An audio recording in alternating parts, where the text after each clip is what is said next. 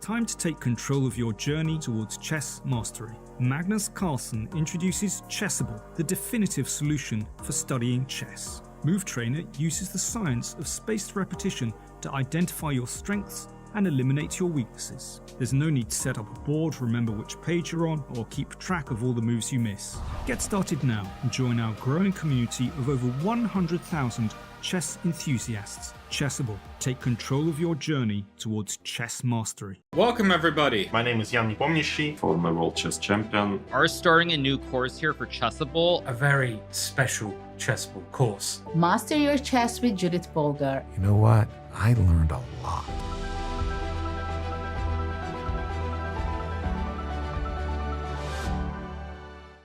Want to play chess online or learn how to improve? Join us at the #1 chess destination in the world, chess.com. With thousands of people playing at any moment, you'll quickly find a game with someone at your level, whether you're a beginner or a grandmaster. Chess.com makes learning fun and easy. Sharpen your tactics with puzzles and enhance your strategy with our lessons by top masters. Learn from your own games with our easy-to-use analysis tool. Chess.com has everything you need to take your game to the next level. Signing up is free and easy. Join chess.com today.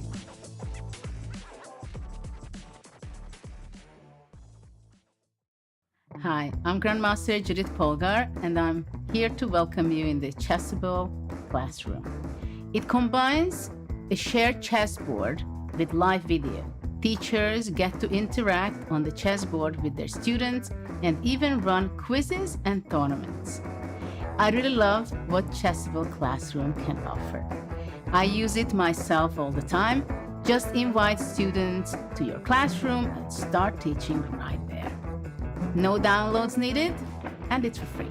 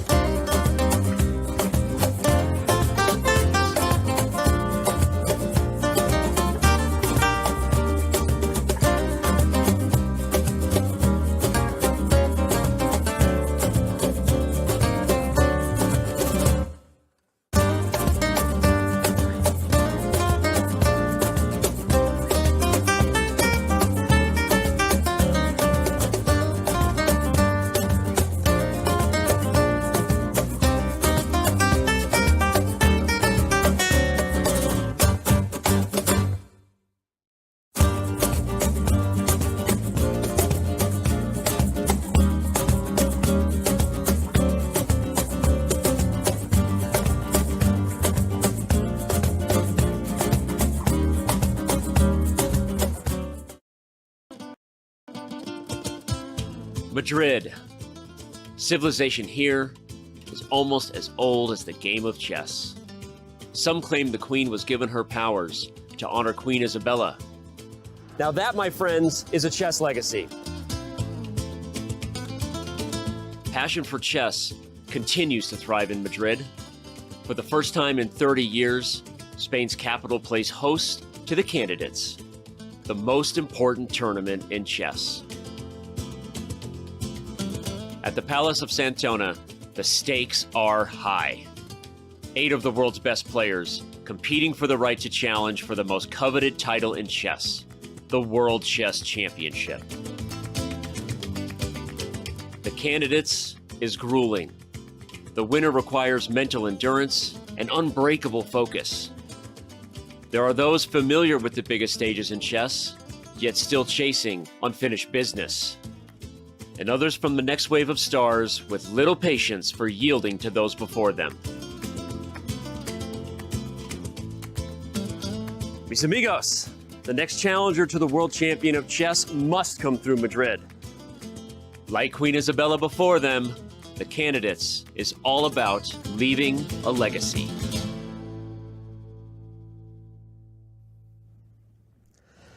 It is round 5, the Palacio de Santoña. It is beautiful. It's a beautiful day. It's a beautiful building. Fans enter through that amazing entrance every single day as they file in to the live audience hall where our Spanish broadcast is. It's where Dina Belenkaya does her interviews. So much beautiful art. I don't even know how they focus on the chess looking in that room. But I know that there are some guys here that are focused on the chess, and those are the players, and those are not the players. But that is where they throw down daily here at the 2022 FIDE Candidates with so much at stake. We are upstairs daily, and I am joined every day so far by Almira Skripchenko, and there's someone else here, Almira. Did you see this guy sneak in? Yes, finally, you know. There is an Epic Friends episode, you know, where Rachel's neighbor is driving her crazy by singing, "Morning is here." So I will be singing literally every day, like, "Robert is here." Every day. Robert, welcome in, my man. We tried to spell chess without you. We did the best we could, but how excited are you to be here in Madrid and help us take this thing home the rest of the way? I'm pumped. I've been watching the shows. I've been missing out being with you two, so I'm really thrilled to be in on the action. Well, we already have the chat's going nuts for you. So there's been all kinds of comments. We're just here for the Hess. I don't know if they forgot the C, but I think they're just here for the Hess. Maybe they just got here. We've got hype for Hess. Everybody's hype. And believe it or not, chat, Hess the chess. I think the people most excited are indeed me and Almira. Not that it hasn't been great, but it's going to be even better now that we have Robert. And well, so much to get into. But where I want to start is just taking a look back at how we've gotten here. Almira, Jan Nepomniachtchi, dominant yesterday, but really his tournament so far, he seems to be on form. Well, Jan is leading the tournament, of course, but what is more important is that he has not shown sign of weakness and has been patient during these 4 rounds. What do you think, Robin? Yeah, no, I think Almira put it well. He's patient because sometimes Jan, he can be a little bit hasty. He'll make moves quickly, but as we saw yesterday, when he's not sure of something, he sits, he thinks, and he plays great chess. He has been playing great chess. Of course, we know that yesterday was maybe some of his best chess so far. And on that note, after that victory versus Alireza Firouzja, he caught up with our own Dina Belenkaya, and here's how that conversation went.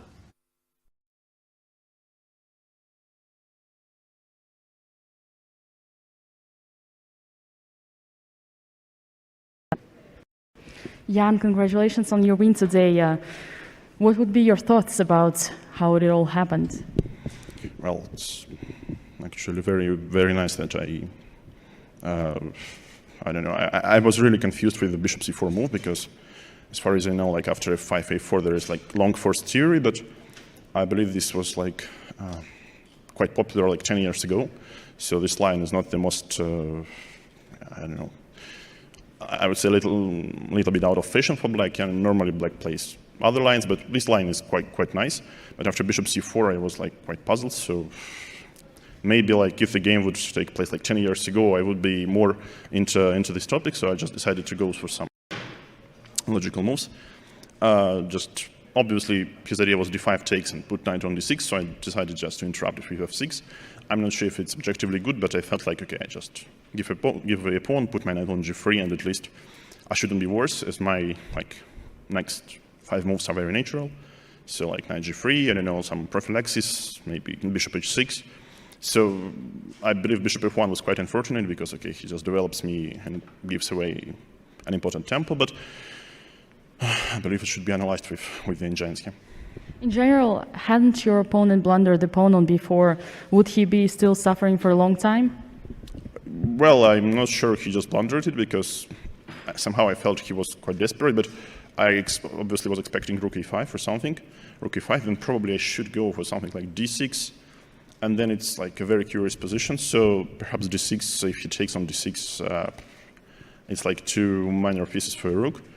And the pawn, and I mean, the question if these pawns like f7 and e5, if they go somewhere, okay, black is okay. If they don't, I'm probably in time to take away like this b4, a3, like develop my king. So, I mean, indeed, rook e5 was something I was expecting. But, you know, other way was maybe to play d4 instead of king h8 and just try to play with an extra pawn. But maybe after bishop h6, I just go for knight d3 and I just try.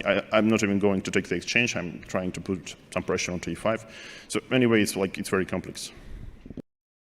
You know, as we see him break down the variations there, Almira, you get a feel not just how well prepared he was, but how much the feel that he has for those types of positions, the sharp positions, how deeply he sees those lines. How well do you think that Najdorf suits Nepo's style? Well, he's clearly in his element, you know, he loves these positions and he excels in them. And I think also in yesterday's game, he took a few very good practical decisions which earned him the victory. Yeah. Nepo's style being well suited, he's on form. At this point, is it his tournament to lose, Robert, or are there some other guys in the standings that you think have something to say about that? Yeah, it's kind of a fair question, the way he's playing, and considering he won the previous candidates, but I do think that we have a situation where it's way too early. Right. Levon Aronian, who now plays for the US, formerly from Armenia, he's led in candidates past. He's never won a candidate, so it's way too early to make any kind of declarations like that. Well, Jan Nepomniachtchi leading the standings, but as Robert said, likely way too early, and it's fair to say that the two guys from the United States of America nipping at his heels, one of them plays Jan Nepomniachtchi today, Almira. Well, looking at the standings, you know, I wanted to say that 2 Americans chasing a Russian, this looks like a classic scenario of an action movie, you know, only we are here in Madrid. And what I wanted to say that I really like how Fabiano Caruana and Hikaru Nakamura played in this tournament so far. Fabiano hasn't lost a game. And Hikaru, well, he lost only against Fabiano, but their games have very high quality. The average, like the quality of their average move is very high. So this is very important. Obviously, in terms of the standings, there's no argument right now that Fabi's had the better tournament than Hikaru. But let me just ask you personally, looking at both of these two fellow Americans, Robert, who have you been more impressed with at this point in Madrid? I've been impressed in different ways. For Fabiano, he's, as Almira said, shown that steady hand. He won his first game. It hasn't always been smooth. Yesterday against Ding was a little bit shaky, but he played well when he needed to. And for Hikaru, the resilience to rebound from an opening loss. So many players and candidates past, they lose an early round, they're never in contention. So for him to immediately score a victory over Radjabov, that's huge, and it shows that he has the confidence necessary to win an event like this. Was it a steady hand or a shakier position than we thought? Let's see how Fabiano felt about it. He caught up with Dina Belenkaya after the game, holding that draw with black against Ding Liren. You finished in a draw. That was the last game for the day.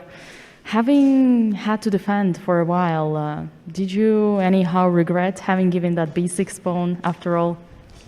Well, I wasn't sure because I already thought my position was rather unpleasant. I must have misplayed it at some point. Maybe bishop a6 is not the most accurate, or maybe rook a8, because I started to dislike my position, and I sacked the pawn because I just wanted some activity. I didn't want him to get the c-file, and I'll have to defend passively. And yeah, it was quite lucky, of course, that this endgame is holding, the rook endgame. It seems to be holding at least. I think the last very important move was rook a8 instead of rook c8, because rook c8 was a bit more natural, but then after rook a1, I win a pawn, but his passed a pawn is much stronger than my c pawn. So yeah, after Rook 8, I didn't see anything. It's very close. Very often I'm defending by one tempo, but it seemed to hold. So overall, you are satisfied with the result? Yeah, considering that I was in quite a dangerous situation, I'm quite happy. On another note, how did you spend your rest day? It was pretty boring. It was there wasn't much besides a bit of preparation and mostly resting and trying to conserve some energy. Everyone's goal here, of course, to become the world champion, to win the candidates. Was there, or when was the point in your career then you realized that becoming a world champion was actually quite possible? I don't know exactly the moment, because when I was growing up, I mostly took things as they came. I wasn't, let's say, the youngest grandmaster in history, or the highest rated junior or anything. So I tried to make steady progress, and that's more or less what happened. And I guess at some point I adjusted to the fact that I was among the top players in the world, and I had my chances in the candidates. Maybe like the first time I played the candidates and I got very, very close, I felt like it was a realistic possibility to someday win the candidates. And if you win the candidates, then of course you have a chance at becoming world champion. So maybe I think that was the year of 2016 I played the first time in the candidates. It's interesting just to hear him talk about 2016, the first time he played the candidates, but in his mind, he took things as they came. He never considered himself breaking records or anything, but the candidates in his eyes is when he arrived. Almira, interesting. Well, it's actually this last question, and especially Fabi's reply, surprised me. It shows how humble he is, first of all, because when you consider chess player's career, you know that this is the life which is filled with sacrifices. You sacrifice almost everything to achieve your goal, to become the world champion, and that he considers like playing the candidates, the first candidates, as a turning point, is it's very important for me. Yeah, I think humble is a good word. It kind of surprised me too. But Robert, your thoughts on, both his 2016, 2018, and now here, and can Bobby win this thing?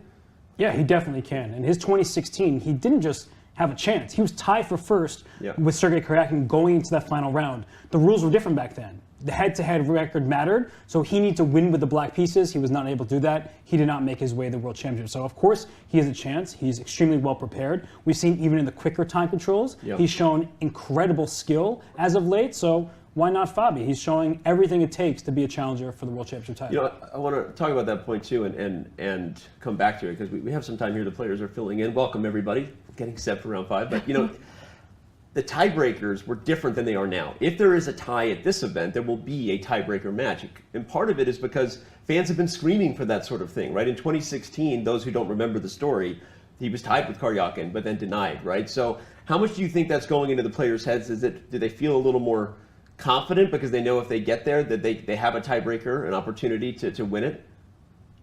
Robert, I'm sorry. I know you put me on the spot. I have two people I need to dig in. My bad. I think somebody like this player right here, Hikaru Nakamura, he'll feel very confident in the shortest of time controls, right? Because he's been a superstar online and over the board for so many years now. But I think just having a chance, knowing that you don't, if you're playing somebody, you don't need to win to leapfrog them in the standing. You just need to be able to tie with them. That's important because it should always be duked out over the board. Yep. Well, I think it's also logical for the whole cycle because they go through so much. The path to their qualification is so difficult. So just to have some logical continuation to play the tiebreak is, I think, is very important for the players. Yeah, it makes sense. And I don't know if I'm personally rooting for a tiebreak. How exciting would that be, right? All right, well, we're going to get set for the exciting matchups of today before we talk about whether we'll have an exciting tiebreaker. I think we have to go to the top, look at Nakamura versus Nepomniachtchi. They've each dealt 2 fatal blows to the other in their careers against each other, Almira. How aggressive will Nakamura be with the white pieces today? Well, he will be very aggressive because the tournament situation is dictating, for him. He needs to push with white to show his preparation because he's facing someone who is also very well prepared. And actually, their score does not reflect the intensity of their games. They've been very wild. Yeah. So I'm actually looking forward to this match. You and all the fans, for sure. All right, well, the next matchup, Fabiano Caruana playing Richard Rapport, has a good record against Richard. Robert, your thoughts on how Fabi will be with the white pieces? Rapport needs to survive the opening. I think the onus is more on him than it is on Fabi. You know, we see him here every single day. He's been in hard-fought battles, but in game 1 against Duda, he could have been lost in 10 moves. And then against Liren, he's fortunate he didn't lose that game either. So Fabiano, we know as being one of the best prepared players on the planet, and here in round 5 against Rapport, I mean, he is going to show something. Rapport better be ready for it. Especially with the white pieces, I think you're really. This is why you're very good at what you do. I think you're. Everyone take note of Robert Hess's foreshadowing there. I'm with you that if Rapport is still in the game by move 15, it'll be, not to say he's going to be losing, but I think Fabi's really going to be showing something in the opening here. So.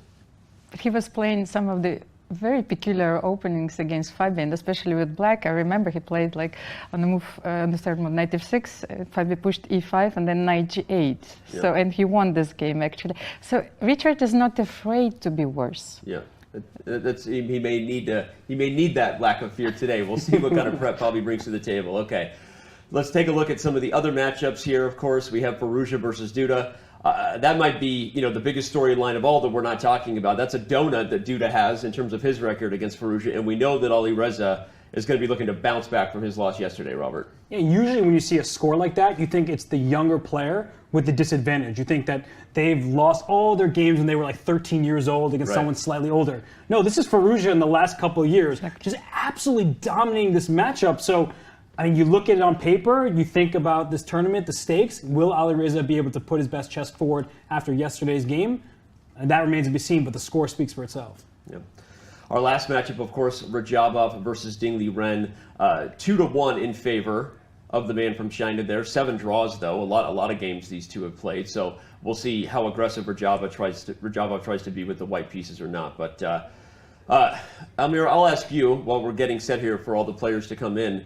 How hard is it to sleep when you're a young player after losing a game like he did to Jan Nepomniachtchi? And how anxious do you think Firouzja is to just play that first move this morning? Well, it's actually very hard, and the most important here is that he's well surrounded, you know, that he's here with his family, so he has someone to talk to, not only to prepare for his game, you know, maybe even to forget about the tournament, you know, to go out, to do something like what any youngster would do at his age, you know, and to come back stronger.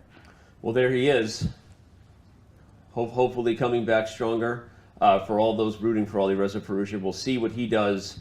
He had a very impressive performance as white versus Hikaru Nakamura, at least in terms of the preparation. Does he bring similar heat to Jan-Krzysztof Duda? We will find out. But it's time to find out also what everyone is waiting for. Just kidding. Is who's Danny going to pick today? I'm gonna go with it. I'm gonna go with the American with the white pieces to provide absolute drama to us in this event by taking down Jan Nepomniachtchi. Going to Firouzja, I'm also going to take Alireza Firouzja to bounce back from that loss to Jan Nepomniachtchi in style. Teimour Radjabov, I think, is not going to take too many risks against Liren with the white pieces, and this game will ultimately end in peace. And then you have Fabiano Caruana versus Rapport. I'm going to say this is going to be an incredibly exciting battle. Maybe I'm going to shock you guys. 3 decisive games I'm saying we'll have today. So you're going for the bloodbath, yes? Well, maybe you think I did that just for the drama, but I actually really do think that's going to happen. What do you think is going to happen? Use the command guess, or just type in the URL directly, go.chess.com/candidates-guess. It's not just for kicks and giggles, it is for cash money, which is as good as cash money these days, along with premium membership prizes. Of course, cast your vote daily before the games begin. We're keeping track of who's playing along and who's winning. And I can't wait to start showing you who might be most likely to win those cash prizes in our community. So, all right. What is most likely to happen in the first stage of things here? We got somebody blocking the cameras. That's what's likely to happen. People walking in front of cameras before everybody settles down. We have all 4 games getting set to begin. I'm not sure if we've had our special guest make the honorary first move yet, but let's continue to circle up on this. Almira, Alireza Firouzja, again, you said he needs to do things that normal 19-year-olds do to forget about them. What exactly do normal 19-year-olds do in Madrid? Well, actually, when I said that, I was thinking that I don't really have, an experience of doing so, because I myself was preparing at that age and quite a lot. So it's like I'm living now, you know, basically. So maybe go out, you know, have a nice dinner, and, play a game of Mario Kart. Yeah, play a game of Mario Kart. Okay. Robert, what opening do you think is It's going to be the spiciest for us here. I'm asking you to put your prediction hat back on. Hikaru Nakamura and Jan Nepomniachtchi, or I guess you already foreshadowed your thoughts on what Fabiano might be able to do. Yeah, I see you nodding your head over there. Yeah, go ahead. I was going to say, I think actually, if we speak specifically about Hikaru and Jan Nepomniachtchi, we have spoken how their games have been quite wild, but they've tamed their repertoires a lot. Like Hikaru is known as this crazy tactician, but if you look at his classical chess, a lot of it has been in quieter openings. So I do think it's going to be Fabiano against Rapport, and a lot of the onus is on the player with the black pieces to choose where they're going to go, and who knows what Rapport's going to choose. Right. Well, and like you said, Fabiano, so well prepared. We already know that the only win he had in this event came as the white player versus Hikaru Nakamura. This is a fun moment there. Alireza suggests e4. Again, we don't know. I think it's going to be e4. You think it's going to be d4? No, e4. Oh, e4. Yes, Okay, yes, so you yes. think that it's not a troll. No. And that is indeed Alireza's intention. Remember, he played d4 against Hikaru Nakamura, went to that Nimzo, so that's why I was saying, okay, we'll see. Moment of truth. What will Mr. Firouzja play?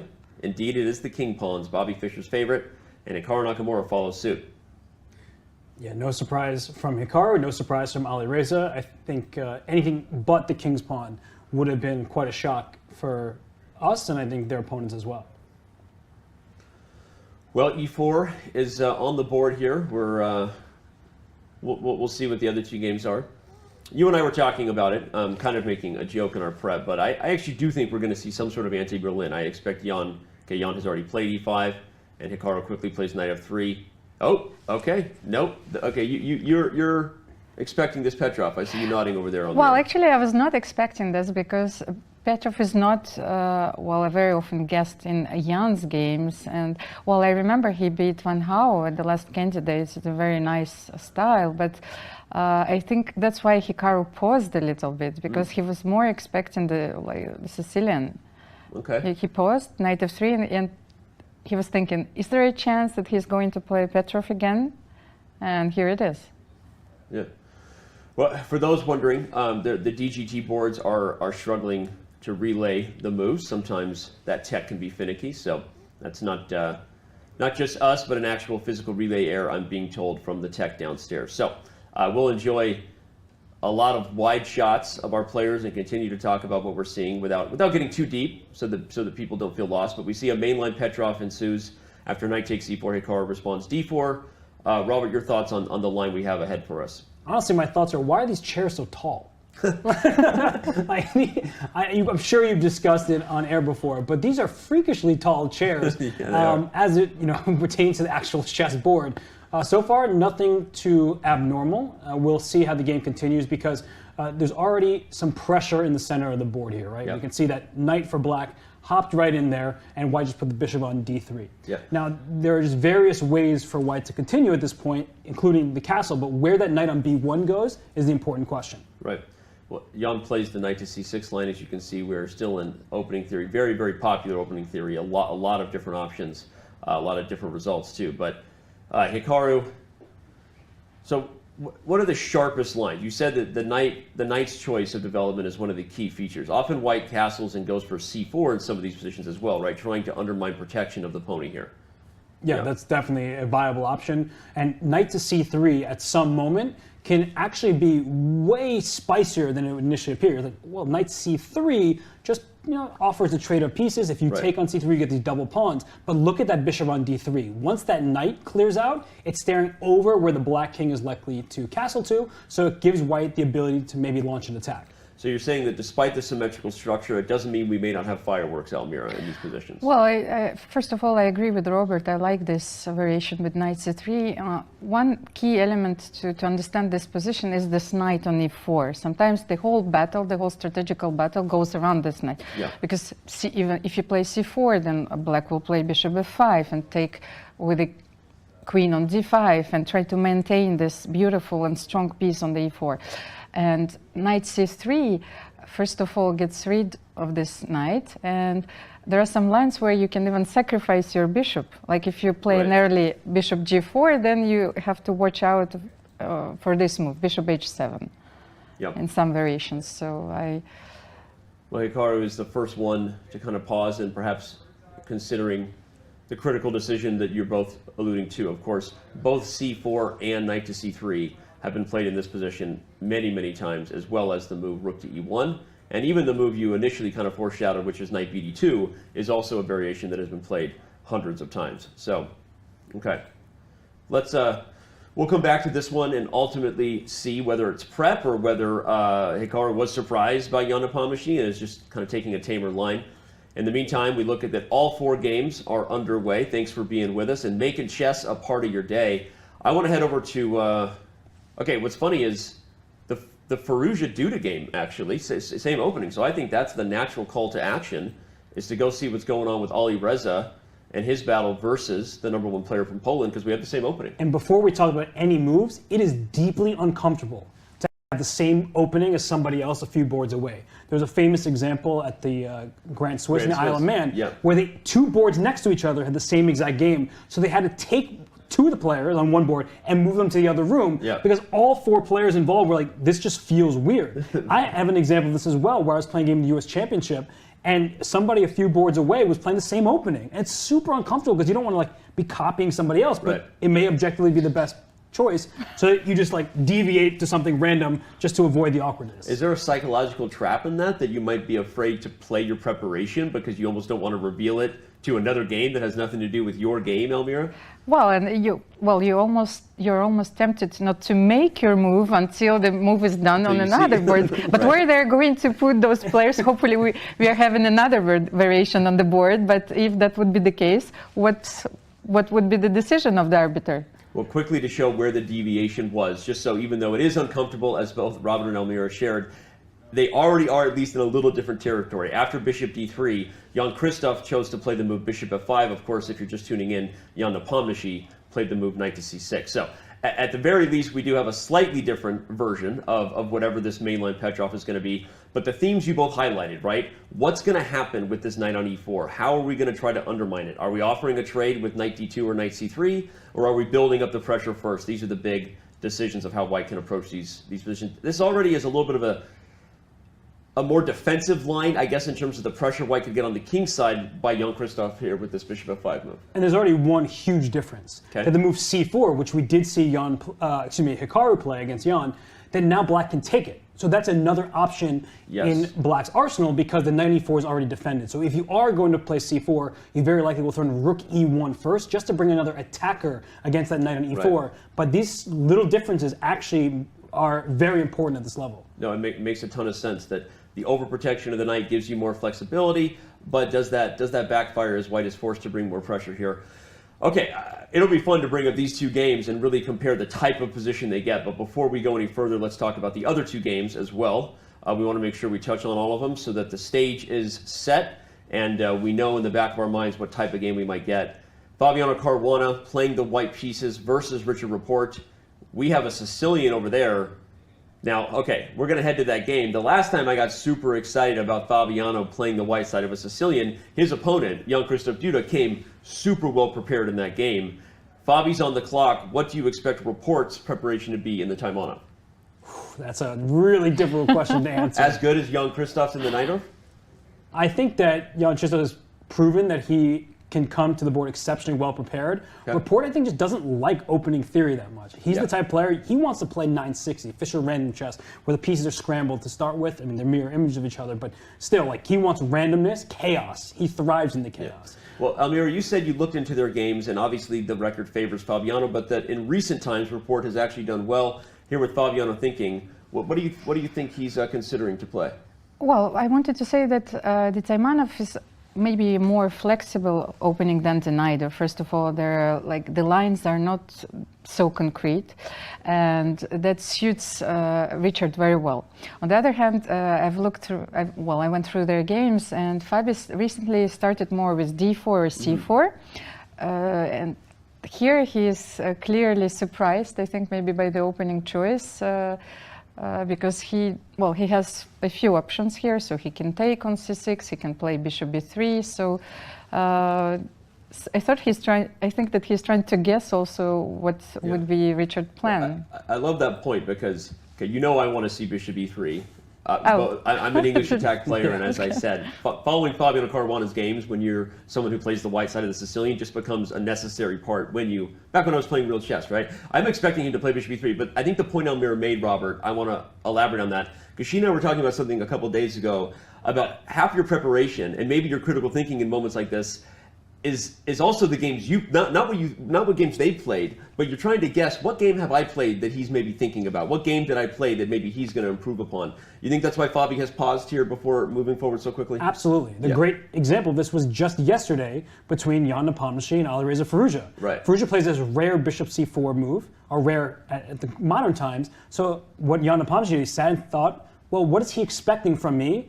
And maybe I should choose a different line where he knew that he's no worse and has a good initiative. And that's exactly what Jan said. So I think at this point, it's not like Fabiano's unfamiliar with this position 5 moves in, but he's thinking, am I going to play these bishop e3 lines? You can push your pawn to f4 in many different variations. Do you want to push that pawn to f4? Sometimes you leave it a little bit more flexible with the pawn to f3. So it's not about the here and now. It's about trying to figure out what path this game should go down that favors his style more so than Rapport's. As Almira said, everyone, of course, knight takes c6 also an option. Bishop e2 also an option here. Even g3 is an option. There are so many different ways that white can play on the white side of this Taimonov. I'm still guessing Fabi's going to go for his famed and well-known English attack, not just because I'm biased and hopeful to see it. But, okay, time will tell, and Fabi really is taking his time here on move 7. You see he's 7.5 minutes in. So we'll back up and take a look at the last game we haven't checked on while Mr. Caruana lets us know where that game's going to go. Radjabov has the white pieces versus Liren, a completely different type of game than what we're seeing. All 3 other games have e4 on the board. Almira, we've got a d4 sort of double fianchetto Catalan hybrid system here. Yeah, well, it's a very solid opening for white, and well, French. Do you know how French would call the players which are at the bottom of the standings? They would call them red lanterns. Okay. That's actually coming from some ancient times, and what does it mean to be a red lantern? It means that you're at the bottom of the standings. Also, it's used in Tour de France standings, and being last actually brings you some honors. So, well, it's not the case in the chess tournament. I don't know that Liren and Radjabov feel a lot of honors. But, okay, they are in last place, but as we've said, we're only 4 rounds really in. Here's round 5. Robert, your thoughts on the chances that either player is aggressive here? They need a win to get back in the standings. I'm sorry, it's my first day here, just seeing the difference in their chairs. Like, it's huge. Radjabov has this monstrous chair, and Liren has like this really tiny chair that I would definitely prefer to be in the chair that he's in. Me too. And we made the comment that he actually has a better view to maybe the other boards. Yeah, and well, speaking of his board in particular, because I know that's the question you asked me, is I think everything he's doing is sensible. These positions can be a bit frustrating on this h1, a8 diagonal. We see that both players have a bishop on the long diagonal, and there's already tension from the c4 to d5 squares. So right now, a common motif from white's perspective is to move this knight away from f3, maybe to e5, saying if you were going to take me on e5 with your knight, my pawn gets to replace it, start attacking some of your pieces, and putting pressure on black center. So I think that Liren has no issues at the moment, and for Radjabov, here is a critical time to figure out, do I want to play this knight jump, which can give some trades, or am I just going to continue maneuvering, optimizing the placement of my pieces? The only thing I find sort of awkward about this position, over to you, Almira, is the bishop on b4. That's exactly the point that I wanted to bring. I even wanted to ask Robert, because normally or traditionally in these lines, white is trying to ask black a question, what to do with this bishop on b4 and play an early a3.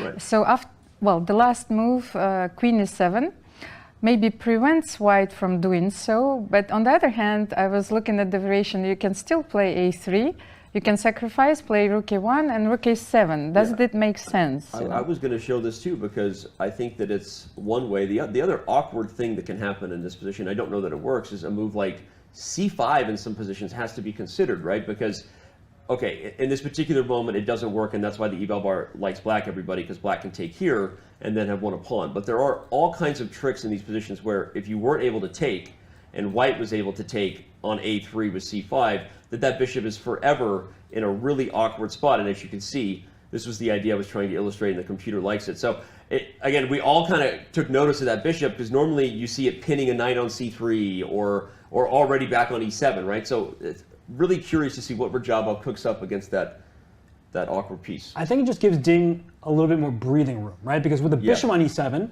it's hard to connect those rooks, except for black playing this move c7 to c5. Now that's a move that you don't play lightly in this kind of dynamic, because you're opening up the position in its entirety. The bishop on b2 is waiting for that pawn d4 to go out of the way. You can be left with this, what's called a hanging pawn structure, where black has c5 and d5 pawns, and white is just aiming all the pieces around at them. So without having to play c5 here, black is a little bit more flexible. Now, the a3 question is an important one. It forces off some trades, and I think Ding is perfectly okay with that in this particular position, because it's a forcing sequence. Like, there's not much to think about after a3. Black has to keep taking. White will bring the rook actively up to a7 to regain the pawn. When all is said and done, black can defend that bishop on b7, and while white has control of the only open file, and that's important, the position remains closed, so it feels like black should be in an acceptable situation there. All right. Well, despite the awkward start, maybe black is going to be just fine with that bishop on b4. But let's back up, because we've now checked in on all 4 games. Take a deep breath, everybody. We have action here in round 5. And I know where your eyes are about to I'm looking at Nakamura's position with Nepomniachtchi, but if you have something else we want to go to... Oh, Fabiano just played g4. Oh my gosh. Okay, so let's quickly look at Hikaru's game, because it's where we started and he's about to move. But everyone, if you look at that upper left corner, Caruana's choice of g4, and then a quick response of knight e7. Are we even more impressed by that from Richard Rapport? We might be getting the spicy English attack I was hoping we were getting the last time Fabiano was white. So, okay, Hikaru's position versus Jan Nepomniachtchi. We see this move knight to b4, chase the bishop on d3 back to e2, which means Hikaru chose the c4 line. If you remember, our question was whether it would be c4, knight c3, or rook e1. We got our answer.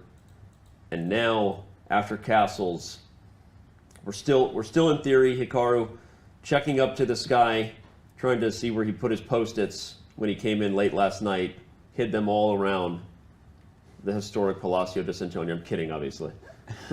I think he actually did not expect this. The way he's using his clock right now is not somebody who's just verifying their lines, making sure that they're not going to make a mistake. I really don't believe he had this mapped out for today's game. Of course, he's looked at it before, but just the sense I'm getting, Hikaru actually moves quickly in the opening when he's feeling really good about it. And for Jan, I mean, he clearly expected this. He's blitzing out his moves.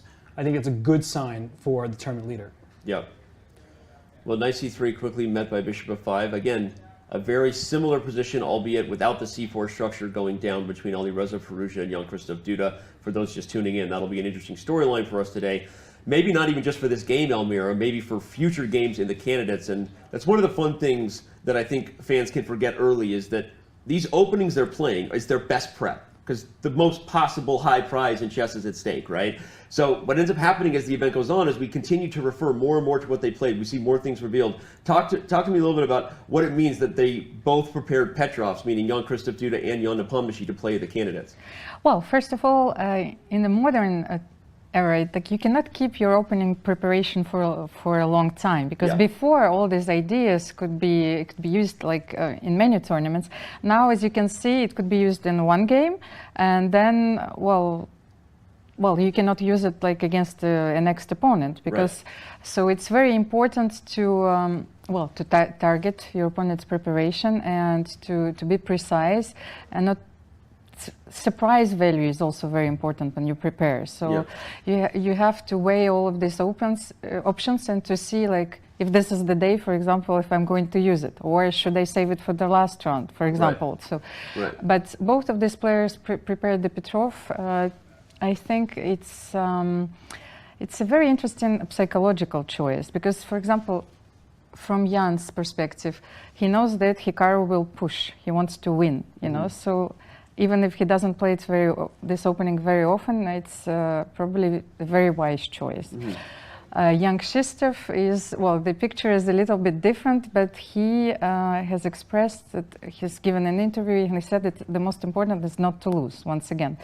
So he's probably very happy with the draw in this game. So Interesting. It's very different. But what you're explaining says why the Petrov isn't a good choice, perhaps for both. But speaking of choices, Hikaru Nakamura seems to have made up his mind, Robert, in his head, not just because of the move he played A3, but he then rattled off very quickly, capturing back, and then quickly rook E1. And for the first time, really today, Jan Nepomniachtchi is on the clock. Yeah, and I feel like I'm watching a Krumnik-Anand battle or something, you know. Yeah. They played so many games in this Petrov, and what's the good news for white is you have more pawns towards the center. These double C-pawns, we typically don't like the thought of double pawns, but here there's already a trade on the table if white ever wants it. And the semi-open B file can come in handy for white, but there's that bishop on F5 that's really annoying Hikaru to this point because you can't play rook B1, you'd just be dropping material. So that's one of those key dynamics here. White with the better pawn structure despite the currently double pawns, and black with some activity. You see that all three of black's minor pieces, the knight and the two bishops, are developed, but the pawn structure favoring white, the development favoring black. So white, I would say, is to be slightly preferred, but there's nothing major happening yet in terms of somebody who could potentially fall apart. It seems like it's a very stable position for both. Good to highlight again, as Robert said, the double pawns are currently an issue, but a capture on D5 in some cases followed immediately by an advance on C4. So what kind of move do we think? So let's say Jan is ready for that. Maybe he moves the bishop, something in the position to try to continue to coordinate his pieces. Is this immediately an idea for white to take here and play C4, or do you have to worry about the D pawn being weak? Yeah, it's always an idea, but here specifically, black just teams up on it too easily. But it's something you need to keep an eye out for every single turn. Okay. Maybe he should take on C4. Sometimes you can play knight A5. But what I wanted to show that very often you should keep an eye on those two pieces, knight A5 and bishop F5, because rook E5, you know, is coming in some variations. So with a double attack. In fact, we can easily show it. Knight A5, bishop F1, and if you make a careless move like H6 or, you know, well, C6 protects the knight. So that's too good of a move. It's a good move. Okay, so something careless, and suddenly we see rook to E5. Yes. That's an interesting way for the eval bar to shoot up. It doesn't look very obvious, but rook E5 is a fork of the two minor pieces in the middle of the board, a common tactic in these Petrovs. The reason I played C6, and I was trying to make a random move, but it actually is a good move because it defends the knight, and in some cases even prepares ideas where one of the whole purposes of knight A5 is to eventually maybe get a grip on these light squares, an opportunity for the pieces to relocate. So maybe you can play C5 even in that position and start attacking the center immediately. something like what? C5. Oh, C5, yeah. Even bishop d6 is common in some of these positions, just to kind of continue to improve, and it would stop rook e5. So, yeah, black has a sort of flexibility in choosing where that bishop on e7 goes. To d6 or f6, of course, after you've exchanged pawns on c4. So the position is still rich. There's so much life in a situation like this, and Jan, he's doing the right thing. He's sitting, he's recalling preparation. He's also trying to make sure that, you know, when he goes forward, he's choosing the right plan. And that's the key at this high level, this elite level. It's almost never about this one move, because if you made them play bullet, they would bullet chess where you have 1 minute for the whole game, they'd probably make this move instantly. Right. But what they're making sure is that 6 moves down the line, they're not getting in a passive position where they feel like they have no counter chances. So that's what Jan is doing right now, is ensuring that he is able to get a position a few moves down the road that he feels comfortable with. Half of it being comfy too is even if objectively many positions are possible, they're all almost close to the same evaluation. But you want to have one that you feel good about playing on that day, right? Having a plan is sometimes even more important than whether you're a little bit worse in some cases, right, Almira? Well, I think it's also very important. It's a very important factor to consider when you prepare, because sometimes computer might as well give like a very nice evaluation, but you don't have the feel for the position. Right. And I think that, well, I personally would reject it. Right. Yeah. No, and of course we know that Fabi talked to us about that at the World Championship coverage, and we talked about a few days earlier that having a feel, having a plan, even if you're a little worse, is a place where you can catch someone, right, where they maybe thought the advantage was bigger than it actually is. So, okay. Jan is thinking we're going to back up and take a look at all the games in progress. From my perspective, there is one game that I would like to get back to. It doesn't look like more than 2 or 3 moves have been played since we left it, but I think we have to set the tone for how sharp that Caruana versus Rapport game is going to be. Fabiano chose to play that move g4. You see that pawn is extended up the board on the king side, but I'm even more impressed as we dive into this game here with how quickly Rapport responded. So this position was on the board. This is defined as a time on-off. There's many options. Bishop e3 and f3, as we were saying, are things that Fabi has played. And often those are moves you play before you play the move he chose with g4, Robert. But he is all in the most aggressive of attacks. Knight ge7, bishop e3, and b5 is where we stand. I'm surprised how much time Fabi's taking here, though. Yeah, and he is a player who plays especially quickly when he's in his preparation. So it's clear that he was not anticipating Rapport to play this way. Now, the move that Rapport responded to g4 with, knight g to e7, just to point out that the knight often wants to go to f6. Here it's not a good idea because then the pawn goes to g5 and just kicks it away and you spend another turn. So the knight e7 can replace the knight on c6 once black captures in the center. That's another idea. And whenever you pawns 2 squares away like this, e4 and g4, just look at that square in between. You can't control it with a pawn. So that knight at some point can come over to g6, aiming for f4 or h4. That seems a bit far down the line, but there is a possibility of white's not looking out for the squares. Whenever you push pawns, you leave some behind. I like the point you made, too, about the Taimonov development is a little different than other Sicilians. One of the specific things is that, like in a Knight, for example, this knight is taking a completely different route into the queen side. The knight replacing the other knight on c6 is a very common thing in the Taimonov, and so Rapport perhaps has direct variations like that in store. Again, I guess if we go back to Jan-Krzysztof Duda playing black in the night over against Fabiano, I was all excited. Jan-Krzysztof neutralized him. Here, if Fabi's taking a lot of time and fails to get yet another advantage, I don't know that's going to happen, but if he fails to be happy with his prep on the white side of a Sicilian Almira, what kind of impact do you think that makes to what him and his coach Chuchalov are cooking up back at the hotel? Oh, actually, I was thinking about the position because the more Fabiano thinks, the more it indicates that, first of all, how important it is to choose here the right plan. I've played some of those positions with black. I know, well, how difficult, because this is sort of, you adapt with black. First, when Fabiano played g4, because I wanted actually to ask you a question, because it could be a transposition, could play bishop b3, knight g7, g4. That's actually what he was thinking about now. So I think that he's trying to, well, to find a way to play out the nuances of this position. Can he start with the h4 here? So I actually like white's position. It's very unusual. One of the main lines we should show, if you did choose g3, bishop e3 instead of g4, is in that move order, often black's most popular response is queen to c7, right? And so it's a really good point you're making, Almira, that because of the g4 move order being met with a different move, now that you're transposing into the standard development, and again, to remind everybody, this is a very natural thing to do. You want to get the queen out, get castled long at some point. Obviously, the bishop supports the center.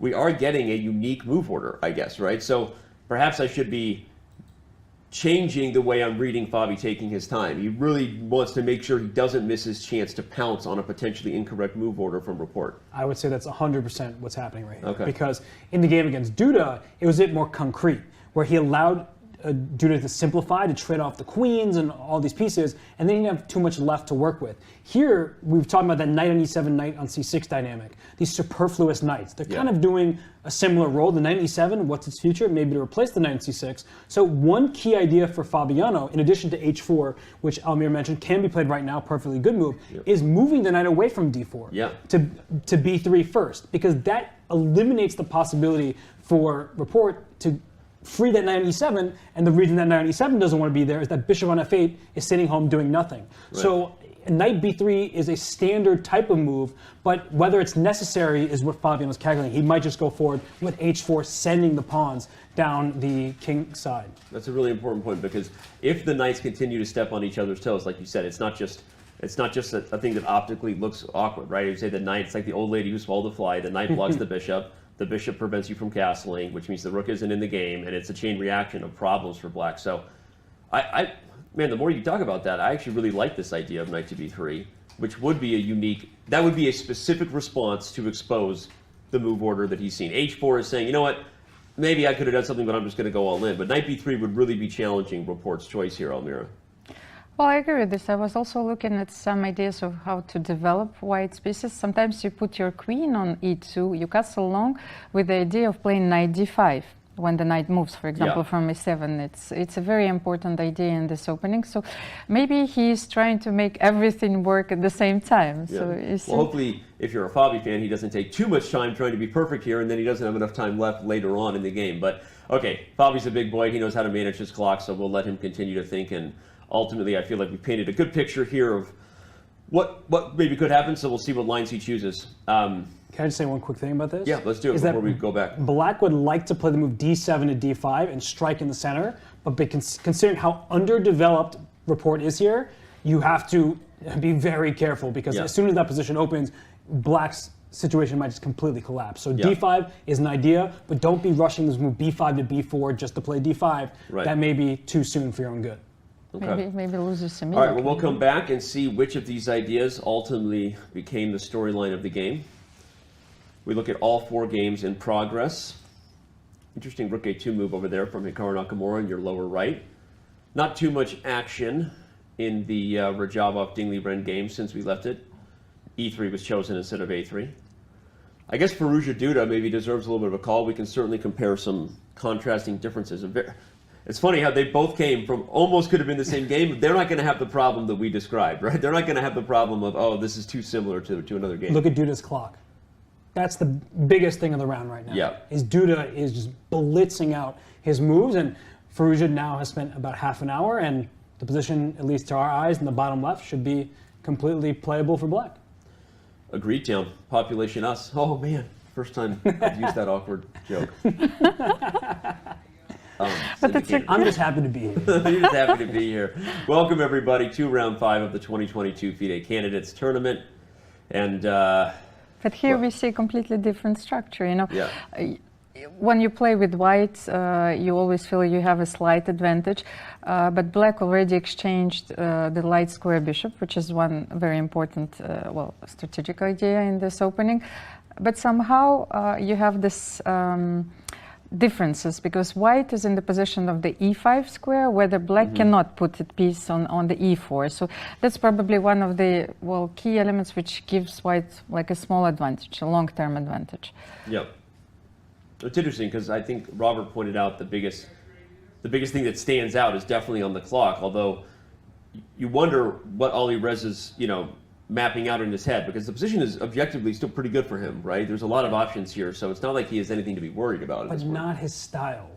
Alireza, he's an electric player. Yeah. He doesn't want to grind somebody down from a symmetrical pawn structure where he has control of the only open file for the time being. Like, there's a lot of life in this position. And if you told me that Rapport was playing this, I'd say, no, he'd probably be pretty happy here. Right. But Firouzja doesn't want this. He didn't want to see a Petrov that just is, seen just one pawn and one minor piece traded, and now they're fighting for control for, these squares.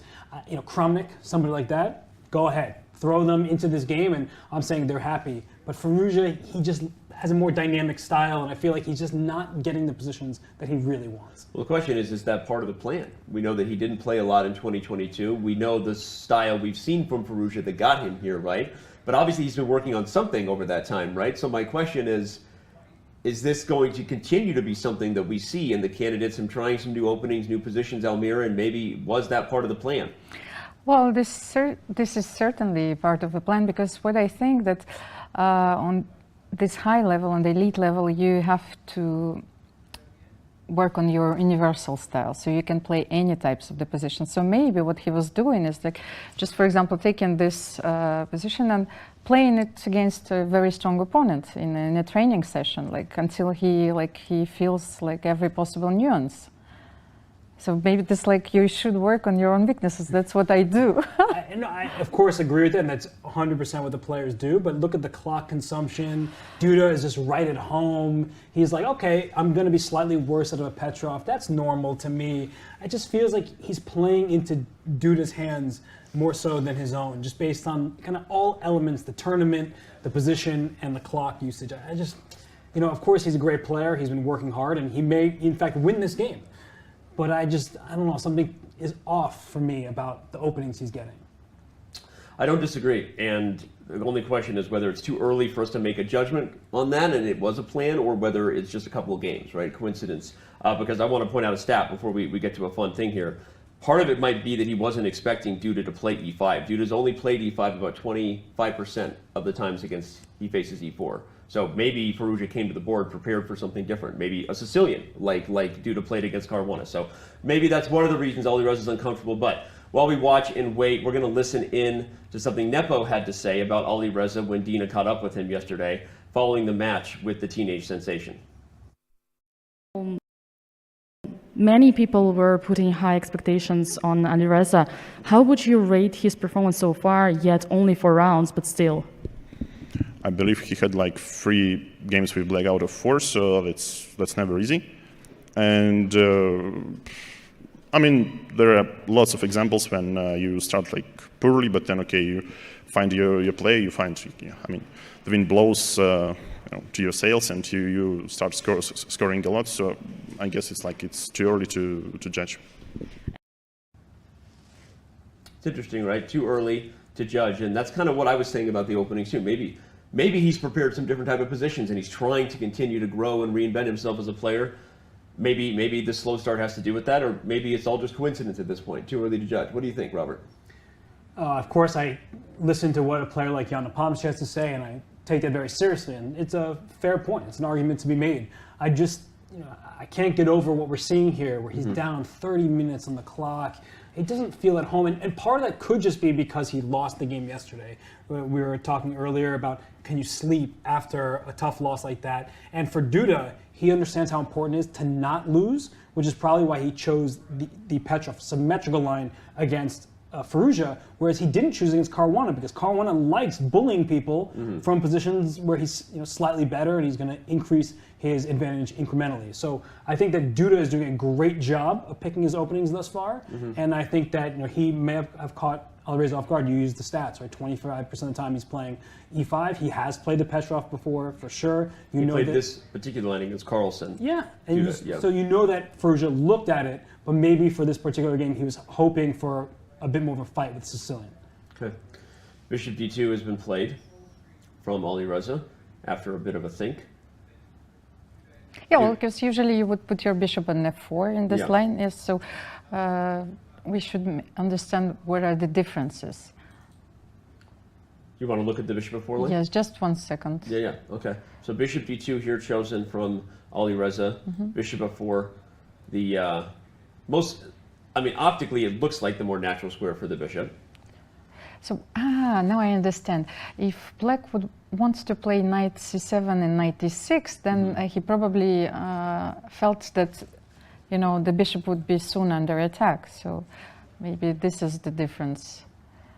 Yeah, and those subtleties, they do make all the difference at this level. We're putting your bishop on maybe a less active square, but one where black's plan doesn't include attacking that bishop, could be a tempo that is necessary to leave white with the edge. So I think bishop d2, completely reasonable. It takes away the b4 square, which I think is what a lot of people were probably initially thinking when they saw the game move, bishop d2.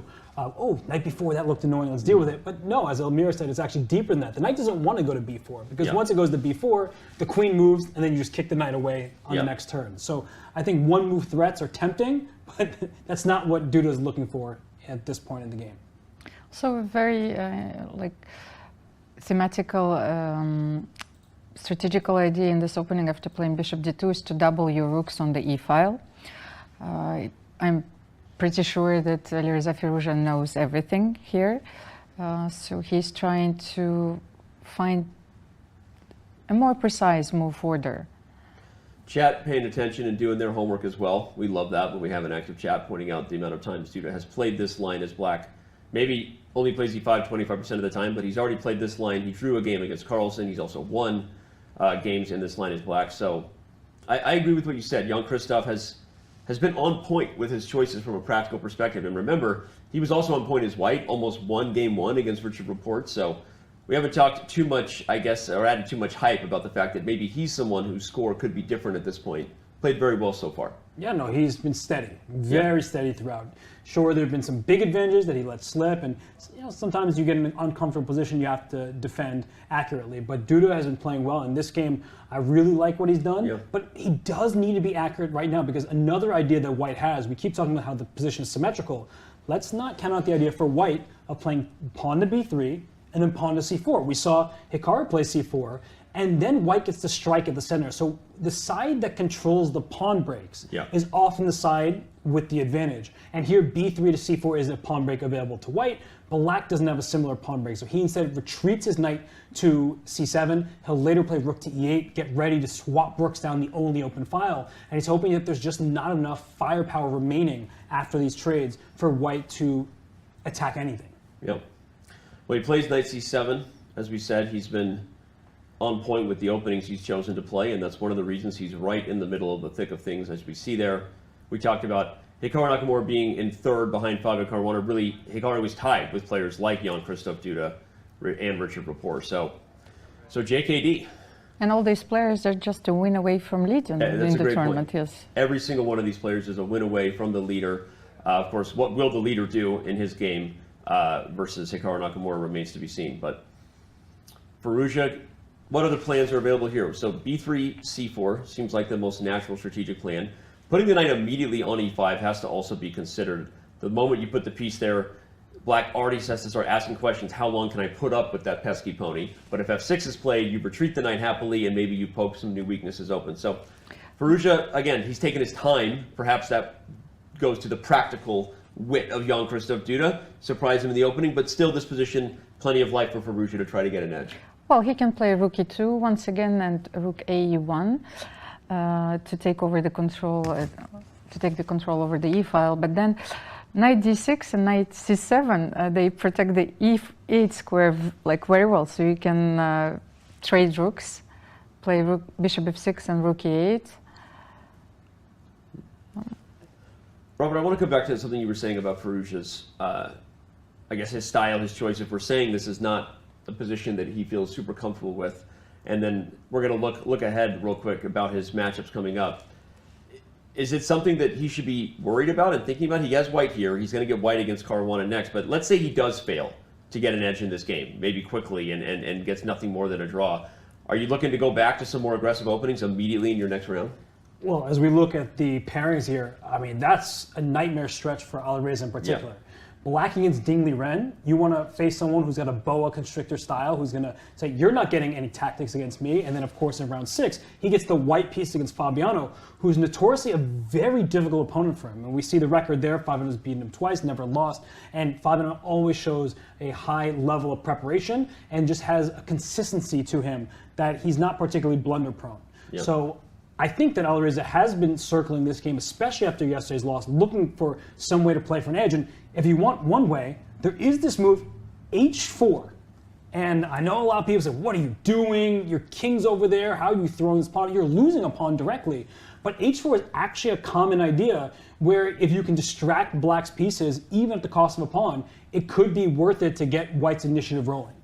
I think it's an idea we're going to have to look at when we're analyzing next, but I want to highlight, you pointed out Fabiano's good record against Caruana. Of course, many fans will remember Firouzja's only loss in the tournament that got him to the candidates at the Grand Swiss was a loss to Fabiano Caruana, who actually got second in that event, which also qualified Fabi for the event we now have. So, yeah, definitely some storyline there. We're going to be talking a lot about tomorrow when Alireza Firouzja plays Fabiano Caruana. That'll be the first time they've met, actually, since the Grand Swiss. No, they played one time in the Grand Chess Tour event. It was rapid, though. No, it was classical. In the Superbet tournament in Romania. Oh, okay, yeah. Yeah, and they drew, but Fabiano had the white pieces again in that game. Fabiano was a bit better. Okay. But now at least Alireza gets the white pieces. You know, he keeps getting the second move against Fabiano. Now he gets white, so that's a huge difference, of course. Okay.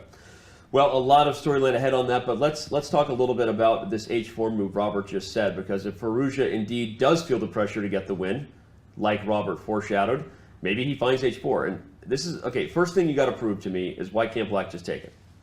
Right, so that's something that I'm thinking about as well. You take on h4, you have to. You gave away the pawn, you need at least the bishop for it. And then play bishop b4.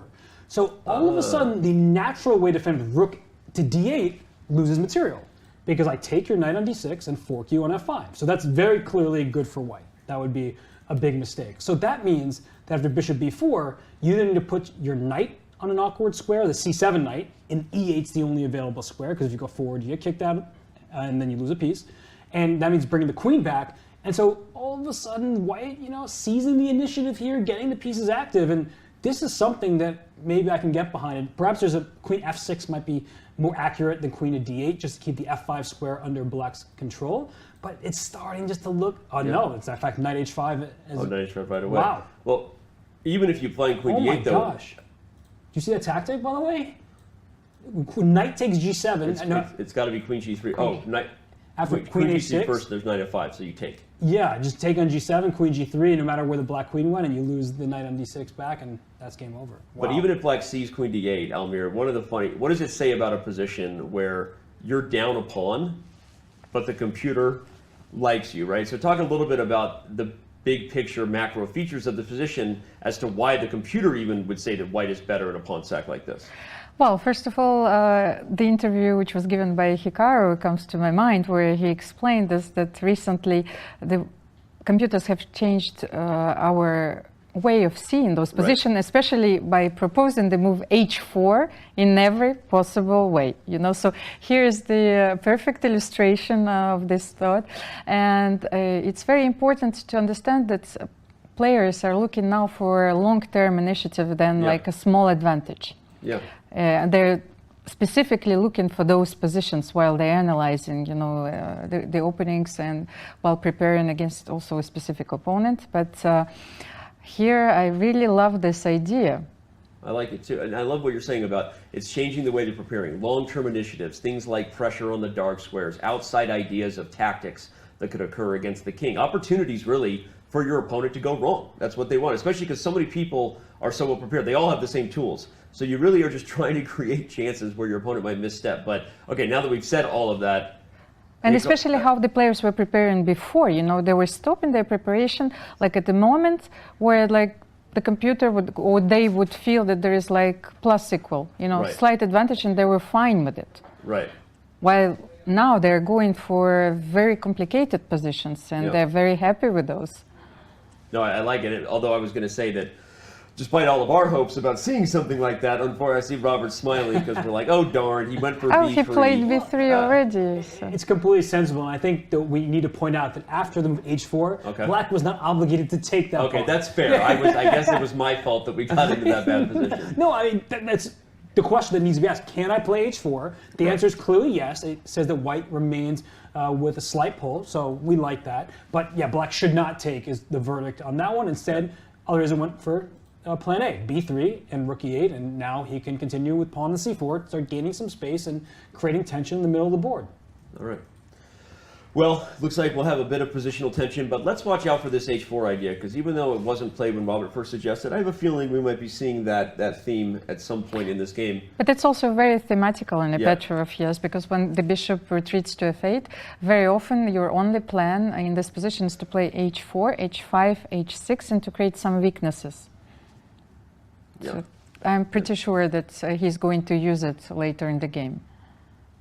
No, and I agree, Almira. It's a thematic idea. It's an alpha zero idea. We keep calling it that, right? It's because even if the pawn isn't taken, h5, h6, maybe in that particular case you use the g5 square depending on how black is dealing with it. So, all right, Alireza is thinking about it. Let's back up and check in where all four other games are, because we have liftoff here in round 5. We're going to have a lot of interesting chess. Oh my gosh, that Caruana report game is going to give me everything that I desire. Well, okay, the Jan Nepomniachtchi game was what I was waiting for, but it doesn't have everything the body needs, but it has a lot right there in that Caruana report game.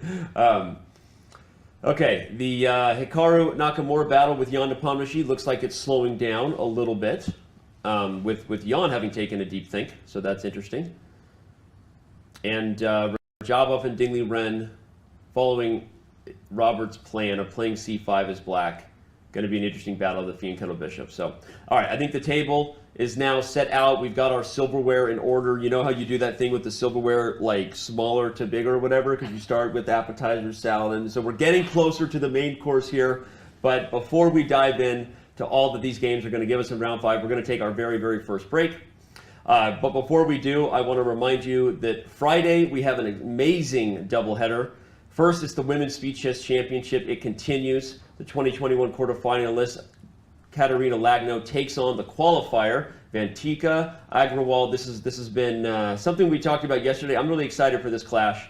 Tune in on Friday at 5 a.m. Pacific time for that one. But as we said, it's a doubleheader. After that, we have the next semifinal.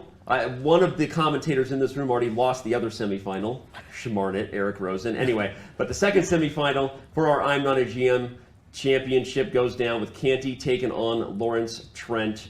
Again, the winner will take on Eric Rosen in the title match. Make sure to tune in on Friday, June 24th at 9 a.m., right after the WSCC match we just previewed. So, okay, so much ahead. All the games are in progress. Hikaru Nakamura is trying not to fall asleep. We hope he doesn't fall asleep while we're at the break. But don't go anywhere because round 5 of the 2022 FIDE Candidates continues in just a moment.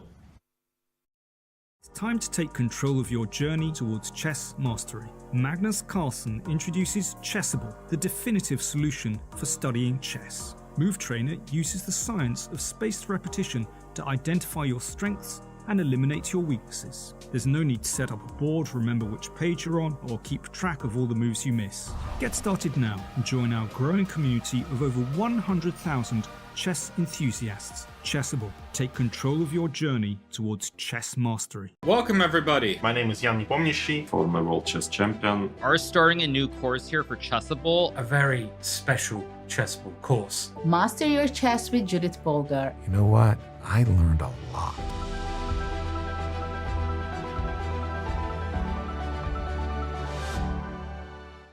Want to play chess online or learn how to improve? Join us at the #1 chess destination in the world, chess.com. With thousands of people playing at any moment, you'll quickly find a game with someone at your level, whether you're a beginner or a grandmaster. Chess.com makes learning fun and easy. Sharpen your tactics with puzzles and enhance your strategy with our lessons by top masters. Learn from your own games with our easy-to-use analysis tool. Chess.com has everything you need to take your game to the next level. Signing up is free and easy. Join chess.com today.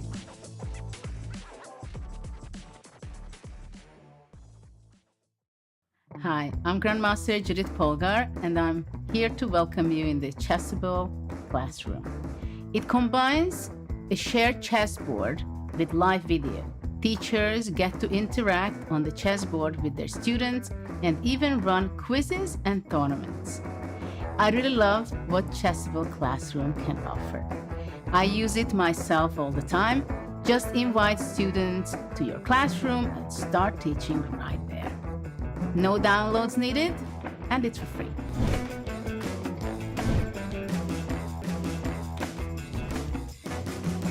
The most dangerous part of our career. Game on. Gotta give the people what they want. Game on. Keep going. Don't stop. So we tell them that chess education gives you better life decisions as we get hit by a car crossing the road in a non-crosswalk. At 5:20. 5:20, what time we got? Oh, Starts in 20 really minutes. close. Dude, I mean, should we just stay and crash? Of all the places we could film in Spain, the fact there's going to be a class and we're here, we can film other stuff, but we got to stay for that. Yeah, I agree. People say crashing weddings is fun. We're crashing a school.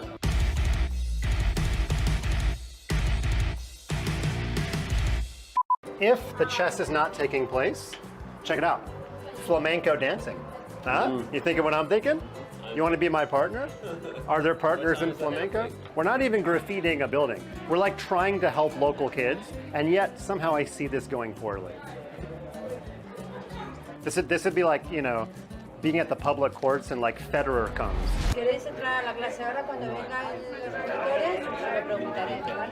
But we are walking quickly. I heard the word seguridad, and I was like, no seguridad, Mike Levidad. Yeah. I said Feliz Navidad, but we got to go. You know, they obviously kind of knew that we were, you know, they kind of knew we were a big deal. They opened up their arms and... So this is why when we were kids, our dad told us to say open sesame, which gets you into the building, but if you say open address, you do not get into the building. You don't get into the building. No, So- it's open sesame. You got to remember that. Dad was right. I play a lot of it. Yeah? I love it. You could have gotten us into the building. You play on chess.com? Yes, of course. Do you know who that is? Time to take control of your journey towards chess mastery. Magnus Carlsen introduces Chessable, the definitive solution for studying chess. Move Trainer uses the science of spaced repetition to identify your strengths and eliminate your weaknesses. There's no need to set up a board, remember which page you're on, or keep track of all the moves you miss. Get started now and join our growing community of over 100,000 chess enthusiasts. Chessable. Take control of your journey towards chess mastery. Welcome everybody. My name is Jan-Krzysztof, former World Chess Champion. Are starting a new course here for Chessable. A very special Chessable course. Master your chess with Judith Polgar. You know what? I learned a lot.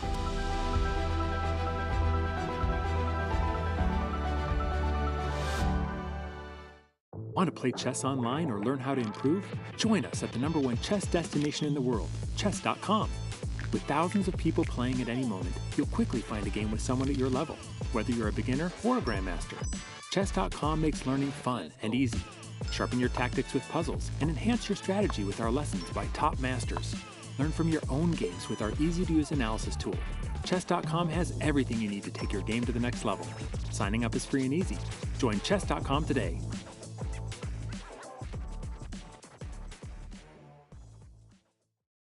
Hi, I'm Grandmaster Judith Polgar, and I'm here to welcome you in the Chessable classroom.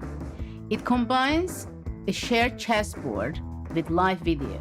Teachers get to interact on the chessboard with their students and even run quizzes and tournaments.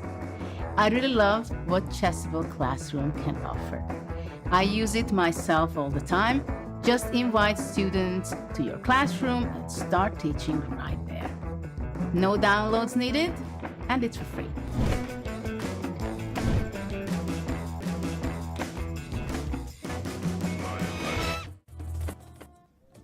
Welcome back. Chess, Super Chess in Madrid. This is giant chess. I could throw down some bullet on that giant chessboard.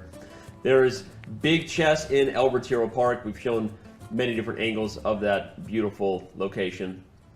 Now we see the beautiful location, the playing hall in Palacio de Santoña. A lot of beautiful games in progress, a lot of beautiful faces, a lot of beautiful people here in the studio. My lovely co-hosts. We should offer him, like, a dictionary of synonyms, yes? Like, yeah. I ran out of words besides beautiful. Don't judge me. We're just going to go. No, I'm kidding. That was intentional. I'll get you a thesaurus. But seriously, no, the three of us checked on a lot of stats at the break. Some interesting knowledge we have about Nakamura's game. He has had this position, successfully so, earlier in his career. We're going to talk about that in a little bit. Fabiano Caruana's game, he did choose the knight to b3 line, so trying to expose the specific move order by Richard Rapport, and now it's Rapport who's finally on the clock, really for the first time. Lots of interesting chess ahead. I think, well, I'll let one of you choose. Where you want to go? Where you want to start? Almira, the choice is yours. The choice is mine, thank you. Then I wanted to have a quick look at Caruana Rapport. Okay. This is such an unusual position. That's why, Yeah. like, I feel that I'm still a chess player, So I want to understand all the ideas in this position. Fabiano just played Queen d2. Yep. And went for a quick walk. So how much time did he spend on this move? On Queen Especially on D2, this sequence. Fabiano spent 5 minutes on Queen d2. We see that Rapport is just about 12 minutes in before choosing his ninth. Okay, and knight b3 then, because there's a sequence of moves, knight b3 and queen d2. So. Yeah, Fabi took 17 minutes before playing knight to b3, so that's interesting. But if you're just tuning in, Robert kind of called that might be what Fabi was thinking. I was getting a little bit, I'll be honest, I was getting a little nervous.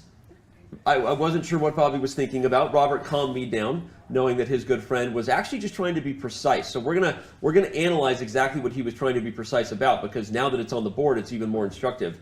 The move order that was played here was specifically designed to expose the knights on c6 and e7. So if we back up, everyone, right here, instead of the traditional move order, bishop e3, Fabi chose g4 first. One of the key things about g4, to summarize Robert's point, is this aggressive move order makes it a little more scary to play knight f6. Whereas in the main lines, for example, if white plays bishop e3, you often see queen to c7 and eventually knight f6. So just this subtle change by Fabi with g4 now makes Rapport think twice instead of putting the knight on f6, goes to e7. But when the knights are standing next to each other, they're sort of stepping on each other's toes, right? Like a couple of brothers wrestling for a pair of socks. I don't know why I made that analogy, but they're like, hey, it's mine. No, it's mine. I want the square. Give it to me. Because of that, Fabi actually had the opportunity to take away the option to trade the knight, where Rapport was going to back up the c6 square on the next move with knight to b3. And then as soon as you suggested that move, Robert, I really liked it. And we see how desperate Rapport is to get rid of that knight. He now brings it to a5 and queen to d2 on the board. This is where we stand. I guess Rapport is not sure how to continue here. You definitely don't really want to take on b3 and allow white to take with the a-pawn. That's a bad idea. Really bad idea. It's playable, but it clearly gives white the upper hand in that position because the white king is not castled. So the rook on a1 stares at this pawn on a6, and through that pawn to the rook on a8, there will be tactics available if black's not looking out for them. And so in this position, I mean, we have the eval bar on screen. I don't really think it matters because the position is so unclear. Yeah. There's so many different possibilities at this point, and right now, for black, do you play bishop to b7? Do you start in that direction? Or do you start on the other side of the board with knight to g6 to free up the dark square bishop?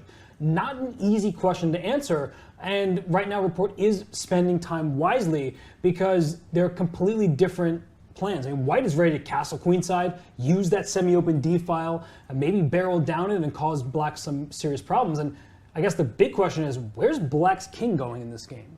Yeah. Almira, do you have the answer to that? Well, I really like Robert's explanation, especially that I'm looking at this position from the Taimanov player's perspective. I was looking at knight g6, but I wanted to take control of the dark squares, you know. But then I was really concerned with move f4, which is very concrete once again, and I wanted to know what would be black's response to that.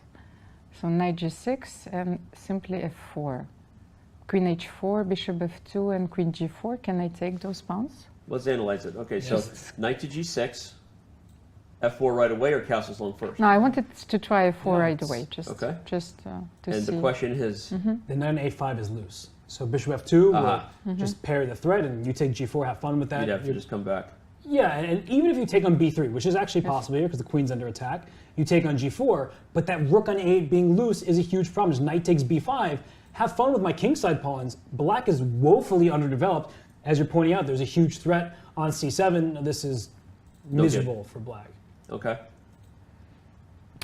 That's why I wanted to delay castle a little bit and to see if there's a way to exploit this move immediately. So. No, it seems.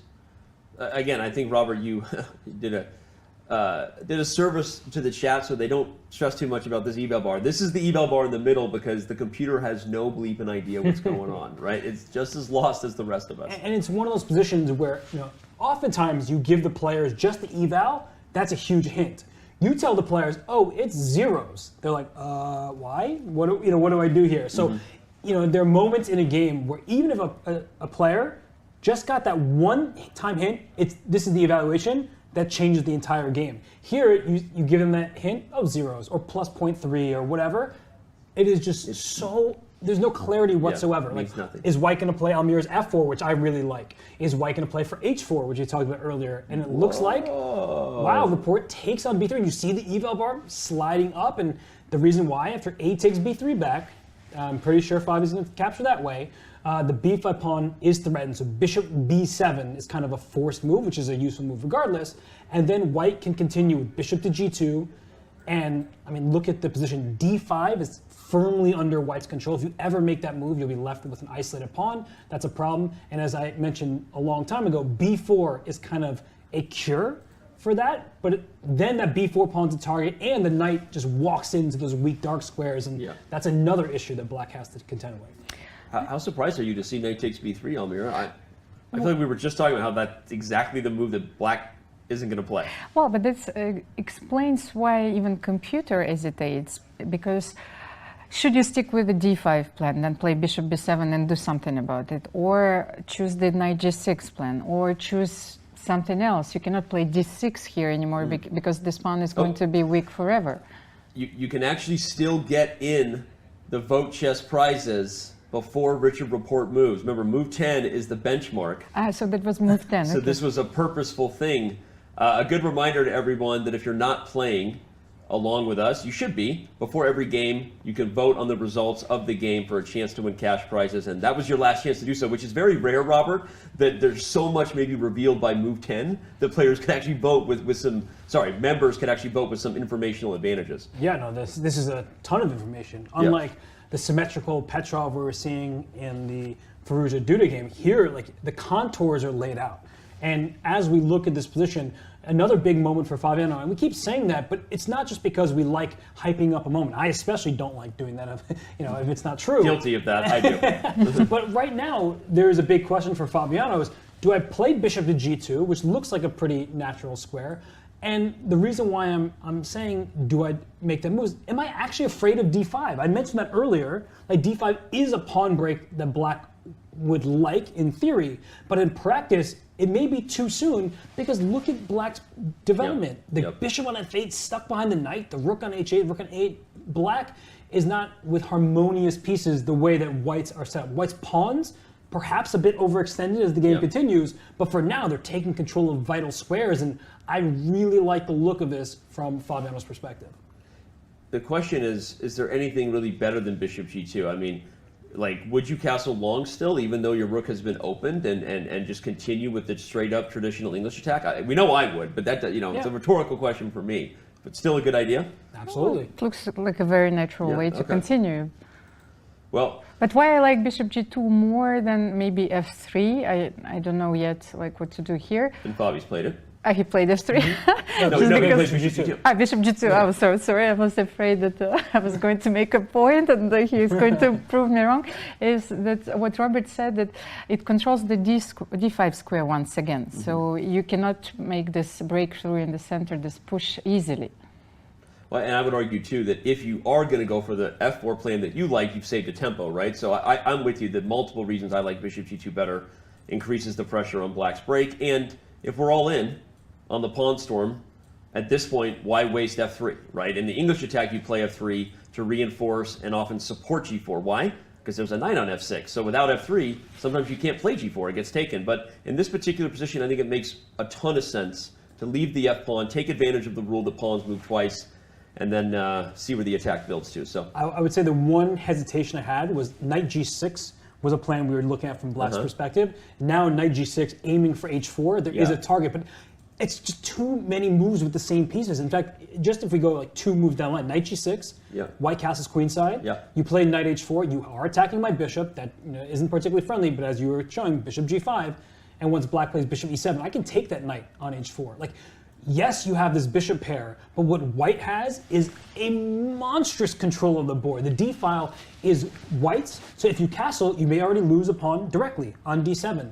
If you want to play d5, well, your wants are never going to be actualized because all of white's pieces are staring at that square, and what's your dark square bishop doing? The answer is not particularly much for the time being, so I really feel like Fabiano has firm control, and Rapport now, the burden of this game is on his shoulders squarely because it's not even easy to figure out the next 3 moves.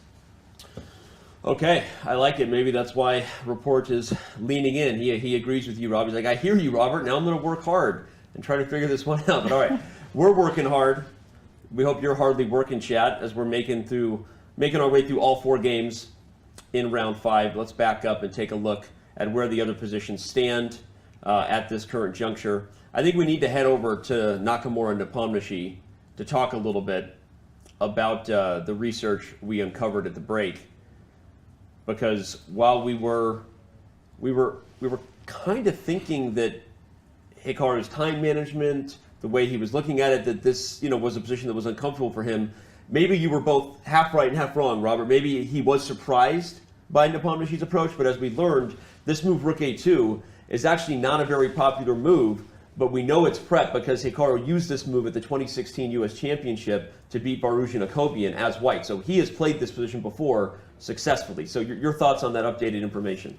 It's good from the point of view that he has experience. It's bad because that means that Jan could expect exactly this. Yeah. So right now the players, they're about even on the clock. I'm not too worried about them from a time management perspective. but the eval bar hovering at zeros. Jan Nepomniachtchi undoubtedly has researched that exact game. Yeah. And now that he's here and that rook's an A2, you have to wonder where is the coordination from White's pieces coming from? Because rook A2 to me indicates that rook probably would like to go to E2 at some point and control the open file. That takes a lot of time. Going to the B file, it's a one-move threat. We were talking about the semi-open file is good for a rook, but that pawn on B7 is easily defended. So I think right now Hikaru is like, where am I going to get an edge from? I'm okay with my position, but I'm not loving it. Almira, again, we're about to see a move, but we've talked before about how the preparation is both to expose your opponent's weaknesses, but also try to anticipate your own weaknesses and how they might try to expose it. What chances you give that Jan really knew that Hikaru would go back for this old position? Not only he knew, but I think that his seconds felt that Hikaru repeats the positions which he feels well, and especially if he won this game. Mm-hmm. You know, he's feeling rather confident. So they were targeting this line. Okay, the position is equal, but I think that it's still full of play, and it remains complex because of the very strange pawn structure. Maybe you can also, because in these positions you want to bring your rook to the B file. So maybe if rook A2 is looking very awkward, so maybe you can play rook B2, because in many variations which are we analyzed in Petrov, you play rook B1, rook B5 at some point, you know, so maybe this is also possible by playing rook B2, rook B5. So let's say you take on D5, looks very strange, but queen D5 and rook B2. You're coming to B5. Yes. I like that idea. Yeah. And black plays B6, so you're also attacking the pawn down the line, and after rook B5, I guess the black queen can just slide right back to D7 and keep everything defended. And I'm worried about the long-term prospects of this position from White's perspective. Early in the game, when you have an extra pawn in the center, that's a really good thing. But White has an isolated pawn on A3, and I can envision a near future where pieces start getting traded off. And then if the rooks come off the E file and many of these pieces are gone, then White is saddled with an isolated pawn. We talk about pawn islands. White has 3 pawn islands, C to D file, and then the king side, and then that lonely isolated A pawn. Black has 2 pawn islands, which means it's harder to actually get at Black's pawns. So I actually do believe in the long-term possibilities of a position like this for Nepomniachtchi. Even though the evaluation is it's fine for White, I'm not too stressed about Hikaru's position. It's one of those situations where you kind of start feeling the trajectory shift a little bit from an opening advantage for White to, wait a sec, I need to make sure I'm not going to be worse at some point in this game. And I love how you said it's the long-term prospects, right? Because the immediate prospects, again, there's activity for Hikaru. He's going for the maybe this idea of rook b2, rook b5, but always keeping your eye on the forest through the trees, the big picture here, especially because it's not just that that pawn is weak. There's already a natural predator, right, for that pawn. That the natural predator is just sitting over there on the long diagonal, and okay, we'll see what Hikaru's ideas are, and we'll get you updated on exactly when this game is deviating from Hikaru's victory over Firouzja Nakobian from the 2016 U.S. Championship. So, okay, Queen D5 already responded, and neither player at the board. As Almira and I said, the most exciting event in sports. Neither player at the chessboard, besides sudden death dodgeball. So, okay, well, here we go. All 4. Not many people at the boards right now, by the way. Yeah, they're taking their mid-game respite. They're just trying to walk around, enjoy maybe a snack. In the top right. Well, hold on. We've got Hikaru. He did come back to the board. And real quick, before we go check on the game that I know Robert wants to, we're going to watch and see what Hikaru comes up with in his next turn. And we know that Hikaru caught up with Dina yesterday. They talked about a lot of things. We want to check back in and see one of the opinions Hikaru gave on a new place like Madrid for a huge event such as the Candidates. I mean, I think it's quite important, especially if you're coming from another continent. I suspect Fabiano had been in Europe for a while, but at least for me, coming from the US where there's a 6-hour time difference, certainly makes a difference. But even beyond that, I remember when I played in 2016, I think I got to Moscow maybe 3 days before the event started, and I never really got on track, sleep schedule, or anything. I never had a good routine. So, yeah, I think it's important to come maybe a week and a half early. I mean, I know in the old days, people would come like a month early, you know, the times of Lasker and those guys, but I think a week's enough. But it's important to be on the time zone and feel like you're ready to play. You have some great memories connected with Spain. You won your first elite tournament actually in Spain. Is there some kind of aura or some extra power that you feel here? I don't know. I mean, San Sebastian was so many years ago now. I mean, that was, what, 2009, I think it was. So, you know, I feel like I've actually probably had my best results in Spain and in France, in particular, those two countries. So I don't know if there's anything special, but I feel like I play well in these places. So that's what it is. Perhaps my final question for today, how has your audience been reacting so far to your 6 hours long games than they usually are used to see you playing 3 minutes? Well, I mean, I think as long as you're competitive, it's always going to be hype. I think there's a certain view that the streamers, when they play tournaments, aren't going to do very well, or people want to see the sort of the car crash or the train wreck. But I think as long as you're playing reasonably well, then good things happen. That being said, I mean, every game, like I said, I found a way to make sure it goes longer than it should. I mean, today, luckily, it didn't cost me where the game went 6 hours. But I mean, there's suspense, and I think people always watch that. There definitely is suspense, and people do want to watch Hikaru, it seems, no matter what type of chess he's playing. And here we see him in round 5. He will get white again against Liren in the next round. And when you look at 2 of 3 of his next few games, what stands out to you, Robert? Well, I think what stands out to me, if we just look at 7 in totality, those are 4 blacks, 3 whites. Yeah. So he's not in a position where he needs to force the issue. Yes, he has white today. He gets white in the next game as well against Liren, but he doesn't need to force things. And so he's in a pretty decent spot. Yeah. I think that today may not be going the way he drew it up at home. I don't really believe that he's thrilled about his position. You're the Hikaru face reader. We see that, you know, kind of glance there. He doesn't look very happy right now. Yeah, that's a rare one you see there, kind of the tuck in forward eyebrows, like he's maybe agreeing with you, Robert, that he doesn't know exactly a clear path for white to get an advantage. But Almira, apologies, Almira.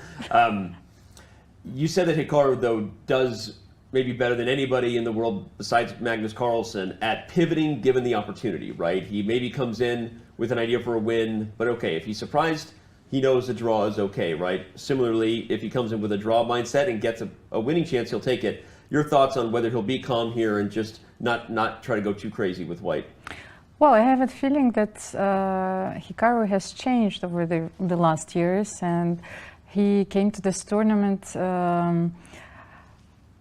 like, if I might say, like spiritually completely different. You know, he feels the support of his community. He's well prepared. He's confident because his last results also has shown that he is playing great chess. So he is wise. You know, this wisdom coming out of Hikaru. From Hikaru's interviews, so I like it very much, and so I agree with Robert. If he feels the necessity to push, he will do so. If he needs to make a draw, he feels that the advantage is slipping away from him, he will shift gears. And well, he has another white tomorrow, so takes a quick look over there.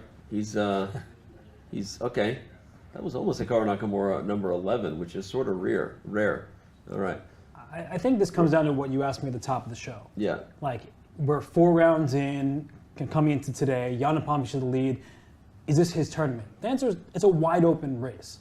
So Hikaru is playing the tournament leader, but he doesn't have to be the person that brings Jan Nepomniachtchi down. There are 7 other players in this field that in any single game can beat Jan Nepomniachtchi, and they can all beat each other. So I don't think that there's this tremendous pressure on Hikaru to win this game right now. He doesn't need to feel that. He's playing a good tournament. He lost game 1. He rebounded in style in game 2 in just this pressure-filled game where he just never let Radjabov off the hook. So why should he feel in this moment on day 5 that it's the end of the tournament? No, we're right in the thick of things. And we'll see what move he comes up with here, but more than likely the rook b2 move, as predicted, will be on the board. Here we get a look at Rapport, who looks like he played knight g6, but then got an immediate response from Fabi that was highly interesting. This move, rook f1. Let's head over there and see what's going on. I know last time we were in our bird's eye view, we mentioned the game in the upper right. We will get to Radjabov ding Liren, but I gotta say that rook f1. If we were looking at this game in real time, none of us would have predicted this move. No, but I like it a lot. Okay, tell me why. I need to learn. I think Fabiano's been playing with a theme in mind, and it's when you have more space, you want more pieces on the board. Black does not have the control that white has. We saw this earlier when he brought his knight back to b3, when the knights were staring at each other.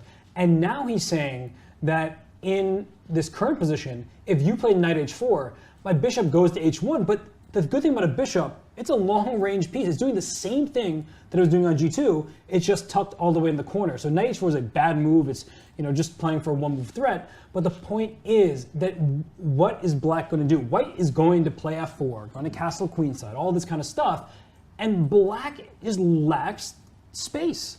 So I really, really like this move, rook f1, because I don't think that there's any clarity here. Let's say I play bishop b4, because I'm talking about how black would maybe want to trade pieces. That's not the piece you want to trade. Yeah. You don't want to give your dark square bishop up for this knight, and if you guys you're going through this, whether you have to take with the queen or the pawn doesn't really matter. Black has this dark square dominance. Actually, white has dark square dominance, and it looks really bad for him. I think every move in this game, I'm going to find it difficult to find what Richard should do. And also what I think is that Fabi has this gift of playing the moves that your opponent, well, his opponents are least expecting from him. The surprise value of the move rook f1 is enormous. No, it's super interesting, although like Robert said, as soon as we see it on the board, it makes a lot of sense because the bishop on g2 controls the same squares from h1. Right, and we were initially anticipating that we would deal with the threat of knight h4 with that line you gave Robert, castles long and bishop g5, which was also pretty good, right? But as you said, when you have more space, why trade any pieces? And space in chess, everyone, is defined as the squares you control behind your furthest advanced pawns. White has more space in a structure like this, so I want to keep all the pieces on the board that I can so that my pieces can use those squares. And that's why he's avoiding the trade, not with this bishop g5 trade, but with bishop h1. And every move for black, like if you make the wrong one, there could be a huge drawback. For white, you have like 5 different pretty good looking moves. Whereas we've been talking about f4 for white. At any moment after f4, black can play this queen h4 check to win the g4 pawn. But white has such a lead in terms of space and development that even if you end up winning that pawn on g4, that may actually walk into white's hands because your queen is offside. Now you don't have as much defense in the d file, and it just feels like black's position could collapse any moment. And look at the faces of the players right now. Fabiano's leaned in, he's taking the position, and Rapport's there. I mean, that looks like a person who's struggling. Yeah, vintage Fabi right there. That's like Fabi has a little bit of a he's ready to pounce. A pounce, exactly, when he's sitting straight up with that posture, usually feeling pretty confident. You mentioned queen h4. It makes me wonder, the only other potential thing to highlight about rook f1 is the h-pawn is loose, but I guess queen h4 would just be suicide to try to go after the h2 pawn. Oh, you castle long, first of all. You threaten maiden 1. That's true. That's probably the easiest thing, is to just castle long, threaten maiden 1, and the queen tucks the tail back and just runs back to d8. Okay, so wow, this is this could be the white side of the open Sicilian I was maybe thinking we would get with Jan-Krzysztof Duda, but here Fabiano back with a potential very dangerous attack against Richard Rapport. So, all right, we'll keep our eye on it. Let's back up. There's a couple other games going that we really haven't checked in on in quite a while, and I think we need to go to that upper right corner with Teimour Radjabov versus Ding Liren. We got some info on that game, which was interesting between these guys. Let's see, our own Peter Dogger's crushing it here. Said they're still they were in traditional territory with Queen e7, but 11c5 was a novelty from black. So even though it was what you were suggesting, obviously it seems very principled to push the pawn up and take on the challenge of the center, maybe a hanging pawn structure, but apparently that move had never been played before, Robert. And there's a reason why, because c5 allows that move a3, because the queen and bishop are no longer teaming up on that square. The pawn c5 is in the way, and then now black is left with not a particularly easy choice. Do I take on d2, handing white the pair of bishops in a position that isn't open yet, but will open up shortly, or instead of taking on d2, should black back up to a5, which is just kind of awkward in general. Not the end of the world, but that's a weirdly placed piece, because after c takes d5, now you have this problem where knight c4 is coming and the bishop on a5 is stuck, so you probably take with the pawn on d5. But as we see in the game, that's not what Ding wanted to go for. So a3 was probably a useful inclusion. I'm sure Ding's preparation kept on going, but that's just one of the biggest differences, that a3 could have been tossed in there, and then it would have been a completely different dynamic. It's interesting that he didn't go for a3. Radjabov took on d5 right away. That allowed a piece to recapture because you're not worried about the piece coming to c4. A lot of simplification happening here. Almira, your thoughts on how happy Ding might be feeling right now? It feels like a position where black has gotten a comfortable position to play here. Well, first of all, I was thinking that it might as well be a bluff on Ding's behalf, but a very well-calculated bluff, because Teimour could have played a3 before. So this is also a parameter that you have to integrate while you are thinking about your plans and strategies. So he didn't play it before, so he doesn't want to go for those types of positions. So I might as well play c5, because you need those moves to define the center or to provoke some exchanges. So he said, okay, c5, here it comes. And now I think that his position is rather comfortable. But on the other hand, it's also, well, quite easy to play for white. Yeah. It's easy to play. Pieces are already being traded. I mean, I like your point about it being a bluff, though, on c5, because perhaps a3 should have been played. But if you didn't play it a move before, maybe you're less likely to play it the second time around. So, okay. And there's this notion of Ding Liren is the #2 rated player on the planet. If he's allowing a3, he's doing it for a reason, and maybe he's worked this out where it's not a problem for black. Do you think that the players at this level think like that, though? Even for a guy like Radjabov to be psychologically... I think we can actually get concrete about it. Like if we just go to that position, just to show, not go deep down the line, but show maybe why he refrained from playing a3 after c5. After c5. Because, so a3, bishop takes d2. I think that looks just way better than putting the bishop on a5. And let's say knight takes d2. After pawn takes d4, now your bishop, if it takes on d4, maybe you have to worry about the a3 pawn at some point. Not necessarily now, but you have to worry about it at some point. And white, actually black can also play e5 and expand the center after bishop takes. And if you take with the pawn on d4, now how impressive is that bishop on b2? The answer is not very. It's staring into bad bishops defend good pawns.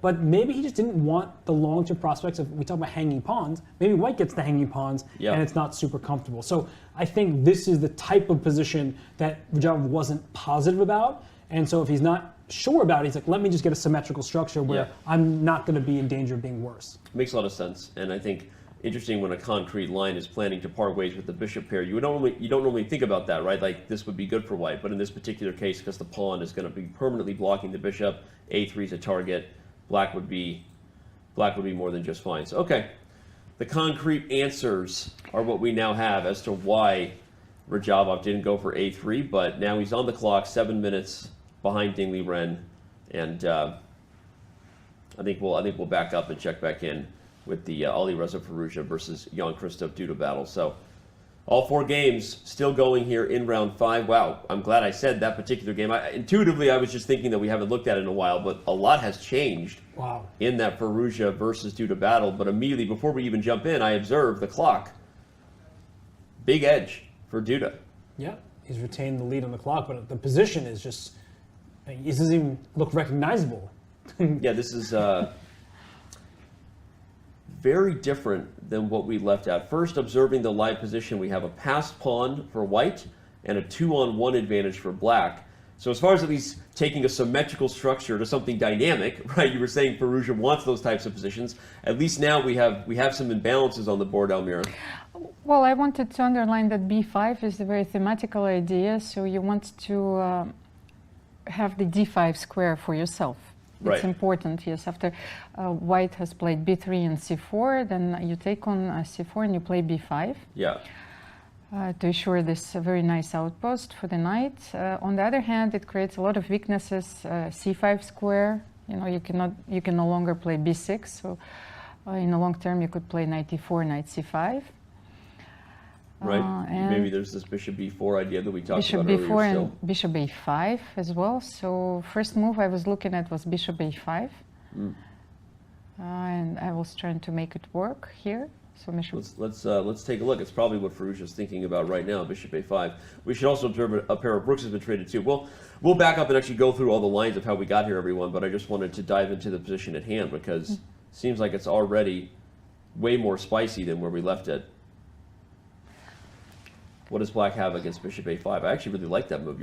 Yeah, that's a nuisance. I mean, you can play knight c4 to force white to part with that bishop on a5, but that also is playing into white's hands. Bishop takes knight, you're okay doing that. Putting your knight in e4, Almira mentioned the c5 square, and not just the c5 square, g5 square. Watch out for a sudden attack, because you don't have too many pieces defending there on the king side. And there's also knight c3 to put pressure on b5 and go to the d5 square. There are all sorts of weird knight maneuvers that are going to cause black some issues. And then there's this d-pawn. It is not an isolated pawn. Yes, it is, but it's a pass pawn. Sometimes this can backfire where you think, oh, my pawn, full steam ahead, let me go get a queen, and then your opponent blockades it and starts piling up pressure on it. A best blockading piece is a knight. White has two of them, black only has one. It's going to be very difficult to blockade that pawn successfully. And score one for Almira, because Alireza Firouzja agrees, plays bishop a5, looks at his opponent before he takes a step up. Going to go take a little walk, stretch those young legs, right?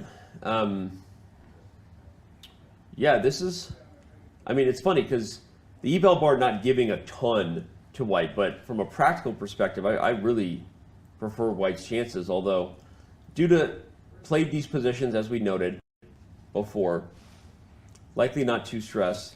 Let's back up and real quick while he settles in for a think. I just want to see how we got here, because we left the position on b3. Black played rook e8. Firouzja played c4, of course, that's the natural follow-up to b3. And that's when the simplification begins, because it's interesting that, Robert, I see you want to jump here, because Duda is the one who forced the type of position we're getting. So if we like Firouzja, it's interesting, because he's the one who sent us down this forcing sequence. Yeah, and taking on c4, that wasn't necessary. Yeah. But I guess Duda liked the dynamic chances he was about to obtain. But if we pause here, c takes d5 is definitely not a threat, because my knight can take, and now you're saddled with this isolated pawn. Now that's an isolated pawn, and it's not a good one. Capablanca would be would roll over in his grave. He'd be salivating at the prospects of that position. So black probably could have played a different move. Duda had choices here. A common move to play is g6. Even moving his knights, maneuvering those around. But I understand he probably didn't want to sit in this position forever. White has a few plans to get active, potentially a knight coming to e5, that bishop on d2 going over to a5, like Almira just suggested in the game, or to f4. You have these options for white, and then when you start feeling like they're tentacles just coming at you, you think, let me trade some stuff off, simplify. But I do believe the simplification is very nice for Firouzja in this game. It's funny because he, like you said, he forced the issue, went for this, and is now facing the prospect of bishop a5, staring down the barrel of the diagonal gun here, and we're going to see what he comes up with. But while we watch Duda, let's take a closer look at the player from Poland who finds himself right in the middle of this tournament with 4 straight draws. Although saddled with the lowest rating in the field, Jan-Krzysztof Duda has been playing well heading into the candidates. The 24-year-old from Poland also brings a solid record against Magnus Carlsen, should Duda manage to win it all here in Madrid and challenge for the world title. The second youngest player in the field, Duda defeated Carlsen at the FIDE World Cup to secure his bid here at the candidates. I think he must have resigned. Yep, it's over. Jan-Krzysztof Duda beats Magnus with black in the tiebreaker. What a performance. Phenomenal result by Duda. Duda enters the candidates with some steam, recently taking both the Oslo Esports Cup and the Grand Chess Tour in Poland. His success against Carlsen makes Duda a pretty interesting story to watch, especially should he get through Madrid. Amongst his triumphs, Duda stopped Carlsen's 125-game undefeated streak 2 years ago in Norway. He also beat Carlsen in his World Cup victory that punched his ticket to Spain. With some momentum and big match experience, Duda is looking to become the first player from Poland to challenge for the World Chess Championship. Time will tell if he can pull it off.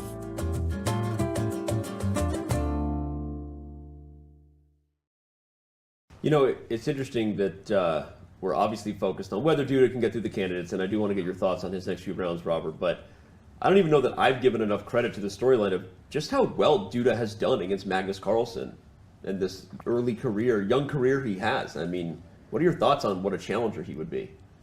Well, he beat Magnus famously to stop Magnus' 125-game unbeaten streak. That was great. He beat him in the World Cup.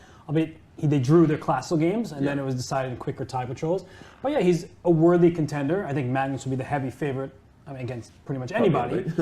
But I think that Duda has proven his mettle, although not necessarily over the course of a full tournament. And I think that was one of the main criticisms in terms of his winning chances coming into candidates, is the type of performance rating you need to have to win the candidates is like 2870 over the whole length of the event. And I'm not sure Duda's ever done that in classical chess. That's not to take anything away from his successes. It just shows that this is next level stuff. Speaking of performance and the performance rating needed, Almira, what kind of performance will he need in the last 2 games? It's a pretty tough lineup, given how Nepomniachtchi and Nakamura have been playing. Well, he will be having blacks for 2 games in a row. I think that he needs to maintain his stability. That's why those tournaments are played in a double round robin format. So I have a feeling that Jan-Krzysztof is waiting for his moment, you know? So it's like to counterattack. So he's patiently waiting for his opponents to take some risks.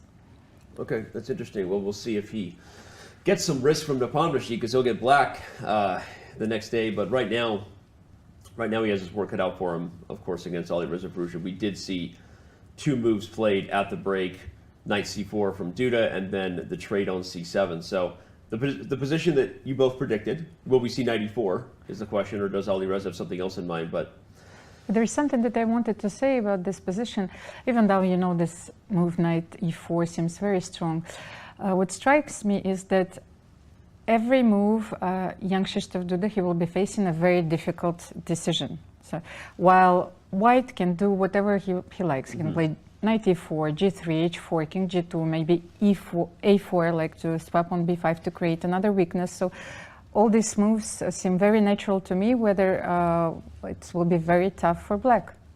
I think it's a great point. Even in the current position, I mean, we highlighted knight e4 because we were quickly trying to build on the point of the c5 square that was made by Almira. But really, I mean, queen e4 is a move here. By the way, you know how much I love back rank checkmates. Don't say what you're about to say about back rank checkmates. I know. Knight h5, also a move. Knight f5.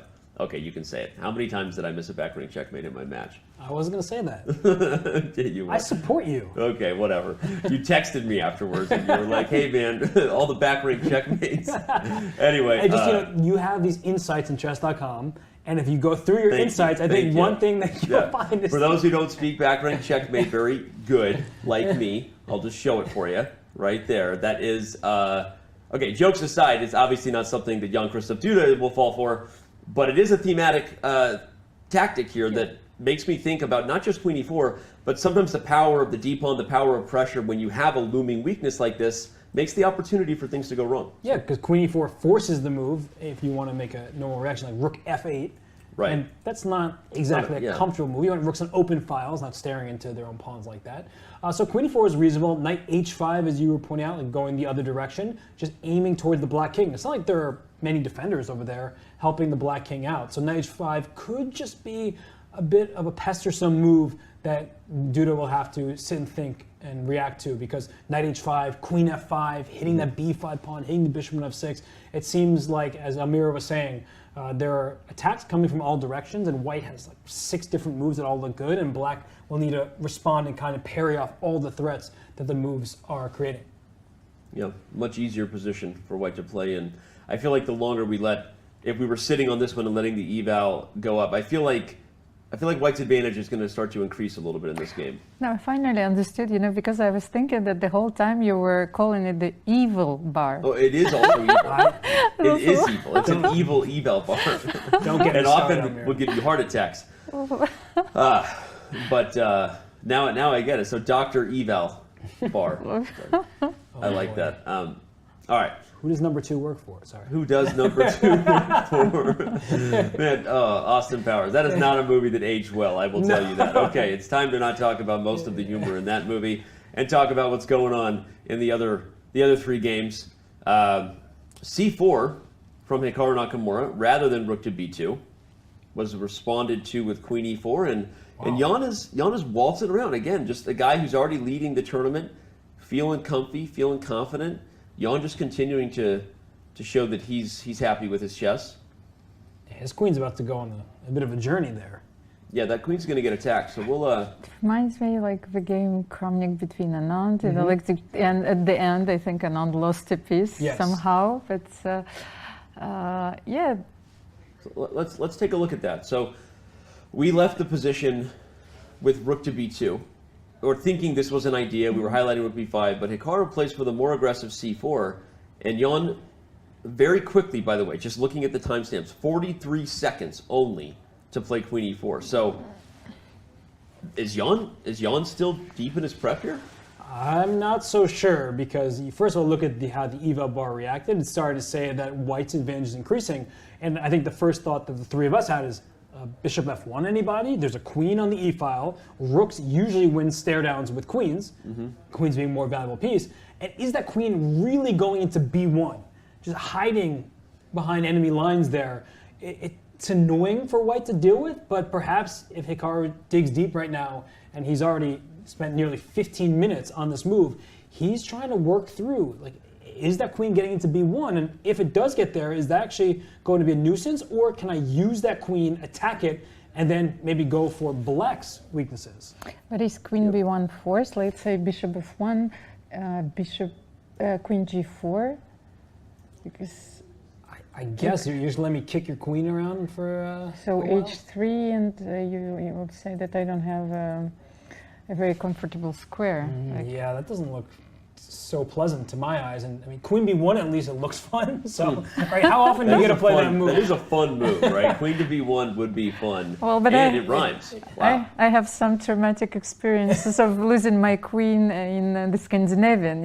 Like you make too many queen moves and then it's finally lost. I don't want to talk about the experiences I've had with the queen because most of them are painful. But all right.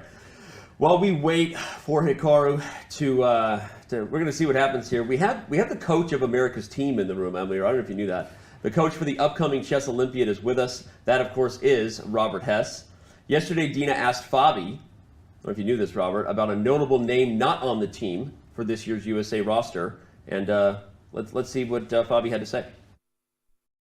One more question. Would you have preferred to have Hikaru in the Olympiad team for US? Well, in general, I'd like to have the strongest team for the United States, and yeah, Hikaru is one of the best players in the world, so it'd be good to have him on. But I kind of understand that he doesn't want to play the reserve board. It's, let's say he probably considers himself of a higher stature than to not play all the games in the Olympiad. If I was in his position, I would still probably play the Olympiad, but I understand also why he doesn't.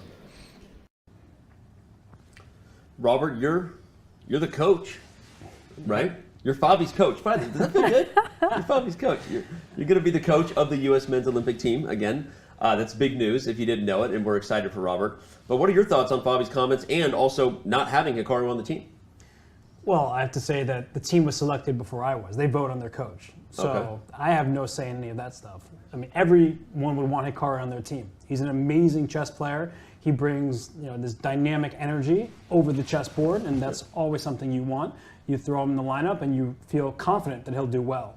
His reasons, I don't know them in full, so I can't speculate. I'm sure his streaming career, and there are many reasons why he would sit it out, and I It's don't a long blame him. tournament, and he's he's got a whole life on Twitch and YouTube and all that stuff, creating content and earning the big bucks. Right. So from Fabiano's perspective, I think he said it well, like maybe Hikaru would want to be in a position where he played every single game. And on the U.S. team, which I feel incredibly privileged to be the coach of, like, it's hard to know who to play whenever because everyone's so strong. And Hikaru's not playing. In steps Sam Shankland, and that's somebody who's 27, 20 plus, who's won the U.S. Championship ahead of Fabiano Caruana, Wesley So, has played really well in Olympiads past. So when you're kind of spoiled for choice, yes, you would like Hikaru on your team, but you're also sitting there like, next option, not so bad. Almira, Fabi said that if he was in Hikaru's shoes, he still would have played, right? You think that's maybe a different mentality they have? Robert just talked a lot about Hikaru streaming, but why do you think Fabi said that? That even if he was in his shoes, he still would have played? Do you think Fabi just feels very patriotic in that sense? Well, we're all very different. So I think I've declined the selection even for this year's Olympiad a few times because, for different reasons, family, training. So I can understand that it's not easy to combine everything, like what is going on in Hikaru's life right now. And I wanted to say that they also won the Gold Olympics already once. It's not like they're, and even this team, like even the same, they are fighting for gold medals this time.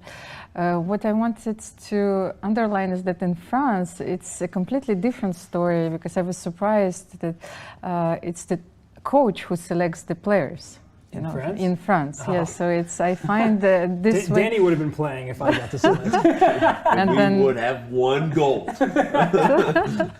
And I find this way of doing things more fair. So it's very important. So you don't have any conflicts between the coach and the players. Yeah. Also, so it's. I'm looking forward, I think that's a good question for Chad, is who Robert would have picked on his team. We know he would have taken me. Yeah, I would have chosen you just so I could bench you every single round. Bench you every time. But I actually want to say something quickly about what Fabiano said. He's not in Hikaru's shoes, and he knows that. Yeah. Fabiano loves playing chess, right? Yeah. The guy always wants to play. That's his career. Right now, Hikaru is a chess player, but he's also, by quantity of time, predominantly a chess streamer, or a streamer who focus on chess most of the time. So it's impossible to put yourself in Hikaru's shoes because there's literally nobody else on the planet who can put those pineapple shoes on and entertain the masses like him. That's right. Well, anyway, interesting topic, and of course we are super excited and wishing Team USA and Robert Hess, the coach, the best of luck. They made a mistake. What can I say? He's leaning. They made a mistake. What can I say? He's about to move. Hikaru's about to move, so I was wondering if we would catch that on camera. We'll see. I think he was grabbing the rook, and I think he was about to play rook b2. Bishop f1? Bishop f1, it looks like. Okay, bishop f1. Yeah. Yes. Okay. Bishop f1 attacks the queen. And like you said, a rook normally wins the staring contest, right? You ever do the blinking contest? Let's do it right now. Don't blink.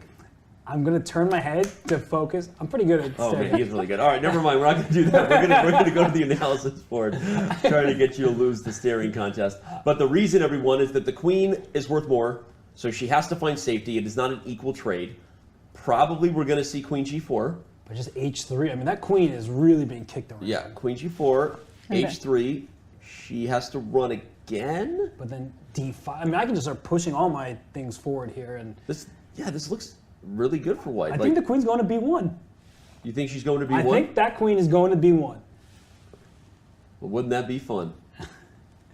You already got that right. Wow. I mean, honestly, though, how often do you see a queen all the way on the enemy last rank that didn't involve a promotion? So then, Almira, what's the response here? Rook b2 is the immediate response, but perhaps you need to take care of this trade first. What do you think on the line we might see? Rook b2 and rook e8, of course, are the moves that I've been looking at. First of all, you need to understand the difference. Why do you need to play rook e1, rook e8 first? Okay. Oh, wait, he slid to g4. By the way, Jan does have the best facial expressions. I agree with you. I think Hikaru has the most variety, but Jan's facial expressions are... What was that username?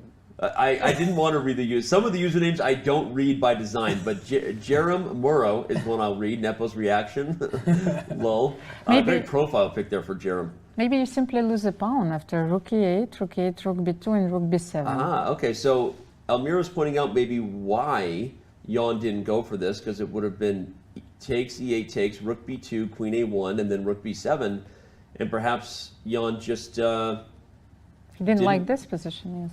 There's bishop takes a3. Yes, but there are a lot of pawns hanging there as well. So. And there's a queen a4 ideas. This is really complicated. This is super stuff. wild. But the fact that Jan is still playing so quickly is just shocking to me. Our analysis doesn't like queen g4, meaning the eval bar. That was the first question that I asked Robert. What if queen g4 is? Yeah, no, it looks like a mistake, right? I mean, queen g4, h3. But I think, speaking of mistakes, one mistake that all of us might find ourselves making is looking at reacting to the eval bar every turn. Because there may only be one pinpoint precise path that leads it to, what is it, +1.5 over here. Yeah. And most other moves might just still be like 0.6, which is Right. 0.6 of a pawn better, so still an advantage for white, but not anything to write home about. But what I don't like from Jan's perspective is white's moves, h3 is like the most obvious move ever. Bishop f1 Hikaru looked like he was already about to play it, by the way. Yeah, he's But going to go play h3. And then where's this queen going? Like, you're just kicking this queen around, getting free tempi as white. And Jan is perhaps suggesting that his underlying structure, everything that's going on here, that he'll still be okay. Yep. But I just don't like how this game is going. It feels like it's playing into Hikaru's hands without any counterpunches. Maybe he was looking for some tactical ideas while the queen is still on g4. I can play rook e1, so you cannot take with the knight. Then queen e1 and maybe queen e4 back to exchange queens. But then rook comes to e2. Yeah, rook e2. And now who controls that open file? Clearly white. You move the queen to b1. d5. Where's your knight going? Can't go to a5. a5, you lose the knight. Although the bishop on c1 is hanging, but yes. Also, knight d4 is coming soon. This is... I mean, the longer the computer thinks, the more it seems to like white. I mean, wow. All right, well, whether Jan has the best facial expressions or not, chat, I'm not sure you're going to see the happiest of facial expressions here if Hikaru somehow finds the forcing line that proves the engine right. We don't necessarily know what it is, but it definitely feels very scary. Just from a practical perspective, we don't have a safe route for the queen. And by the way, the more we look at it, now that I understand that d5 is coming, Robert, just having found it in that line, I feel like that's a key point. This is a really hard position for black. Can we briefly just go back before queen e4 was played, just 2 moves ago? Yeah. So queen e4? Yeah, after c4, black can go queen d7, and I don't think you have too many issues at the moment. Like, it's just a game, right? Yeah. But putting your queen on e4, like voluntarily placing it in the path of the rook, then immediately going over to g4, where it gets hit by this pawn, I mean, this just feels wrong. Like, ignoring the eval bar, we have that showing us that, yes, it in fact is incorrect, but I'm sure Hikaru was sitting at the board like, what is Jan doing? And they have tremendous respect for each other. They're elite players and have been for a long time. But sometimes people just make weird moves, and they are in fact bad. Yeah. And Jan is making some bad choices right now. Yeah. Well, I just thought before the show started that how patient Jan was, and I feel that he's completely on tilt right now. All these moves, you know, queen e4, queen g4. What can we expect here? Queen g6? I guess. I think your idea of rook takes e1 was probably what he had in store, but the more we looked at that, because if you just move the queen, you know, to g6, I think the d5 idea is still coming. What's funny is, okay, again, it's hard. We're doing commentary. Of course, we have the eval bar guiding us, but once we started analyzing that concrete idea of d5, now that I see that in every line I look at, I really like white, right? The more I look at the position and see that d5 is coming, I think that's one of the key points. That not only is the queen running out of squares, but this knight is going to be kicked from the central defense of both e5 and d4, and the white counterpart is ready to take that job. And we've been complimenting Jan for not beating himself, right? He's played pretty well thus far. He got a win with black. Then he won yesterday's game after being a bit surprised. But I mean, the last few moves it's a different player. This is not Jan Nepomniachtchi 4 games past that we've seen. This is like a completely different player. And Hikaru, he's making the right responses, but he's also like being fed them. It's like, you put your queen on e4, I simply move my bishop. You put your queen on g4, I push a pawn, creates love for my king, attack your queen's going all over the place, then I'll play d5 to attack your knight, gain space. I mean, it just does not feel like the Jan Nepomniachtchi that we have seen to this point in the tournament. And we were talking about the opening choices, so this opening doesn't suit him that well, finally. He's not a player who is seeking, to equalize. Well, it's funny because we were talking about earlier as maybe a good opening choice against Hikaru, who wanted to win. He was the tournament leader. But I think what you're saying about the style of his chess maybe is more important than whether it was the right tournament choice because of the standings. And that might be proving true because we've been sitting here thinking, we're like, okay, Jan's playing fast. Now we know that there's a game Hikaru played. He probably knew it. He obviously must have a plan. But then he doesn't seem to have a plan. I don't know what's going on. Queen e4 is a move that if you make me go through the players in this tournament, Fabiano Caruana would never play that move. Liren would never play the move. So you got to give Jan credit for creativity because he does think outside the box amongst the best in the world at it, right? Like he's able to find winning chances in positions that most people are like, yeah, there's nothing here. But he also just found himself some really good losing chances by bringing his queen to e4. He could have just slid the queen back to d7, just played calmly. Instead, he's going for it. And look at his face. He is dejected right now. Yeah, he's like, what was I thinking? And so what's funny, though, let's unpack like how it gets here. Because I think, obviously, from our chair, like we now see complete information. We have so many advantages the players don't. And clearly, we're not wrong, right? Obviously, Jan has messed up. And now, maybe for the first time, he's realizing he messed up. But often what happens in these lines, Almira and Robert, is he saw something that we don't know, right? He saw something, he thought there was a clear line, right? So, Almira, I mean, I saw you nodding your head just now.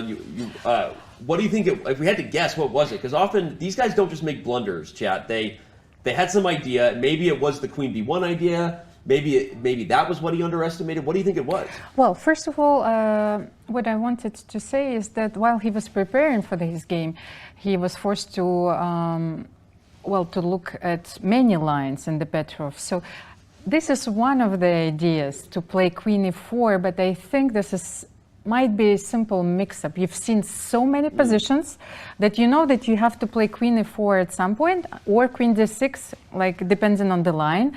And I have a feeling this is what happened. Yeah. So he thought he was pulling from memory, but exactly, he thought that he'd seen it. By the way, the pacing Fabi, and he stopped and stared a few times. How much do you think Fabi's rooting for his fellow American in this game, Robert? I mean, obviously, Fabi only trails Jan in the tournament, right? I think he'd like to see Nakamura shake up the standings here. Although at the same time, that adds another person towards the top. Yeah, right? and so maybe a streaking Nakamura is not what you want to see. Pun intended. Thank you for that. Okay, that slipped out the wrong way. But okay, maybe a hot streaking Nakamura. Danny?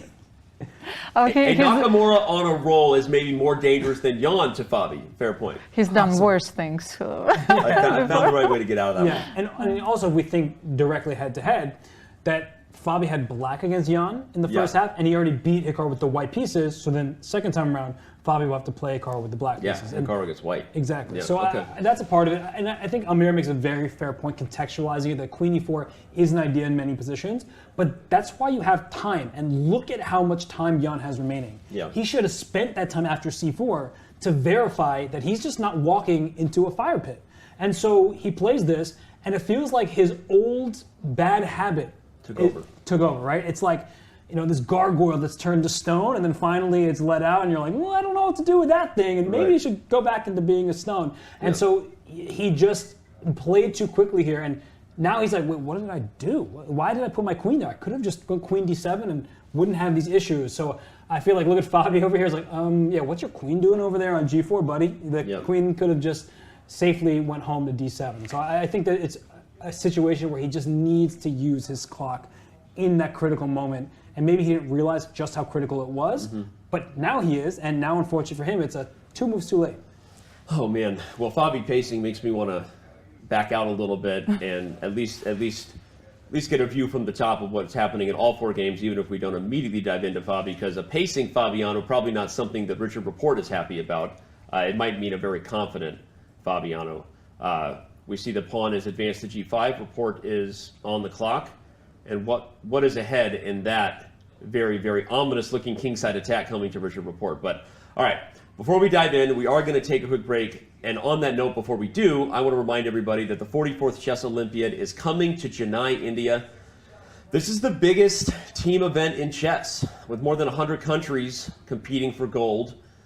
Coverage begins every day at 2:30 a.m., Robert. I know you will be wide awake when we're back in the States at 2:30 a.m.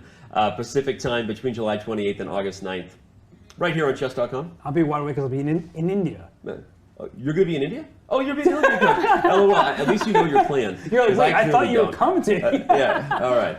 We're going to take a break, everyone. Don't go anywhere. Round 5 of the 2022 FIDE Candidates will continue from Madrid in just a few.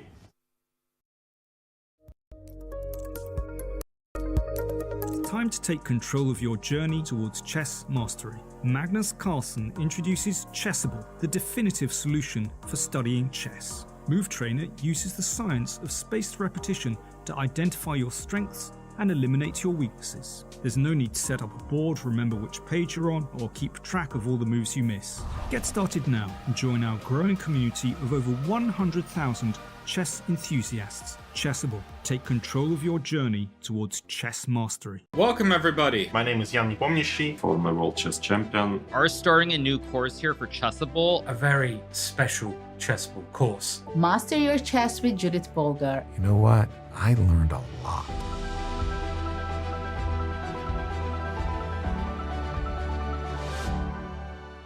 Want to play chess online or learn how to improve? Join us at the #1 chess destination in the world, chess.com. With thousands of people playing at any moment, you'll quickly find a game with someone at your level, whether you're a beginner or a grandmaster. Chess.com makes learning fun and easy. Sharpen your tactics with puzzles and enhance your strategy with our lessons by top masters. Learn from your own games with our easy-to-use analysis tool. Chess.com has everything you need to take your game to the next level. Signing up is free and easy. Join Chess.com today.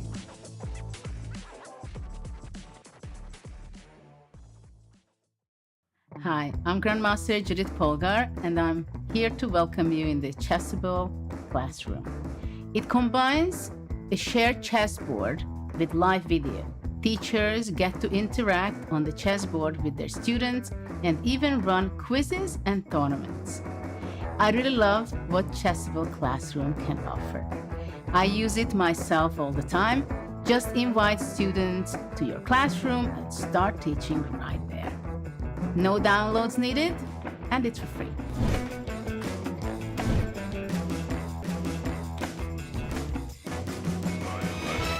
For Queen Isabella. Yeah, she's the one that made Right? the queen powerful. Makes sense. Okay. But then the players were unanimous on one in particular, which was that every 2 hours into every round, they'll have a nasta. Well, we'll see if any of these rules are implemented for the tournament, especially if somebody plays the Spanish. They got some money coming their way. Yeah. Doesn't seem likely, but I don't even want to know which players made these requests, but I've got a couple ideas in my mind. Yeah, well, you know, and anything that gets the players to play something more than the Berlin, right? The most exciting draw in the world. Now that we have some money on the line, perhaps we see some exciting Spanish games. So I'm actually excited about that one. There you go. You need some Alex Honnold on us? Yeah, the Alex Honnold of chess, folks. Climbing without a rope. Oh wait, I can do it. I don't know why I'm doing this, but I feel like a little kid when I get around big things. Slowly checking our insurance This is like policy. chess parkour.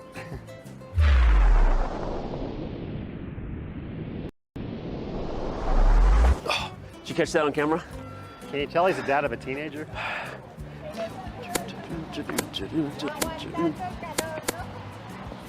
Always move like a knight, guys. I think I'm gonna go hit a siesta over there with the, seems like the thing to do with the locals. You do you, baby girl. Yeah? Yeah. Okay, I'll see you guys in a couple hours.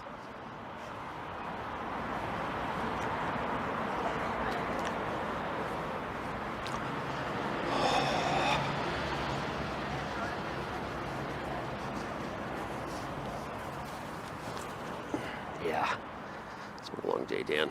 You deserve it, buddy. You deserve it. Go ahead and throw that down and just... Time to take control of your journey towards chess mastery. Magnus Carlsen introduces Chessable, the definitive solution for studying chess. Move Trainer uses the science of spaced repetition to identify your strengths and eliminate your weaknesses. There's no need to set up a board, remember which page you're on, or keep track of all the moves you miss. Get started now and join our growing community of over 100,000 chess enthusiasts. Chessable. Take control of your journey towards chess mastery. Welcome everybody. My name is Jan Nepomniachtchi, former World Chess Champion. Are starting a new course here for Chessable. A very special Chessable course. Master your chess with Judith Polgar. You know what? I learned a lot.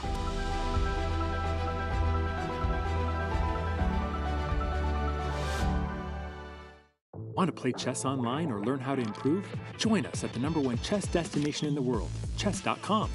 With thousands of people playing at any moment, you'll quickly find a game with someone at your level, whether you're a beginner or a grandmaster. Chess.com makes learning fun and easy. Sharpen your tactics with puzzles and enhance your strategy with our lessons by top masters. Learn from your own games with our easy-to-use analysis tool. Chess.com has everything you need to take your game to the next level. Signing up is free and easy. Join Chess.com today.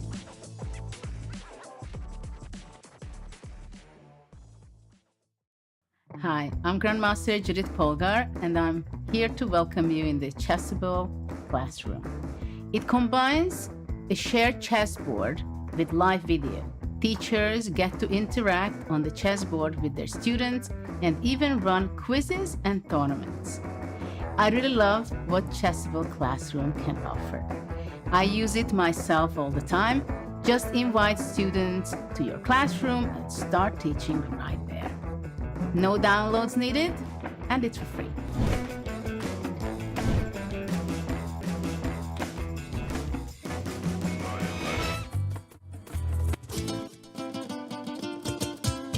Madrid. Civilization here is almost as old as the game of chess.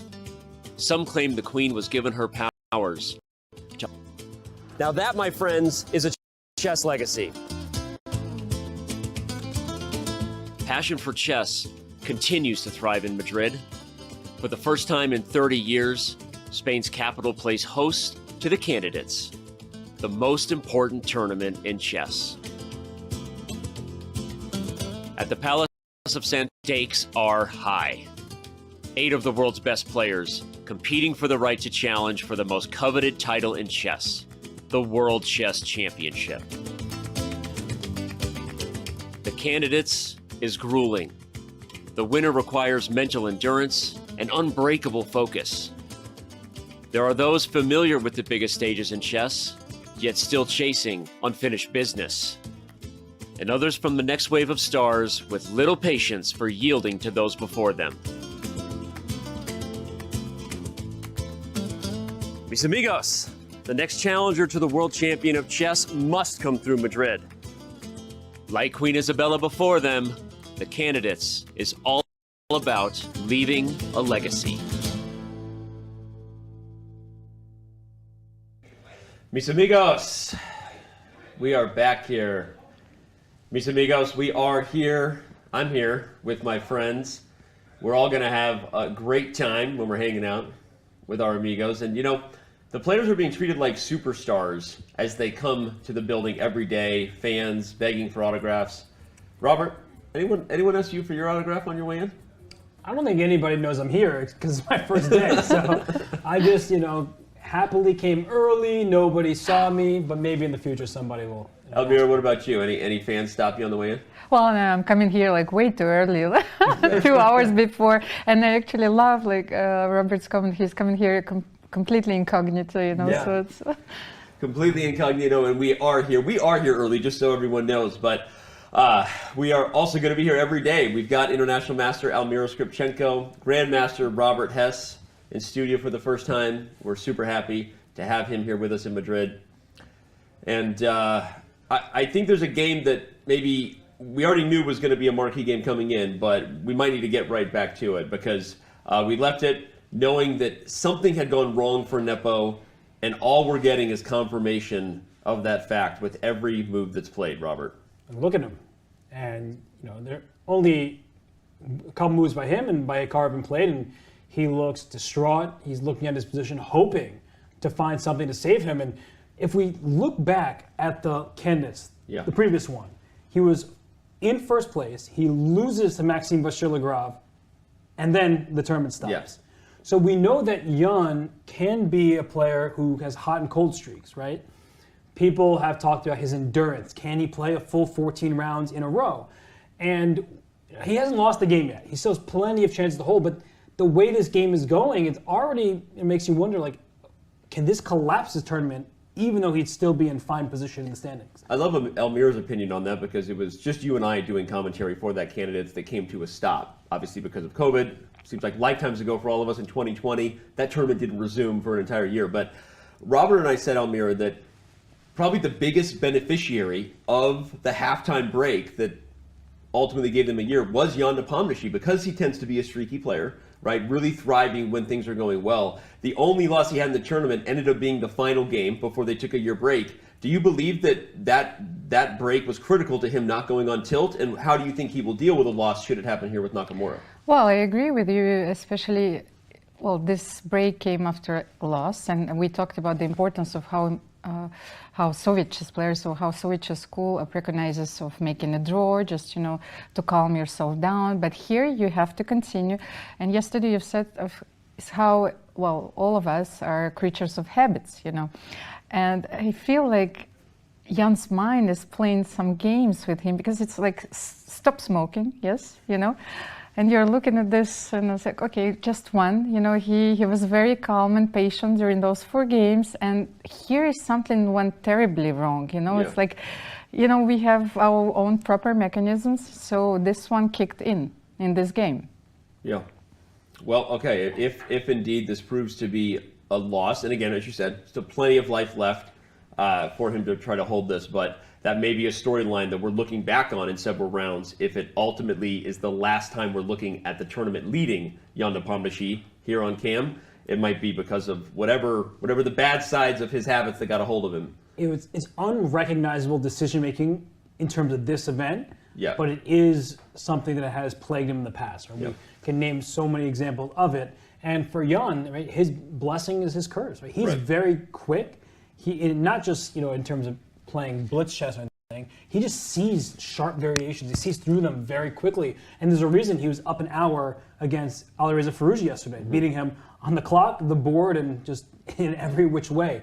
So for Jan, Queen e4 in this game, the first time, not why it's here now, and that's just a move that if you gave him another chance, just say, Jan, you're going to sit for 3 minutes, and then you're going to make your move. He's not playing Queen e4. Right. It is just, and that's why I feel bad, because it feels like we're harping on a guy who's already down. Just look at him, right? He's very unhappy. He's actually red in the face, but it's just so beneath his level. And these players far stronger than I am. And it's not trying to say that. And I think that's the reason why I get worked up about it, because he has so much time. And if he just sat there for even a couple minutes, he would not have played Queen e4. And Robert, again, is referring to Queen e4 the first time, which was in this position. Both Queen d6, Queen d7 were better for black. Queen e4, just in hindsight, clearly a mistake. The computer immediately says, wait a second, to use the done. It goes, what? Right? And then it only keeps whooping from here on out. As with every move, black is getting in more trouble. Now what's he going to do with that queen on e4, given that d5 is coming, is the big question that we have ahead. Let's look at a line. So probably queen b1 is it the only, what else can you play here besides queen b1? This move, I assumed there was some sort of discovery, and no other squares are safe for the queen. I think this is the only move on the board. But queen b1, very directly, white plays d5. Yep. And where's your knight going? And immediately, it's funny how all it takes is one move on the board for the computer to say, yeah, this is a real problem. And by the way, you were right about queen takes a5. I'm just realizing, because after takes, you just take c7. The whole house is falling, and there's 2 passed pawns here. Look at Jan's reaction right now. This is the opposite of the Jan we saw yesterday, the Jan we were applauding, the confident Jan, as you said, deliberate in his intention, right? He managed his time yesterday, which means he played fast, but when the critical moments were there, how many times did we see him take a sip of tea, right? You and I were joking, there was an hour on the clock, but Alireza had a minute, right? But he was still patient. But today, playing too fast, he may not be able to take that time back. But you know what I was saying before, the French, they have this saying, like proverb, like chasser le naturel et il revient en galop. Ça veut dire que, well, you fight against yourself, you're being patient, confident, exactly what I wanted to say, but then it comes back even stronger.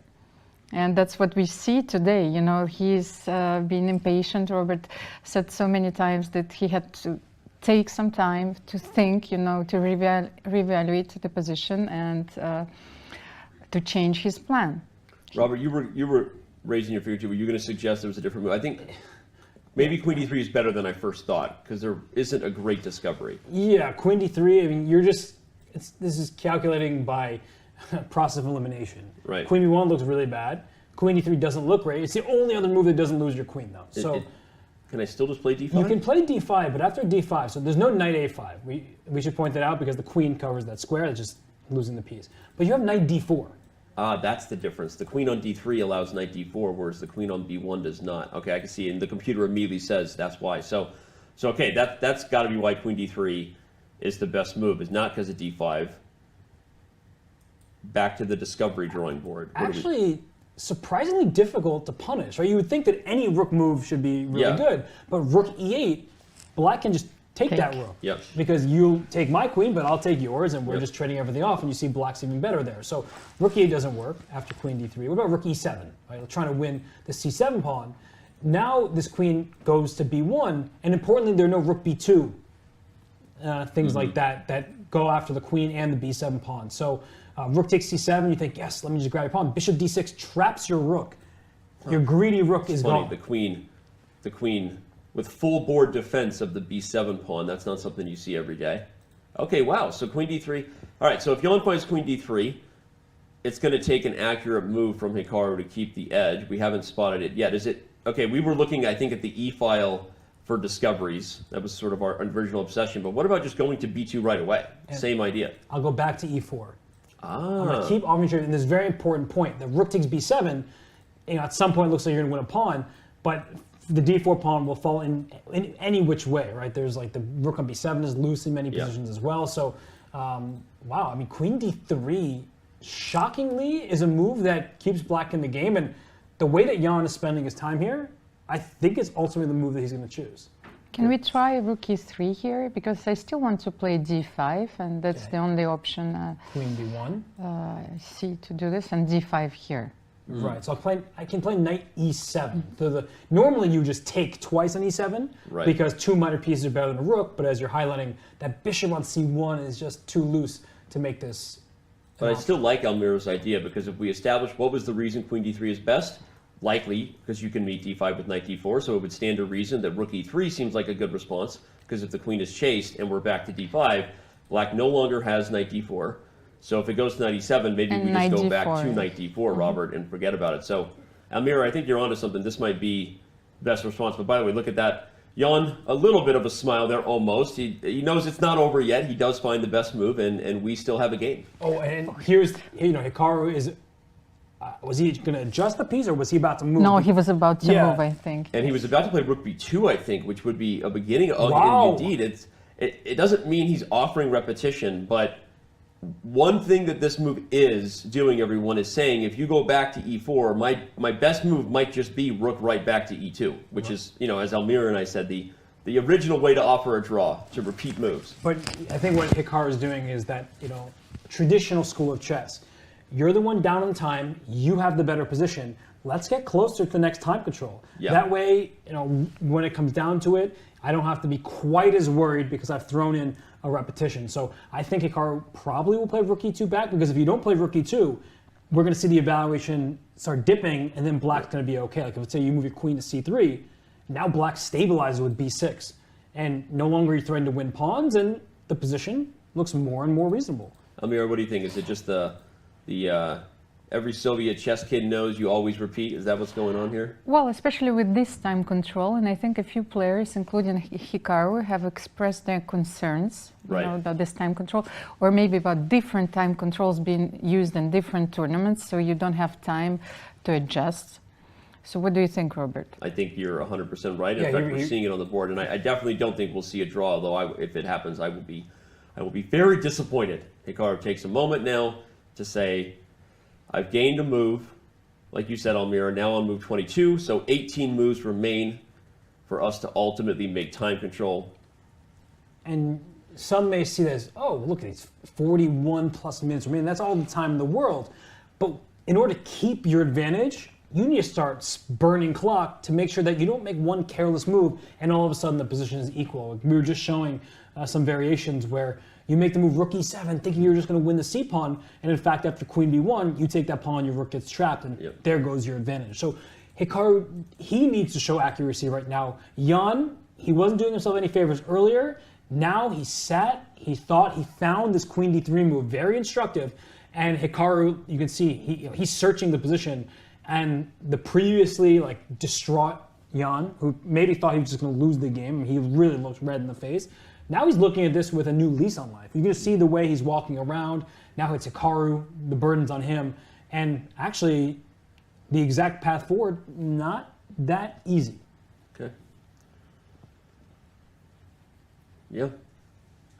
Well, Hikaru does have 40 minutes to find his next move. Will he find Almira's rook e3? I think you're right, Almira. I think that's the best idea, rook e3 followed by d5. But in the meantime, we're gonna back up and remind everybody that all 4 games are still in progress here in round 5. Where have you been? We've got almost 30,000 of you with us. Actually, we do have more than 30,000 of you with us just on Twitch alone. Thanks for making us part of your day. I think we know where we want to go because I'm biased toward the position on the board. Producers reading my mind here. I think we should head over and see exactly what it is that Caruana and Rapport are up to, because they've made a few moves in this. Now looking very, very, look at that. Fabi completely denying castles with rook d1. Yeah, but I mean, Rapport quickly bring his a-pawn forward, getting some counterplay for himself. I can see the evaluation, and I'm actually trying to ignore it because I'm just thinking, what would I be thinking if I were in this game where black isn't close to castling, but white legally cannot castle. You move both your rooks. So it just feels like a fight. Almira, you said that Rapport doesn't mind playing. We know he loves chaos. He's a creative player, right? Hairstyle reflects his chess playing on the board, just like kind of a wild rock star of a chess player. You also said he doesn't mind playing bad positions. So how do you think he feels in this, facing Fabiano's pawn storm? Well, I think that's exactly what he wanted to get today. It's a fight. It's a fight, a very unbalanced position. Once again, and I have a quote from Game of Thrones. You know nothing. You know nothing, Fabi. But what do you think he's thinking about now that Fabi is also showing he's up for the fight? Because you don't have to play rook d1, just like you don't have to play rook f1. But Fabi is fully committed to bringing the heat as fast as possible at the neglect of his own king. You think that a little bit of a taste of Rapport's own medicine, Almira? Well, first of all, I like bishop c6 move. It was a very nice prophylactic move. Now, there are 2 points. I protect the d7 pawn and I protect the b5 pawn, starting, preparing the advance. It's a very nice move. So I understand Fabi's hesitation in this position because he maybe initially wanted to castle long, so he had to switch his plans as well, and thinking that the king is maybe safe in the center, What do you think? Maybe he should have castled long? I mean, this might have been the safer option. But then a5, a4, like the same exact plan, just with your king now in potential danger. It's funny just how much better I feel in this line, just as someone who's played positions like this too. Like I mean, maybe not f5, but maybe you can take first because can you? But I don't even know that I'm worried about this because I want to do this, and I want to do it before you get your king out of the center. No, I meant like after f5, you played f5, maybe we had a possibility to take as well on b3. In a4, after f5? Yes. Yeah, saying maybe black can take on b3. I don't think f5 is good though, probably because of I'd rather actually play this move in hindsight and then play f5 to stop knight e5. Yeah, it's a really rich position. I had to say bishop c6 was a marvelous move by Rapport. Yeah. Because we were talking about every which way. It seemed like Fabi would have a clear plan. And then Rapport said, well, why don't I just take away the pressure on d7 before you even get there, so preemptive move. and playing a5, a4 creates some play for himself. And he realizes that his king in the center can't easily be attacked. Yeah, f4, f5 does look scary, but it's not quite quick enough to force the black king to flee. So bishop c6, I mean, that is a great move. And if Rapport can even get the upper hand and maybe play for a win here, we might be talking about that move as kind of like one of the moves of the tournament. This quiet move, you're not seeing a sacrifice, but really an excellent choice in a position that was looking very worrisome. But are we looking at a game where neither of the sides will castle? You know, it's like, you know, because I cannot find a way for black to castle. So it's there was a proposal, you know, to play a chess game without castling, I think, from Vladimir Kramnik, you know, so here's a perfect example of how dangerous it might get. For those who don't know the direct reference Almira is making, the AlphaZero papers, Vladimir Kramnik, the chess expert, sort of brought on to Google's team at DeepMind as they did the AlphaZero neural net machine learning project, which was a fascinating project. And one of the variants was that the proposal that you would play normal chess, but you're just not allowed to castle. Like, it's not even a move anymore. And it was, I think, one of the more interesting variants to consider, right? Because it allows a lot of things that we know to be prevalent, but king safety becomes a real issue in a lot of games, which is a lot of fun. So, all right, Fabi didn't go for what we were saying maybe with castles and f4. He played g5 in the game. I just had one question. If you can quickly get back to this variation, because I assumed that it was made, but it was no, with castling, just to understand these ideas, because I wanted to take on b3. I thought that was made, but we still had just f5 you played, I think. I don't want to play f5 though. No, but just okay, but the f5, I was thinking just to play take. I think f5 is just bad because of knight e5. No, but what if you take on g6? I still can't figure it out because I wanted to play rook e1, rook a1, check. So why can't you take the piece? Yes, that's. I thought that c takes b3, if you just take the knight, because there's no checkmate. It looks very dangerous. Rook a1, knight b1, and suddenly it's like, wait a second, is that worth the piece? And the engine, the cold-hearted engine, cold-blooded, just says h6, g6, and black's better. This is what I don't understand, because what I thought is like rook a1 is mate. Of course, I missed knight b1. Because I just disagree fundamentally, religiously with where this position is going. But apparently the computer says, no, black is better. You know what, computer? But I don't want any part of this. Doesn't it seem completely insane? This is insane. Yeah, this position is better for black, who's down a piece for just 2 pawns right now, and it doesn't seem like a checkmate is coming. There's a threat of taking h2. There's, natural move threats, I guess, just to bring pieces out. Maybe this bishop gets involved at some point. It's obviously a mess, because I think we could say the computer says better, but also it's close enough to say this is one of those, what do we say they say in the books when they don't know the answer? Unclear. Yeah. This is unclear, and... No, you have this queen a8 ideas with rook. Now that I start digging deeper, queen a8 with the idea of rook b1, queen a2, queen a1 mate. That's another mate, yeah. Okay, well, all right. We'll see where this goes, because I want to kind of just catch us back up to the live position, because there's some other crazy stuff going on. Apparently the Firouzja Duda game might be about to peter out, so I want to head over there. As you can see, everybody, he only has 16. Since last game against Jan, where he took a ton of time, right? Now this game, history repeating here, and not getting anything. I'm going to go back to a storyline I said. I didn't double down on it early on because, there's no reason to. But Almira, I said that the pro of the storyline of you didn't play this year, right? You're keeping some things secret. You're reinventing yourself. Maybe you'll show some new openings. We've seen a little bit of that. The con is the direct reference to Tal Bodvinik, right? And the autobiography about the match. And again, it's still a game. And when you have to manage your time, make critical decisions, right, under pressure, calculate your way through variations, you can't replicate that unless you're playing against the best chess players in the world. The only event he played was in Bucharest. It did not go well, right? And we see some, I don't want to call it clock mismanagement, because what else was he going to do yesterday besides think? He was losing. But here, he's been better, and still, just an hour down on the clock, doesn't seem to have settled in these games here. What do you think? That's my practical argument, is that his time management is showing. Well, he does feel a bit rusty. But that's what I'm saying. He's rusty. So does Ding. He haven't played that many tournaments. So rook b1. This is maybe amazing sequence, by the way. Queen takes D4. Yes. This is like beautiful stuff. Yeah, a lot of fun. The geometry that saves this game is actually just gorgeous. It's Queen F1.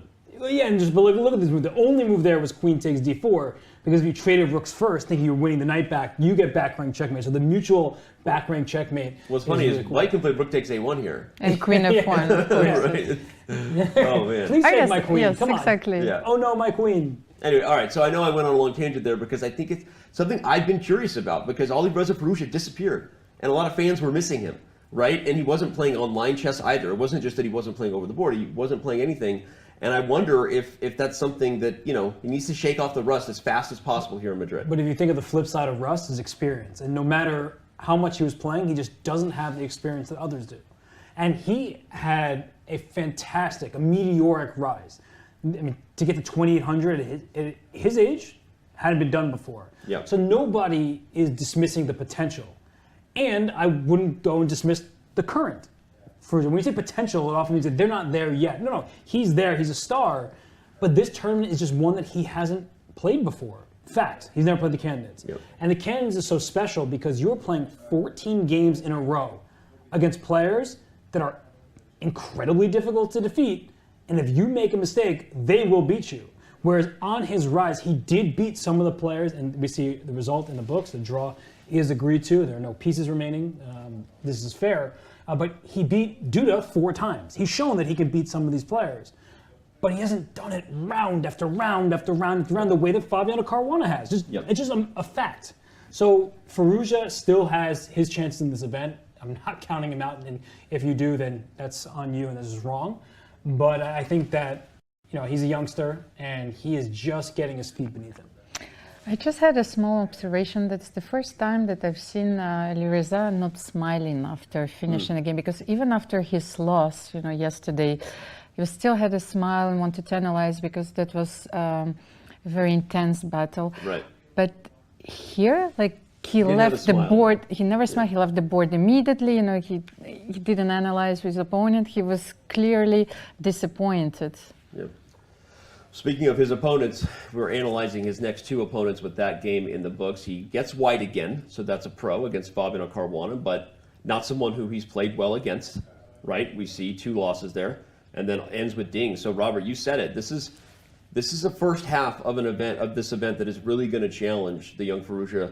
Nobody has ever won the Candidates their first time in the tournament. Right. And for him to turn things around, does it have to start with game 6 and 7? Actually, I think it kind of had to start today. Not that he's out of it, but when you look at these pairings, he does have 4 black pieces in the first 7 rounds, which means in the back half, he gets the first move advantage in 4 of the games. Yep. But Duda was the player that you pencil in on your list of opponents. You're like, that's the guy that I usually beat. Yep. And I'm 4 wins, no losses against him. And everybody else are kind of like, no, I can beat them.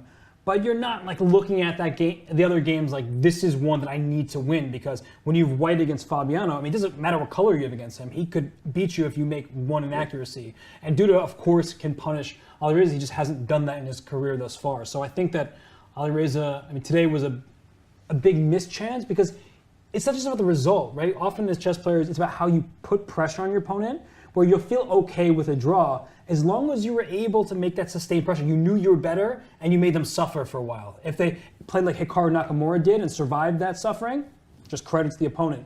But when you liquidate in seemingly 15 minutes, and then the game is just a draw, you're kind of like, I'm not on my A game. Yeah. Well, I think you painted it well, right? It's not just that it was a draw, it was the lack of fire. But we are not lacking fire in the game between Nakamura and Nepomniachtchi. Almira, Hikaru found your move. Rook E3 as the best response to queen to D3. And after queen to B1 and D5, we see knight E7, and we see the advantage for white remaining. I think that Nakamura will not make this mistake of taking E7 given the sequence hanging. I'm guessing knight D4 is the main option. Maybe there's other options here, Almira. Well, knight D4 seems very strong to me. Knight Because, d4, the bishop I moves. cannot see how black can coordinate his pieces. That's probably the biggest trouble. Meaning you don't see how black can Yeah, I coordinate. don't see, that's a good point. The thing I just spotted about knight d4 now that it's on the board is it also guards b3, so I'm immediately considering whether I can respond here. Note that this is a different position than we had before, because if you go for this line, I can take this pawn now. Maybe I can't because I'm mouse slipping, but you get it. So knight d4 is a double attack of not just the bishop, but also the b3 square. Although when the queen slides over to a1, like we've seen in many positions, it also attacks the knight that's on d4. So okay, that's fair. It may that's give a key move. black the necessary time to attack the knight and then try to defend b7. We can see it's good for white, but I mean, in this moment, knight d4, the bishop, I guess, doesn't necessarily have to move from f5, which is because the knight on e7 defends it. So the move queen b6, like just retreating, throwing our pieces backwards, that's another option that is in fact possible here, I guess. Yeah, it's a very clever way, queen b6, to keep the balance, because I still cannot take on e7 because you attack my knight on d4. Yes. So. Yeah, because by the way, everyone, the moment white can, taking two pieces for the rook would be an easy decision for Hikaru and probably an easily winning endgame. So if this queen is not spying a piece, look for Hikaru to go for that. Looks like he was just about to go for the knight. He was reaching. Another idea that... But why can't I? Like queen b6, rook e7. You play queen d4 immediately. Okay, that's very important. Okay, your idea was obviously if takes, you take f5. No, okay, but... Then I wanted to play rook c7. That's why I dismissed it. This is probably possible, but it may not be as much of an edge as you want. The rook gets trapped. Oh, again, the rook is always running out of squares. Queen b6 first, and okay. All right, well, Hikaru, is he going to find knight d4? Is there another move here? I was thinking that, again, moving the queen to a square, because the other thing I've been spying is just finishing development, coordinating my pieces, and it's not just because, you know what I'm thinking about always, we'll checkmate over here, but not really a thing in this position. But Hikaru, I mean, he's hesitating right now. And if we look at the clock, 27 minutes, and we're on move, it's about to be White's 25th move. And we were just talking about that before. You need to be precise. If he makes one inaccurate move, that evaluation goes from plus 1.5 to, we've seen many different ones go to plus only 0.5 or even completely level. So Jan, the good thing about his bad position is that there are going to be a few only moves where like you see that your queen's under attack and you move your queen away. Or now the threat is rook takes knight on e7 and getting two pieces, so you have to deal with that. So the position, the foundation of it, and it looks like knight d4 was... No, knight d2. Knight d2. Okay. Interesting. Wow. Wasn't expecting that one. Well, but Hikaru taking a different approach to coordinating. You cannot play queen b6 here, so you have two options, queen a1 and queen c2. Right, you need to keep in touch with that bishop on c1. Yeah, if you move the queen to anywhere that doesn't attack c1, rook takes e7 will be played. But a passive move, right? Maybe Hikaru has different plans for the knight than d4. Is it doing something over here? Maybe queen a1 is met by knight b3, and then if you go queen b1, knight d4. Well, what do we obtain? Yes, like. But then we just transpose. Also, the queen can go back to f6. Like that queen can just sprint back over there. And while black is all tied up and passive, there are no like weaknesses in the position, right? We have 6 pawns for black. Yeah. It's not even easy to start targeting anything. So that's the good thing for Yana, and he's kind of forced to make certain moves. And after that, it's not like there's a knight outpost. There's no pawn that Hikaru can just gang up on. So I really believe that when Jan paused and played queen d3, he felt a renewed sense of belief in himself, in his position, and we can see him working hard. His head's not in his hands. He's like, you know what? This game is not over. I did something that I can't even possibly comprehend, but now that we're here, let's keep digging. Yeah. Well, that's good. Maybe it took a couple of mistakes for Jan to kind of find himself, but if he is indeed feeling confident again after queen to d3, then we might be seeing the Nepo that we know, who qualified his way into the World Championship. Let's take stock again of what the expectations were on Nepo and the great player that he was in our next chess.com. It is, excuse me, in our next chess.com player profile. The defending champion Jan Nepomniachtchi is back at the candidates, effecting his second straight bid to challenge for the World Chess Championship. One of the more experienced players, Nepo brings to Madrid an aggressive style that is both challenging to face and entertaining to watch. 2 years ago, Nepo made the most of his debut in the Candidates. With a round to spare, he won the event in convincing fashion. That's all he needed. Jan Nepomniachtchi is the 2021 World Chess Championship challenger. That victory led Nepo to a World Championship match with Carlsen and also secured his return to the Candidates in Madrid this year. Despite being one of only 2 players in the field to have won the Candidates, the expectations for Nepo are not particularly high this time around. However, his confidence from having won here before, in addition to his years of competitive experience, may offer him a shot to turn some heads. If Nepo should pull a major upset and face Magnus Carlsen again, the two know each other well. Nepo has competed against Carlsen for decades, ever since the two prodigies were 12 years old.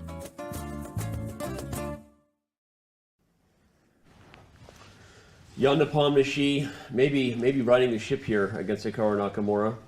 Expectations, again, on Jan. Do you agree with sort of the summary that Janya had, just that maybe the world's expectations weren't that high for Nepomniachtchi, but he certainly doesn't feel that way based on how he's playing, Robert?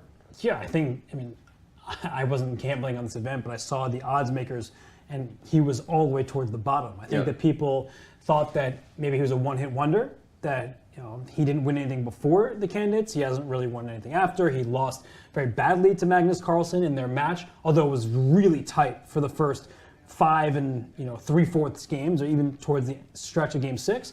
So I think that people just somehow think of Jan as like, he can't do it again. But of course he can, and as we have his results thus far, he gets white against Duda tomorrow. He's already at 3 points, and if he can hold this game, I think in some ways holding a game where you've made a mistake is the best confidence builder, because not just when people are misplaying things against you or playing an opening they don't know, and of course he had to work for those victories against Liren and Alireza Firouzja, but when you have to just give it your all because you're the one who did something wrong and you're still able to survive that game, I think that can give you all the confidence in the world where you feel like, well, I am handing chances to my opponents and they still didn't beat me. That must make you feel really, really good. Almira, Hikaru kind of backed up that storyline Robert just said in the last interview I had with him before the Candidates. He won another event on chess.com, go figure. But he said that often you feel one of the biggest indicators that you're on form is not how you win, but actually how well you can hold bad positions. So your thoughts just more on that storyline. Well, I agree with it, of course. And, well, once again, the computers have showed us that chess has so many defensive resources that we previously ignored, and now that we are aware. And as you have said, that before we might have resigned in certain positions, well, now you continue to play on and you find very difficult moves.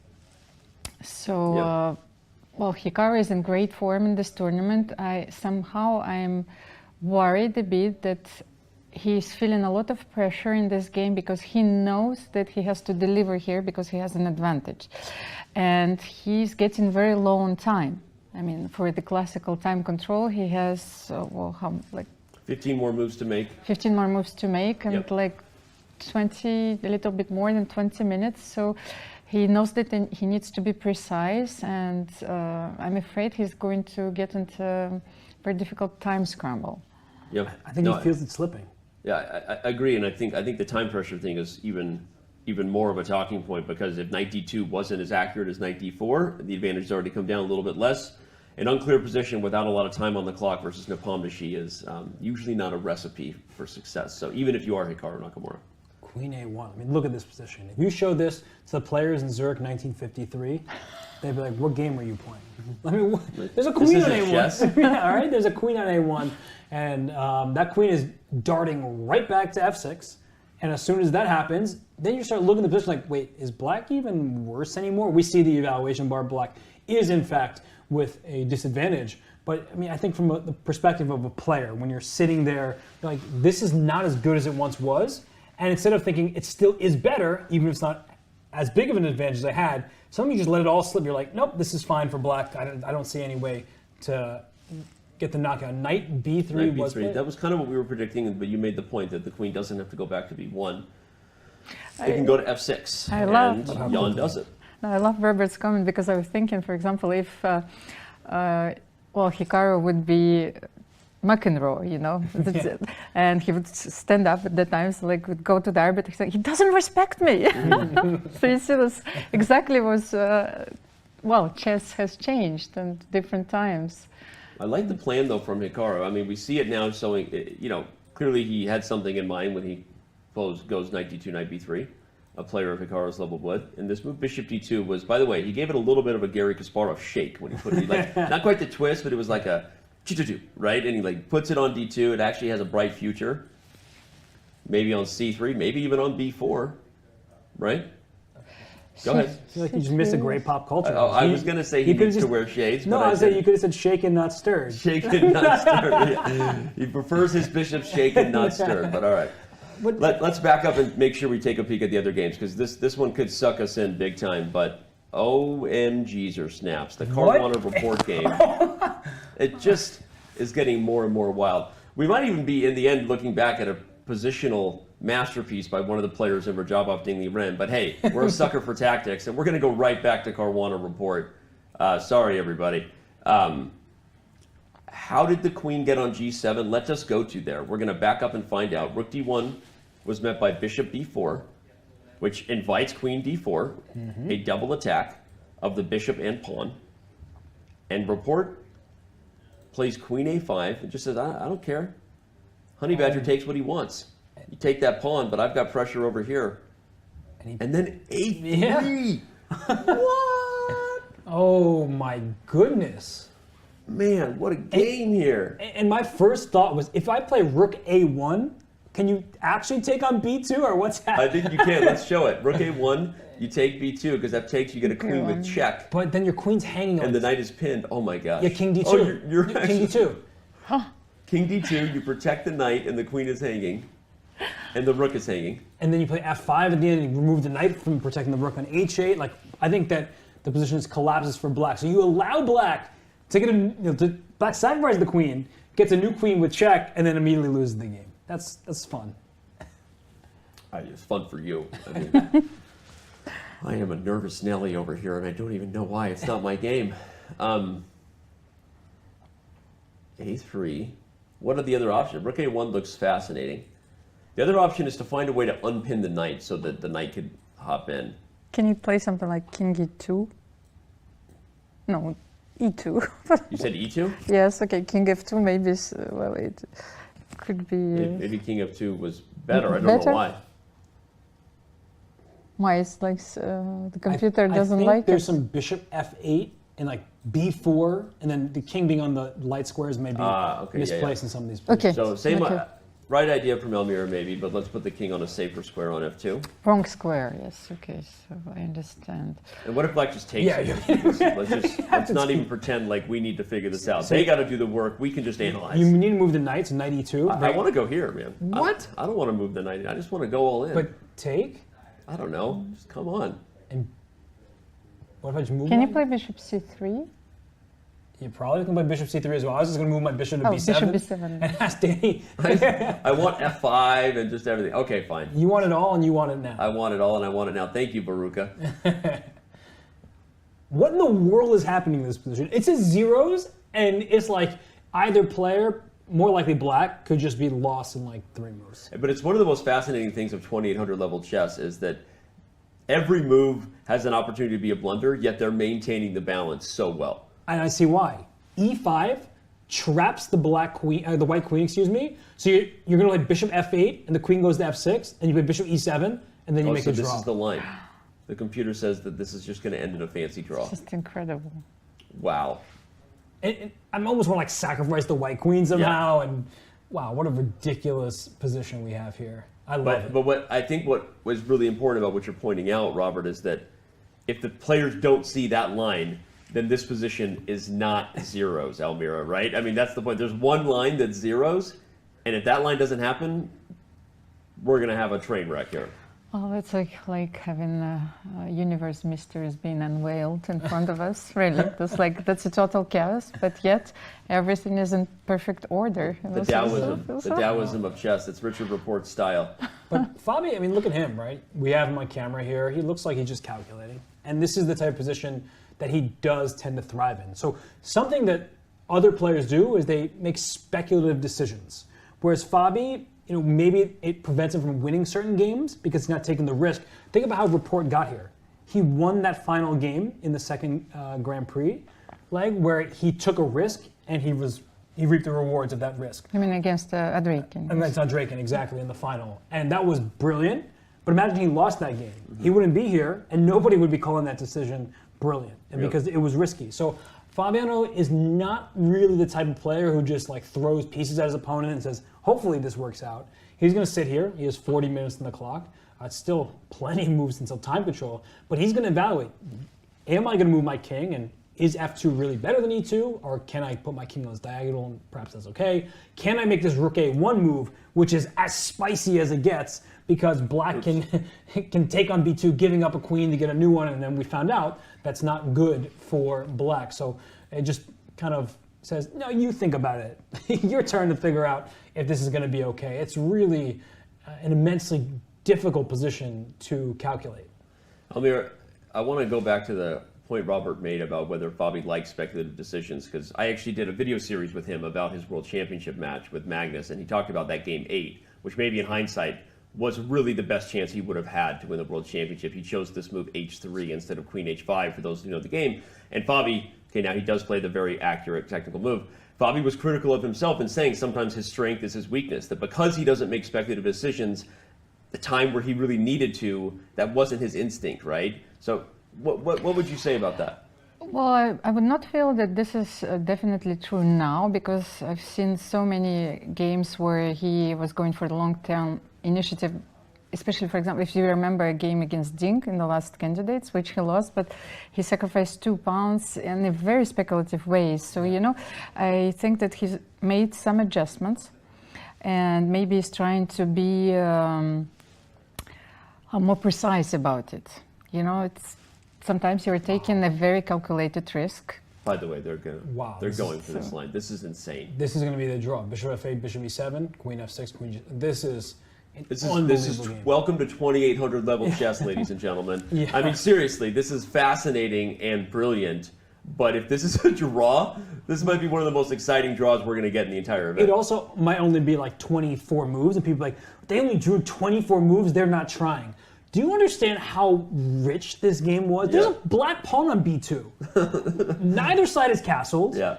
I mean, E5 is just a great move by Rapport, and perhaps even a cold shower for Fabiano, who was maybe liking his chances playing for initiative. But there is no way possible to stop Bishop F8, Bishop E7. Now, the queen can slide via F6 to F5. So maybe there is a way that Fabi can play on, but he might also be taking... Not if you play F5, which is the best move, right? Exactly. You play F5, but what if you... Should I take on E5, for example? Yeah. Okay, I have an idea. Queen now F6? that you said that. What if I play King G1, right, castling by hand and opening the F file? Then I can do your idea. Okay, and Queen F4. And now I have threats of taking E5. Oh, computer says, yeah, Danny, good call. Yeah, but okay, look, black's best move I just saw was castle. Okay. Okay.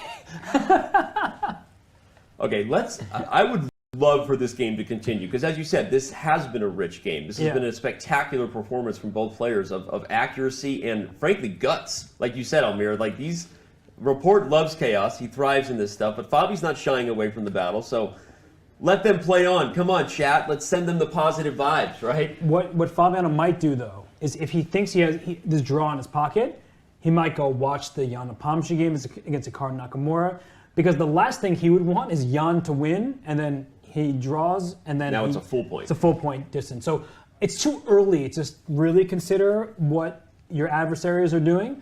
But I do think that Fabiano, if he plays Queen F6, Queen G7, he can say, you know what, this is not the moment where I need to take an unnecessary risk, because, I mean, there's a pawn on B2. That pawn is 1 square away from queening. And so black could easily win this game if white just says, I'm going to move my king and try to avoid the draw. So Almira, Robert is excited about the pawn. Well, and what I wanted to say is it's all started with bishop c6, a very quiet move.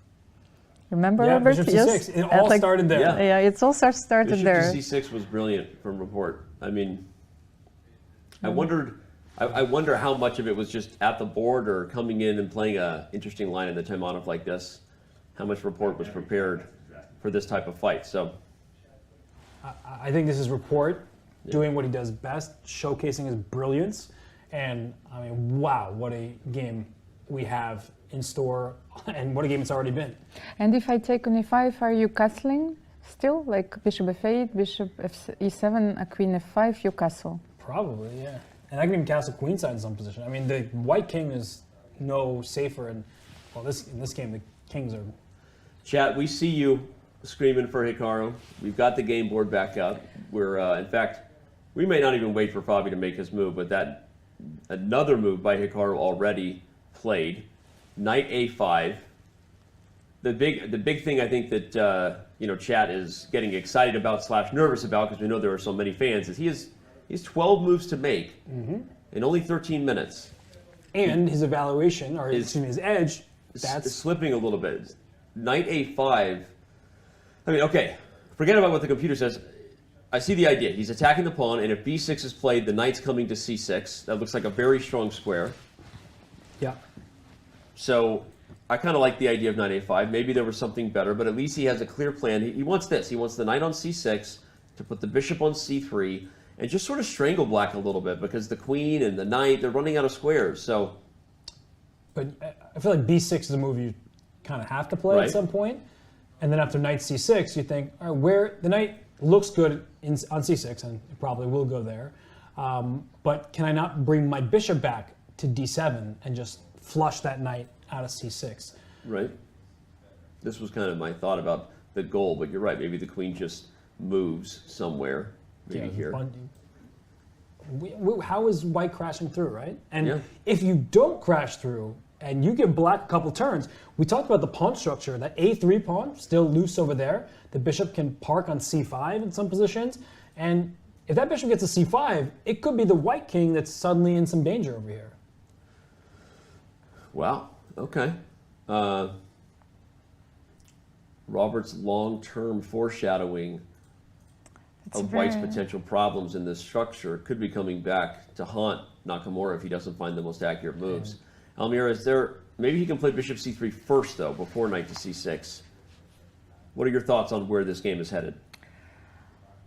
Well, it's a very unexpected turn of events.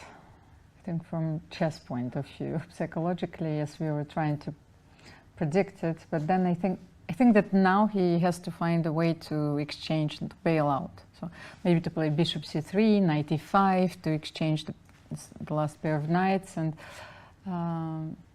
when you said bishop c3, bishop do you d6. think Hikaru is already trying to bail out? I think he needs to do so. Okay, well that would be a huge turn of events, but given the time pressure situation, I'm not sure I can really disagree with you. I mean, the more we look at the fact that the edge has slipped, if you make this too spicy, and black gets bishop c5 and queen g5 and knight f4 or knight h4. It's what I was trying to highlight earlier. We said +2.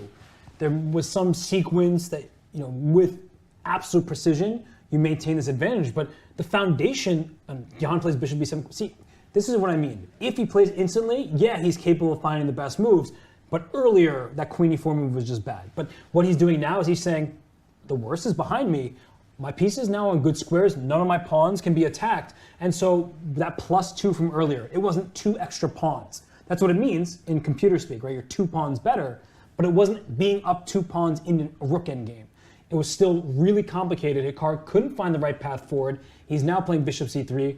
I do think we will see this queen just hop on over to g5 from Jan. And if that rook leaves e3, then black can try to take over the e file. At any moment, black can consider playing bishop takes c6. The a3 pawn is loose. That knight on g6 could hop into the game. Of course, white is hanging in there. White's fighting. But to Almira's point, I think even if you don't ultimately bail out, you need to have that in your back pocket. You need to make sure that at every sequence, that there could be a series of trades that mean that you're not going to get in trouble, because this is the exact type of game where someone with a huge advantage at some point, they're feeling it, they're like, I got to win because I was better, and they don't recalibrate and say, am I still better right now? They think sometimes that psychological trick, like, I was better, so I am better, but right now we can see in the evaluation bar, right now we also see that we're about to have a handshake in the game between Fabiano and Rapport. Unfortunately, he did not hear our call that we wanted this game to continue. So we see that F5 was indeed played, Bishop E7 and Bishop F8, the only real option for black. And to remind you, everybody, it is the only option, because if you move the knight, you lose the rook.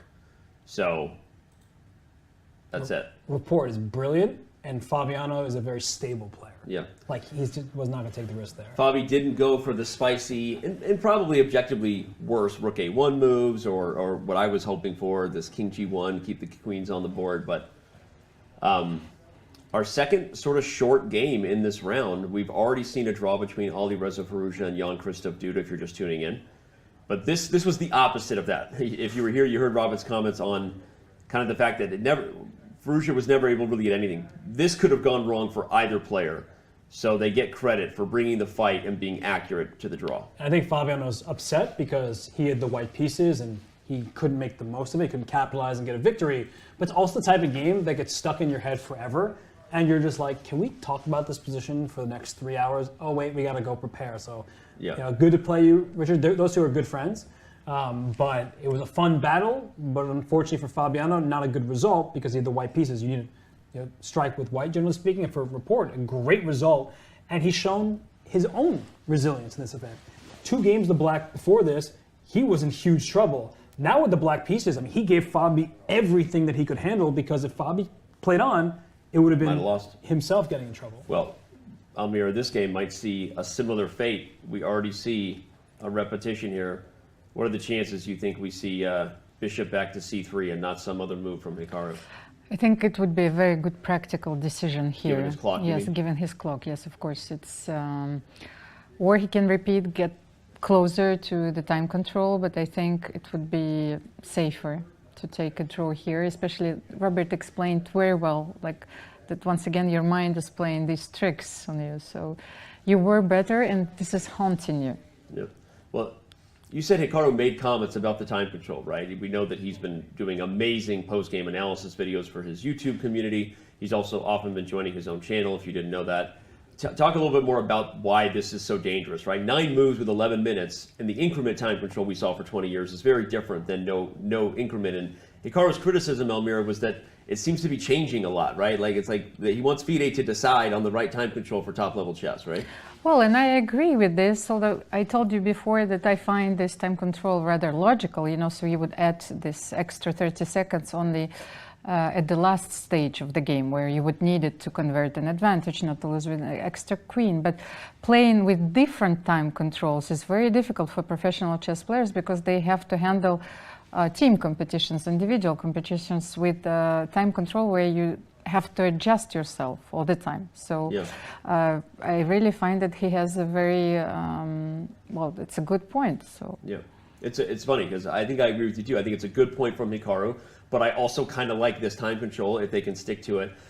I think Hikaru probably doesn't like his position enough. We see that head shake there. Doesn't like his position enough to continue. Kind of knows that he let an advantage slip. He may not know exactly where yet in his head, or maybe he does, knowing Hikaru.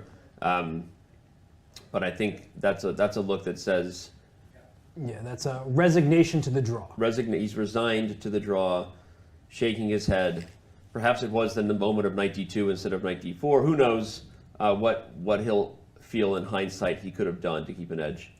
Yeah, it's a position where he like clearly wants to play on. Like, yeah, he wants to. The hunger inside of him, that chess player who wants to strive for victory, it's like, maybe I should do this. But look where his eyes are concentrated, all on the queen side over here. So he's looking at bishop b4. He's also looking, if black were to take this knight on c6, that's an imposing piece, can I get away with that? Like, I get some bad pawns, there's a bishop against knight scenario, will that be acceptable? And he doesn't really have the time to calculate it, because it's not just about seeing the position in your mind's eye, it's about assessing it correctly.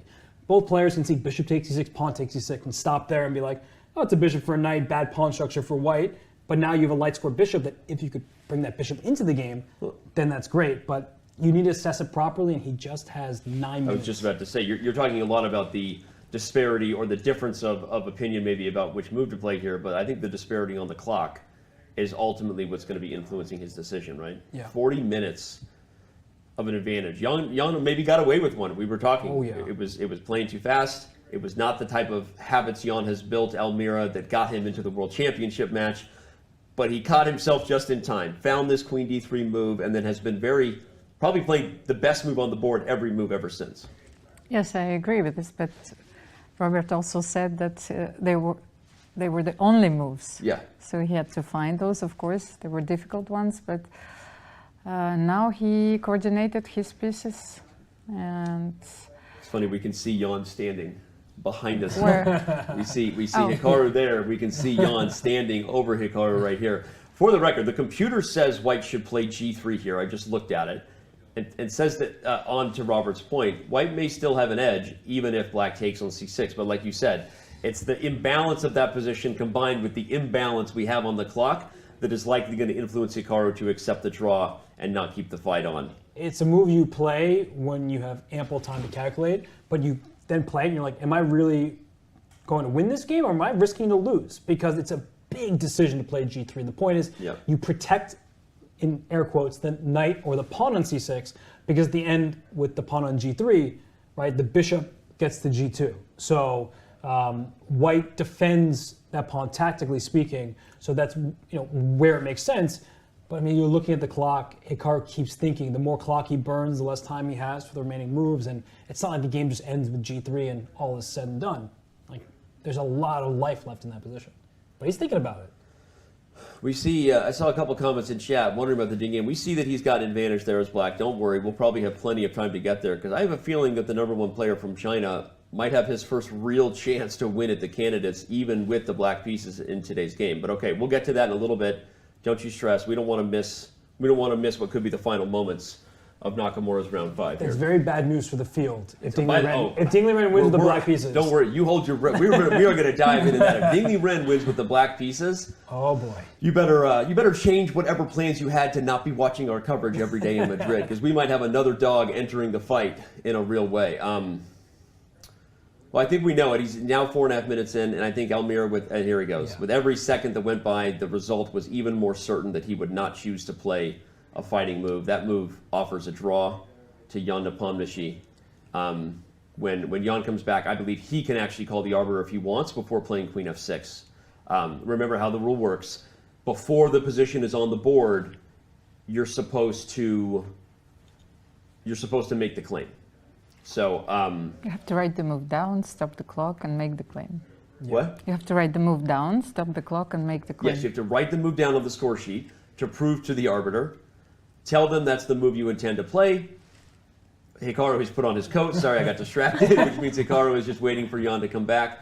We're not going to go anywhere until this game ends in a draw. It's going to happen the moment Jan comes back to the board. In fact, here it is. Great advice for the average player. But Super GMs, they don't wait for the arbiter. They make the move. They look at each other. And they play a little eye dodging, right? And then we've had it happen here, though. I don't know if you saw more of the rounds. We had someone do it the old-fashioned way. Call the arbiter. Wow. Because you're right. Most of the time, that's not what happens. Hikaru puts on it. Yeah. Look, both sides, they have too much pride to do it. Neither one of them is going to do it. But now Jan is taking a peek. Is this like an unspoken thing? It's like me and my wife, neither one of us wants to say we're sorry. It's like, how long are we just going to stare at each other here? Okay, finally. Yeah, they both know, right? I wish I could hear what they're saying. Yeah. No, we have commentary provided by Dani every day. Yeah. Of those moments, yes. Okay, I think he's probably describing what went wrong for him in the line, kind of saying what he forgot. Oh yeah, he said CD5, Queen D5. That's what he was describing. Yeah. And that's such an important save for Jan. Yeah, very important. It may. We talked about how a loss could put him on tilt, guys. if he goes on to win this, we might be talking about this game as one of the early games that really influenced his 2022 candidates victory. So they're still analyzing here. The arbiter, by the way, shout out to the arbiter being very conscious about the cameras. Oh, I thought the arbiter was giving his advice in the position. Oh. Like, Hikaru, did you miss 19-4, buddy? Because yeah, but I mean, you can just look at the players' faces and what's happening here. Hikaru is like super upset with how that game went. Jan's like, sweet, I drew it back. I just drew a game I shouldn't have drawn. And speaking of Hikaru, whether he's upset or not, we know that he bounces back well, even if things don't go his way. But tomorrow, he'll need to do it against the highest rated player in the field coming in, and someone who might be getting his first victory against Liren. So that should be a very interesting game tomorrow, getting his first move in a row.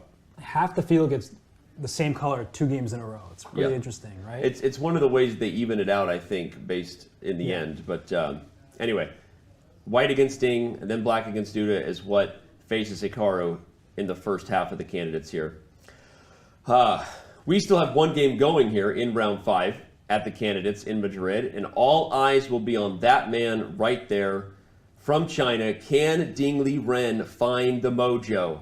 Can he find the mojo? Can Stella get her groove back in a position with an advantage versus Teimour Radjabov? But okay, before we head to the break, one real quick reminder to our community that if you want to share your thoughts, then get involved. Join our Discord community. We have a discussion room set up every single round. It's there for you. Use the command Discord in chat to join the conversation, exchange ideas, observations, all the things that you see. Talk about what Robin and I are wearing that day, or the different songs Almira is singing over there. And get involved. Let us know how much you're enjoying the show. We're going to take a very quick break. When we come back, we have one game to focus on, one man who's going to try to see if he can right his ship. We'll be back from Madrid in just a few moments. Don't go anywhere.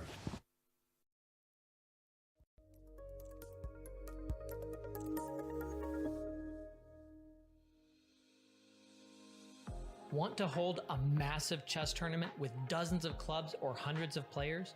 Or maybe a small chess tournament with local but competitive clubs? With Club Arenas, you can. Club Arenas allow for tournaments of any size with any number of clubs and players. Customize the arena with any time control, with standard chess or mini chess variants, and with any starting position you want. Club Arenas are the most flexible tournament format on chess.com. Try one out today. The FIDE Candidates is the most important tournament in chess. Taking place every 2 years, the Candidates qualifies the victor to challenge the reigning world champion in a World Chess Championship title match. The 2022 Candidates will feature 8 of the world's best chess players. They've all earned their spots through 2 years of fierce competition. They now head to Madrid, Spain, where everything will be settled over the board. One of those 8 spots is always reserved for the previous World Chess Championship challenger. Jan Nepomniachtchi would love nothing more than a second chance at the throne, but he has to get through 7 other great players in Madrid first. 2 spots went to the top finishers of the most prestigious open chess tournament in the world, the FIDE.chess.com Grand Swiss. Alireza Firouzja won the Grand Swiss, turned the heads of everyone in doing so, and has become the youngest player in history to cross the 2,800 ELO rating barrier. He would become the youngest world chess champion of all time should he win the Candidates and ultimately the World Chess Championship match. Fabiano Caruana joined him, taking the other spot from the Grand Swiss. The US #1 and 3rd highest rated player in the history of our game is also the only person to never lose a classical chess game to Magnus Carlsen in a World Chess Championship match.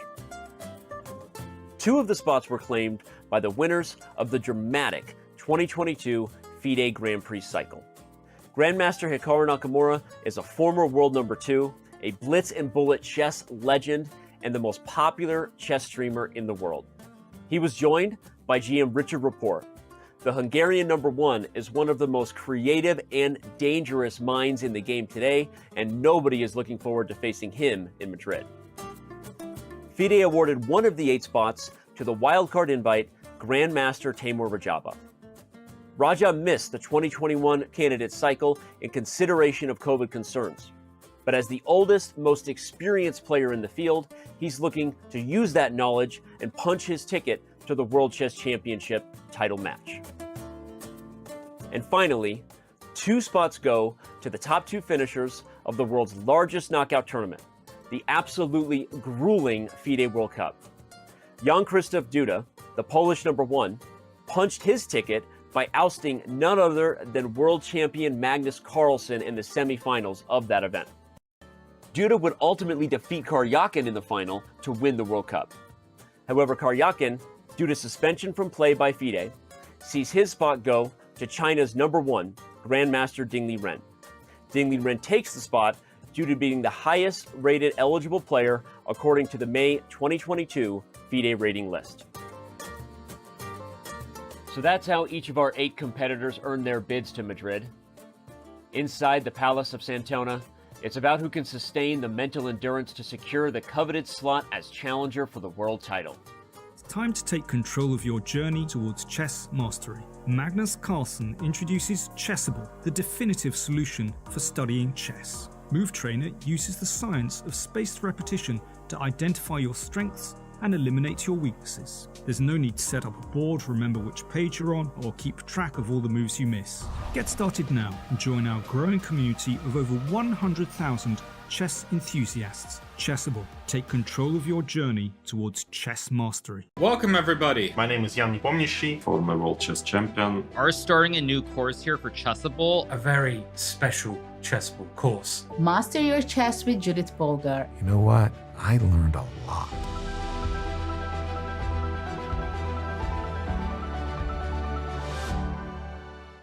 Want to play chess online or learn how to improve? Join us at the #1 chess destination in the world, chess.com. With thousands of people playing at any moment, you'll quickly find a game with someone at your level, whether you're a beginner or a grandmaster. Chess.com makes learning fun and easy.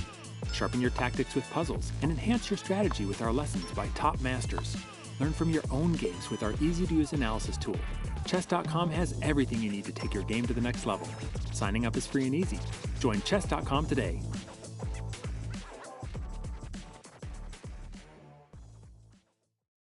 Hi, I'm Grandmaster Judith Polgar, and I'm here to welcome you in the Chessable classroom. It combines a shared chessboard with live video.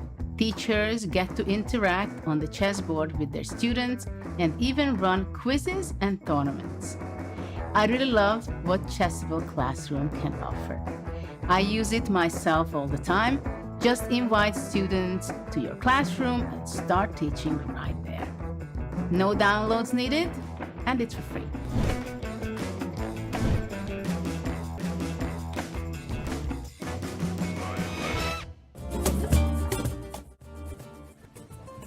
And we are back here. By the way, the candidates is going, but the chess kids have their own candidates going. How awesome would it be to play on the same boards of your chess heroes? I never had that chance. That would be amazing. Shout out to all the kids in this event. Super fun to see this happening. I mean, I literally think this is like one of the coolest things we've ever done, to be honest. Having these kids come here and play in the candidates, and I say we, shout out to the Chess Kid team. It was their brilliant idea, and it's been awesome and exciting to see more content for you. If you're looking for more content in between these amazing matches here by the best players in the world, check out Chess Kid TV. All right. Speaking of Chess Kid TV, one of the winners of that event may actually end up being interviewed by us, so we'll see. We'll come back around and confirm on that. Well, when I was a kid, Liren would have been one of the players would have been one of your winning that event. Yeah, and Liren is the only game still going here inside the playing hall. Will he get the W with the black pieces against Teimour Radjabov? What a story that would end up being for today. But back here in the studio upstairs, we have Almira, Skripchenko, Robert Hess, Danny Rensch. We're having a great time. We hope you are too. The game that just threw us into a bit of a tizzy right before the break was the draw between Nakamura and Nepomniachtchi. We talked a little bit about what's facing Hikaru in the next 2 rounds. Let's remind everybody of what's facing Nepo in the next 2 rounds before all eyes focus on the battle between Radjabov and Ding Liren. White against Duda. I mean, I'm just looking at Jan and just super impressed right now. He just held that draw. Now he gets White right back at it. This guy in his next 2 rounds, Robert, still the man to beat. Yeah, and if you count, he was at 4 black pieces in the first 7 rounds. In the back half, he gets the first move advantage in 4 of the 7 games. So he's in great shape. He's leading the tournament right now. And he just showed resilience for the first time. Like against Fabiano early in the tournament, he didn't have the best position, but it never got to the point where it looked out of control. This game was spiraling, and Jan Nepomniachtchi showed that he could dig his heels in, say, all right, my position's worse. He sat and thought, found that queen d3 move, and if not for that move, he was going to lose that game. Before we move on for this, I want to say that because Robert just said it is kind of his tournament to lose right now, he gets 4 whites on the back half. So does he come into tomorrow's game with Duda as aggressive as he did against Alireza Firouzja, Almira, or maybe something a little more solid? Well, I'm not sure. I think he's going to be aggressive tomorrow because look at the last round pairings. He's playing against Richard Rapport, and what strikes me, he never won against Richard, you know, so this can be dangerous waters for expecting for him. So I really think he has to capitalize on his advantage. He's on +2 now. Because the last round is not going to be like a picnic, French would say. Nothing's a picnic for anybody in this event. And another player who didn't have a picnic in this round in the end, he played well, but Fabiano Caruana came up with a draw against Rapport when at one point we thought maybe he was going to convert a big attack. So what do you think he's thinking about now that he gets the black pieces against someone hungry for a win in Alireza Firouzja? Yeah, I'd argue that that was the best kind of picnic where everyone's having a good time. Yeah. Someone brings great dessert. Other people bring the Someone entree. brings a surprise dish, Bishop C6. Oh, this tastes so good. Yeah. But going forward against Firouzja, that's a tricky pairing, I would say, for Fabiano. I think that he's very pragmatic, so he's not going to look at his head-to-head and say, I've beaten him twice. He's never beaten me. Let's try to beat him from the black side of this game. I think he's more looking at the tournament as a whole because in round 7, he gets the white piece against Teimour Radjabov. Teimour has not been overly impressive thus far. So why should I take some tremendous risk against maybe the most dangerous player in the field, in the teenager Alireza Firouzja, when I can just work my first move advantage in game 7? So you pick your moments in these tournaments. And Fabiano being so experienced, he's won this event before. I don't think he's going to go out of his way to do anything risky. I think he's going to try to be solid tomorrow, hold. If the opportunity presents itself, he will play for a win. But first and foremost is neutralizing whatever opening prep Alireza has, and then he looks at game 7, and if I'm looking at the tournament overall, you have to pick somebody to try and beat, and so far Radjabov is probably the opponent that Caruana would be looking at. You mentioned the prep, though, of Firouzja, and it makes me wonder, Almira, Fabi's the storyline we were covering about his approach to Firouzja, but there's another person, takes 2 to tango, right? Is he going to have a choice? Do you think Firouzja is going to really look to be aggressive tomorrow? His last white in the first half of the event against Fabiano. As much as I loved Robert's analysis, I was looking at this game from Firouzja's perspective. There's also something dangerous about this situation because if he loses this game, this is where he crashes. So that's, how do you approach this game? Yeah. Okay. So maybe prep hard, but don't get too crazy, right? That's what you're saying. All right. And you're looking at the the head-to-heads there, right? Fabiano hasn't lost to either of those 2 players, Firouzja or Radjabov. Yep. So good. It's a good ending for his first half of the event. But you could also get put in this comfort zone, which is weird. Like, oh, those are my customers. Those are the people that I like to ring up the wins against, and so you have to kind of tame your emotions in this moment. Fabi tames emotions maybe better than anybody. Ding Liren trying to tame Teimour Radjabov in this game. It is the only game still going in round 5. If you're just tuning in. 3 draws, none of them really disappointing necessarily. The Firouzja Duda game was not as spicy as the other 2, but we've had exciting chess despite the peaceful results, so don't just look at the scoreboard. Back up, check out our highlight videos, continue to look at the analysis because they were interesting. But there's only one interesting battle that we need to jump into, and that is this game between Radjabov and Ding Liren. I want to do a big reset in this game. I think we're going to be here for a while because I think Ding Liren is going to try to push his advantage. He can maybe smell blood, and he may not get another opportunity. Because of that, I think we can take our time and go back quite a ways to the last time we looked at this position. It might shock the people in chat. Whoa, okay, yeah. The last time we looked at this position was on move 15 after knight to e5 was played from Liren. That's it's been a while, and at the time, Almira, we were thinking kind of equal, right? I mean, you know, nothing super spicy yet, and the pawn structure completely symmetrical. Maybe even a bit better for white, because Yeah. I wanted to point out that usually these positions are played around one square, and this square is c6. You know, might be considered as a weak square here, so that's why Teimour tried to, well, he pushed f4 in order, you know, to prepare this. Well, we know what happened in the game, and because we're doing a reset, everyone, you'll have to provide the analysis we're about to give you with the live position in contrast, because we see that Radjabov was aggressive, right? He advanced. Looking at the position, he advanced both the e and the f pawns, and he started with the e pawn. After rook fd8, traded rooks, and then immediately advanced the f pawn. So this looks, you know, aggressive. Here comes Radja, right, with the pawn structure on the king side. So the question is, where did he maybe let it slip a little bit? We'll find out. After knight to g6, knight to c4, bishop c5. Oh no, it was queen to b7 first. That's a nice move. I wonder if already knight to c4, although it looked good, might not have actually been the best move, Robert, because within a couple moves, a3, bishop c5, that knight was headed right back to d2.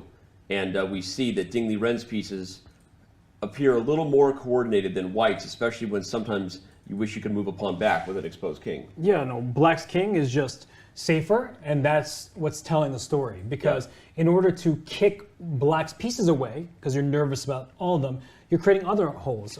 For instance, and just a few moves from now as this game develops here, like white is just thinking, like, how do I do something? Can I play e5 and kick your knight from f6, and that way I protect my e4 pawn, putting it on a square protected by pawn. But as you're showing, it hands black d5 and f5, and that bishop on b2 will never be a good piece because it stares into its own pawn at the end of the road. So these kind of decisions are not ones you make lightly, and as the game continued here, like white is maneuvering around but doesn't actually have a plan, and what Ding is doing is he's trying to optimize the placement of his pieces. Now he's got a pin on the d file. He has pressure on the e4 pawn. How do you get out of this pin? You have to move your queen once again. And so Ding, he just continued his shuffling. He didn't have a clear path through just yet, but then he started to strike forward on the king side.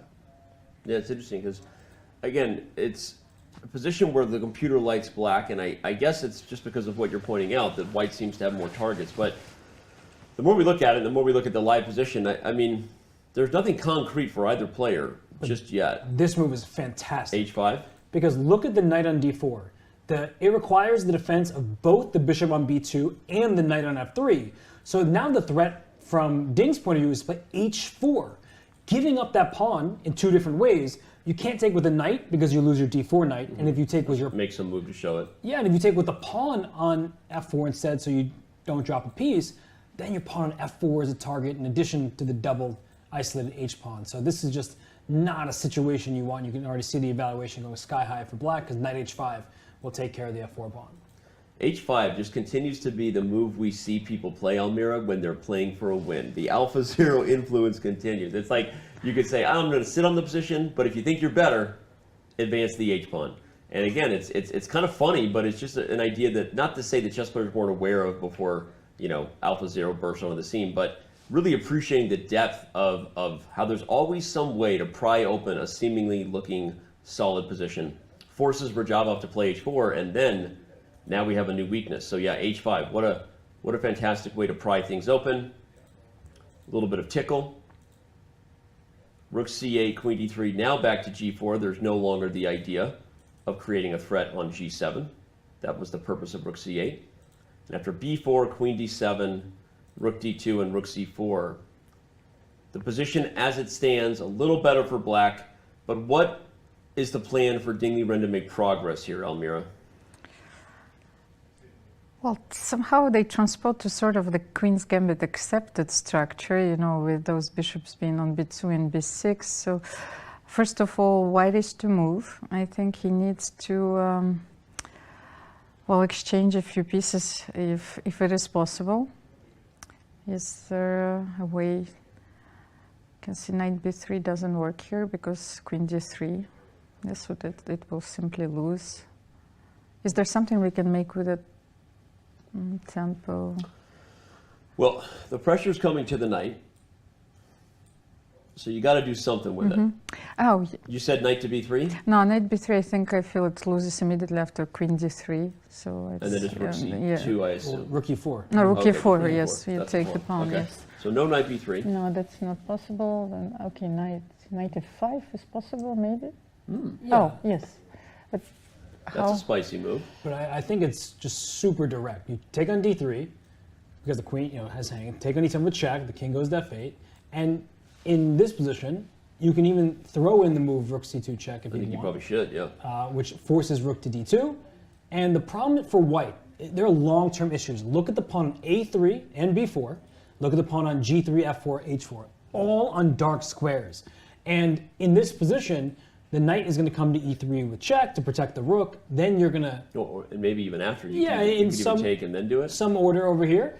And the problem for white is that all of these pawns are going to become potential targets. So even though the evaluation says white's only slightly worse, from a practical point of view, it feels like all your pawns are about to be potentially picked off, and it's deeply uncomfortable.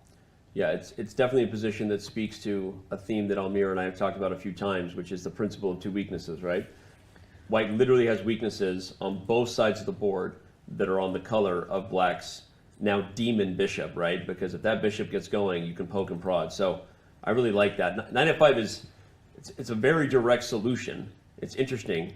But what I don't like about knight f5, although if you exchange a pair of knights, then your pawn on e4 is, is hanging all the time. So you don't want to push it e5. Yes. Yeah. I mean, g7 at some point, you should probably consider capturing that, but e4 seems more important in this position. Yeah. You could even go for checkmate ideas, right? The king on g2 isn't that safe. No, the only thing that's saving it is rook d2. If not for this move, rook d2, the rook flips over to this side of the board, and with the knight and bishop working together, there's a lot of danger. Okay, but this is beautiful. Rook c2 check. Okay. Rook d2. You just take and play f6. You don't even go for pawns. That bishop is about to be trapped. So how do you save your bishop? You play e5. Or this. Yeah. Well, my king will just hunt you down. King f7, king g8. So now I play f5, and your bishop is shut out. And importantly, this pawn on g3 is an extra pawn, but it can't go anywhere because black has his claws, f5 and h5 there, saying your pawn can't move. It's stuck in place. And you know that a3 pawn we were talking about? You're not going to see it on the board for much longer because black can bring the knight in or the bishop in, as you're pointing out, and this is actually just looking winning for black. Pawns locked on one color have a natural predator, and it's that color's bishop, right? Yeah. That bishop is always hunting, always looking, and so that was a fantastic line, Robert. Welcome to Madrid. that was a fantastic idea. Seriously, that sort of theme could be game changing because while it's unlikely to be missed, it's possible even the best players in the world could underestimate an idea like f6, where suddenly the bishop is completely shut out. So, man, oh man. And Radjabov, he spent a lot of time on this move. Okay, they're on move 35, they're nearing the time control, but you can sense that Radjabov understands this is the moment because either he's just going to be worse and groveling for a draw, or his position just collapses because he makes a bad move, or if he finds knight f5, there's some way to liquidate trades of pieces, and then he can save his king and his pawns in the process, then it's worth it. But you can see, like, even after knight f5, black has this move knight d5, and it's just chaos. That would be quite the mess. Knight d5? Yeah. Oh my god, I haven't seen this one. Like, all of black's pieces are aiming at the white king, so maybe you want the queens on the board. I got a feeling about Ding Liren's chances here in Madrid, maybe turning around. But while we wait for Roger to figure out what his feelings are in the position, we know he works hard. He works super hard. One of the staples of the way Radjabov plays chess, and he works super hard to get to the candidates. We're going to take a second to remind everybody in Chess.com's latest player highlight how the oldest player in the field got to Madrid. The oldest player in Madrid at age 35, Teimour Radjabov is competing for the third time at the Candidates and for the first time in 9 years. Once ranked in the top 5 in the world, Radja qualified for the Candidates 2 years ago, but was unable to compete due to COVID concerns. For this year's tournament, FIDE offered Radja a wild card, which Radja accepted. Born in the same Azerbaijani city as former world champion Garry Kasparov, Radja beat Garry Kasparov at age 15. In fact, he has never lost to the former world champion. One of the peak achievements of Radjabov's career was his victory at the FIDE World Cup. In that tournament, he defeated the top seed Ding Liren in the final to qualify for the 2020 Candidates Tournament. In Madrid, Radja hopes that he can lean on his experience at the Candidates to post some impressive performances, even though expectations for him here are not as high as they once were.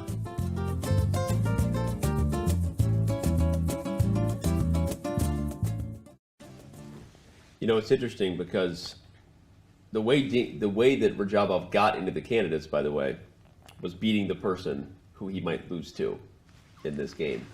You think Ding Liren remembers that?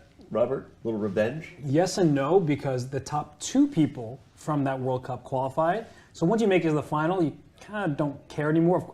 Ding wanted to beat him, and he probably is like, I'm going to get you next time. But when 2 places are up for grabs and you're one of the 2, I don't think you necessarily care which part of the pecking order you finish with. It's actually a very interesting comment, because he didn't feel that way. When I interviewed him in St. Louis after beating Magnus Carlsen, you know, he just won Sinquefield Cup. That was such impressive performance. And I asked him, like, if there was a lot of media coverage in China, and he explained to me that since this is a private tournament, it doesn't mean anything. So the only thing that means something is the World Cup, the Candidates, the Olympiad, and the World Championship match. That's fascinating, actually. Well, expectations obviously not super high on Radjabov, and I say obviously with all due respect, he's had an incredible career. Unfortunately, right now he's in the bottom of the standings. So, what do you do with a mindset where you know expectations aren't high, but you don't want to become a punching bag either, right? How do you keep yourself motivated throughout the event, especially should he lose this game to Ding Liren? He gets another white pieces against Rapport, and that's a stylistic clash. Rapport is a highly energetic, exciting player who, you won't even know what he's going to play on move 1. Radjabov is a seasoned veteran. He also has this style where if he gets a slight advantage, he often will press it. Now, in game 1 against Firouzja, he did actually have an advantage, but he sort of liquidated too quickly, and then he was a material up, but there were not really winning chances. So I do think that round 6 matchup against Rapport is one where Radjabov will have a very interesting chance, because Rapport is somebody who is like so different stylistically than the current Radjabov. But the earlier Radjabov, like when he was younger, he was playing the King's Indian and all sorts of crazy openings. Okay, wow. Queen E2 played by Radjabov. I'm even more impressed that Queen B7 immediately responded to by Ding Liren, because look, he puts the pressure right back on Radjabov, who has 4 moves to make with only 6 minutes to do so. He does not go for the forcing knight f5, decides that this was not correct, and given the brilliant idea you saw, Robert, with this bishop e7 being trapped, I kind of agree that might have not been the right way to defend this position. But this is about to be really tough. Again, no increment. So no increment. I'm going to keep saying it. It's just deeply uncomfortable for white right now. You can't move your pieces. The knight on d4 can't move because your pawn e4 is loose, so he goes queen d3 back. Look at this. He's decided he can just shuffle puck until reaching time control, just repeating. But he can't very easily, because now Ding can make the move knight to g6, and we remind everybody that they get an additional hour after move 40 is made. We're move 37. But the move knight to g6 also threatens e6 to e5 in many positions, because white's king, it seems safe enough for the moment, but if I can get more pieces into the attack, I mean, that king is losing its shelter very quickly. I love that idea. In fact, it almost makes me want to play e5 right away. I don't think you can or should, but even right away, you're already thinking about ways to just pry open and break open White's king in a position where your opponent's under time pressure. Like, for example, if White took with the pawn, I guess maybe e6, and it's not a good idea. But I was just thinking about some crazy variations where the position opens up. You can see the even bar. Even this. Yeah, looks... even this. That's my. So it wasn't maybe as good, but I really like your idea of e5 and knight g6, preparing it probably even more solid. Yeah, the computer likes that better. But from a practical perspective, Radjabov's position might be hanging by a thread here. This right here might be the move that either wins the game or not. Because if you play not just a strong move here, Almira, but a move that makes Radjabov think, right? That could be it.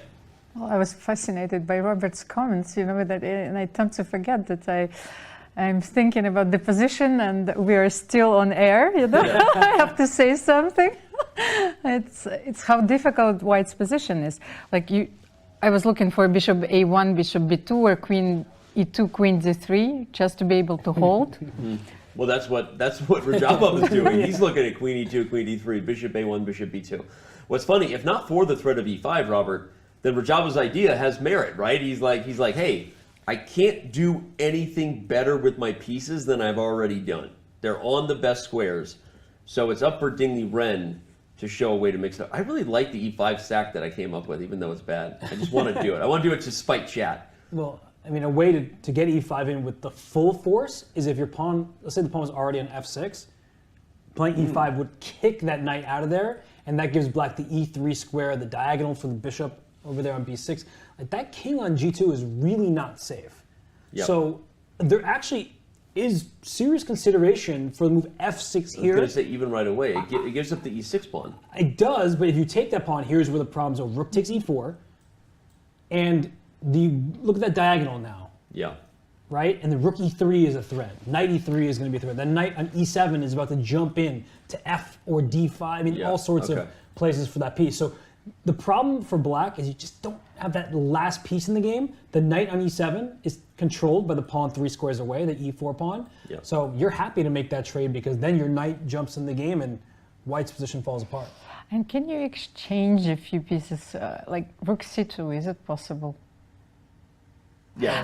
No, now I thought knight e3 and then rook c2. Yeah. Yes, that's not rook c2, knight c2, but knight e3 first. Yeah, that's a good. Okay, so which line? If rook c2, rook c, let's say like. Yeah. Well, if takes, don't take with the queen. Right. Yes, but maybe knight e3 first and then take the rook. Exactly. So knight e3 check, and you'd have to take it, and now you can't take back because the knight's pinned. Wow. In fact, that's actually really huge. So that prevents White from simplifying the pressure here. Makes me like f6 more and more because it's like a slow. That is a time pressure move that crushes your opponent, right? You play a move like f6 with subtle improvement. Now a very clear threat is on the board that you only have 5 minutes to solve, and there's all kinds of ways it could go wrong. Rook c2 being one of them. Yeah, though there is the downside that you've given White like a potential point of entry, the e6 pawn, and there could be a situation where you wish you were a little more deliberate and set it up better. So knight g6 doesn't change anything where you could play f6 next anyway. So it's one of these situations where I'm actually not sure. Both look appealing, and the only thing that I can see that black needs to look out for is some kind of back rank checkmate. Like, it's not completely out of the question. With this knight g5 idea. Yeah, that there's some game-saving tactic for Radjabov because the black king also has its own problems. It's one argument in favor of f6. Yeah, that's true, actually. Well, exactly, another point in favor of f6, but I think that was Ding's idea when he played queen b7 instantly. Yeah. He's preparing f6 and e5. Right. I like that. Preparing to prove Ben Feingold wrong. There's almost nothing I like more. Yeah, it's that definitely is an exception to that quote-unquote rule that Ben has. Never move your f pawn. Yeah, it looks really strong. f6 will prepare e5. Again, as we pointed out, hard to make moves for White that aren't blunders when all your pieces are dynamically poised for tactics. Right? That's tension. Yeah, and this would be, you can't even state how big a result this would be for Liren. Yeah. Because we heard his interview after his first loss, and he started talking to Dina, and he was saying how I played terribly, and then he's in a minus score. So beating players in this field is not very easy. But if Liren can win this game with the black pieces, we know he can beat anybody in this competition. Yep. And then he has that belief in himself that he didn't have in the previous candidates where he lost the first 2 games. So he just played. He plays F6. F6. Here we go. Wow. F6. Almira pumps her fists over here in studio. F6. I feel like everybody wants to see Ding Liren find even Teimour Radjabov wants to see Ding Liren find his form. Can we just all agree that we want the Ding Liren of 2019 back? Can I get a show of hands, please? I guess, play along. I guess into this is Ding. I'm raising my hand in spirit. Inside he is. Is Ding Liren maybe like the most liked player? Seriously, he might be the most beloved player who, I mean, people just love Ding Liren. Yeah, he's a really he's nice a total guy. sweetheart. Yeah. And again, the 2019 Ding Liren, I was saying in day one, you and I commented on the epic tiebreak where he beat Magnus Carlsen in 2019, and I remember you and I talking, is this a preview of the World Chess Championship match? But even more importantly, a challenger that Magnus might have trouble with should Ding Liren get through the candidates. COVID happened. Ding Liren has not been the same player since. Well, he lost the first 2 games. Yep. In the previous candidates. He beat Fabiano in game 3, but he just was sluggish out of the gates. Yeah. With the pandemic, with the lockdown, all those things associated with it, it was clearly very difficult for him. But then the second half of the candidates, he scored the most points. Yeah, no, that's true. In fact, we should remember that. We see you, chat. Keep bringing it. Ding is going to make a run. If you're right, I think we have a even more not that chess hasn't been entertaining here in Madrid, but I would love to see Ding Liren get on a roll. Come on, Ding. People are rooting for you. And like I said, maybe even Teimour Radjabov inside is rooting for Ding Liren to find his form, the mojo that has been escaping him. But that's a good point, Robert. I guess I forget, because it was so out of reach, I really haven't remembered well that the second half of the candidates, it did go pretty good for Ding Liren. Oh, yeah. So, and he beat Jan Nepomniachtchi in the final game where Jan had nothing to play for. Jan doesn't like losing chess games, but at that point the tournament result was in the bag. But Ding was a completely different player, and I think somehow, despite his 2,800 plus rating, number 2 in the world, people aren't that familiar with Ding Liren's chess. Yeah. And what I like most about his chess is he has an extremely universal style. Yeah. He often goes boa constrictor, like the game we're seeing here, whereas his opponent even making a single move is difficult. But then there are times where he just sacks his queen and wins a tiebreaker brilliancy against Magnus Carlsen. He able to crush people in 25 moves, and he beat Fabiano Caruana in the 2019 Sinquefield Cup, actually, in a really nice game where it looked very level, and every move was difficult for Fabiano to play. So I have we all have a tremendous amount of respect for Ding Liren, but I think somehow he goes under the radar despite being the only other player besides Magnus Carlsen who's 2,800 plus at the moment. Well, at the moment, Teimour Radjabov only has 2.5 minutes. And what did we say about F6, Almira? We said that's a strong time pressure move. If you want to learn how to beat your opponents when you have an edge and they're low on the clock, it takes poise, right? It takes moves like that give them multiple problems to solve and ways to go wrong. Well, I also hope that once we'll have time, we can find Ding's game. I think it was one of the most beautiful games that I've ever seen.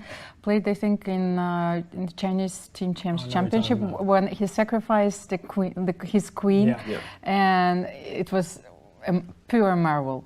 I was remembering the queen sacrifice against Matt, although that was really just the finishing touches on a brilliant game from Ding Liren. But and again, and that's another reason why people would be excited, not just to see him make a run, but even play a match against Magnus, because as Carlsen himself has said, Ding Liren may be the toughest challenger he has left in his generation, and I know he's kind of said both on and off the record, right? I mean, besides the Firouzja comments, we know that Magnus has a ton of respect for Ding Liren's game.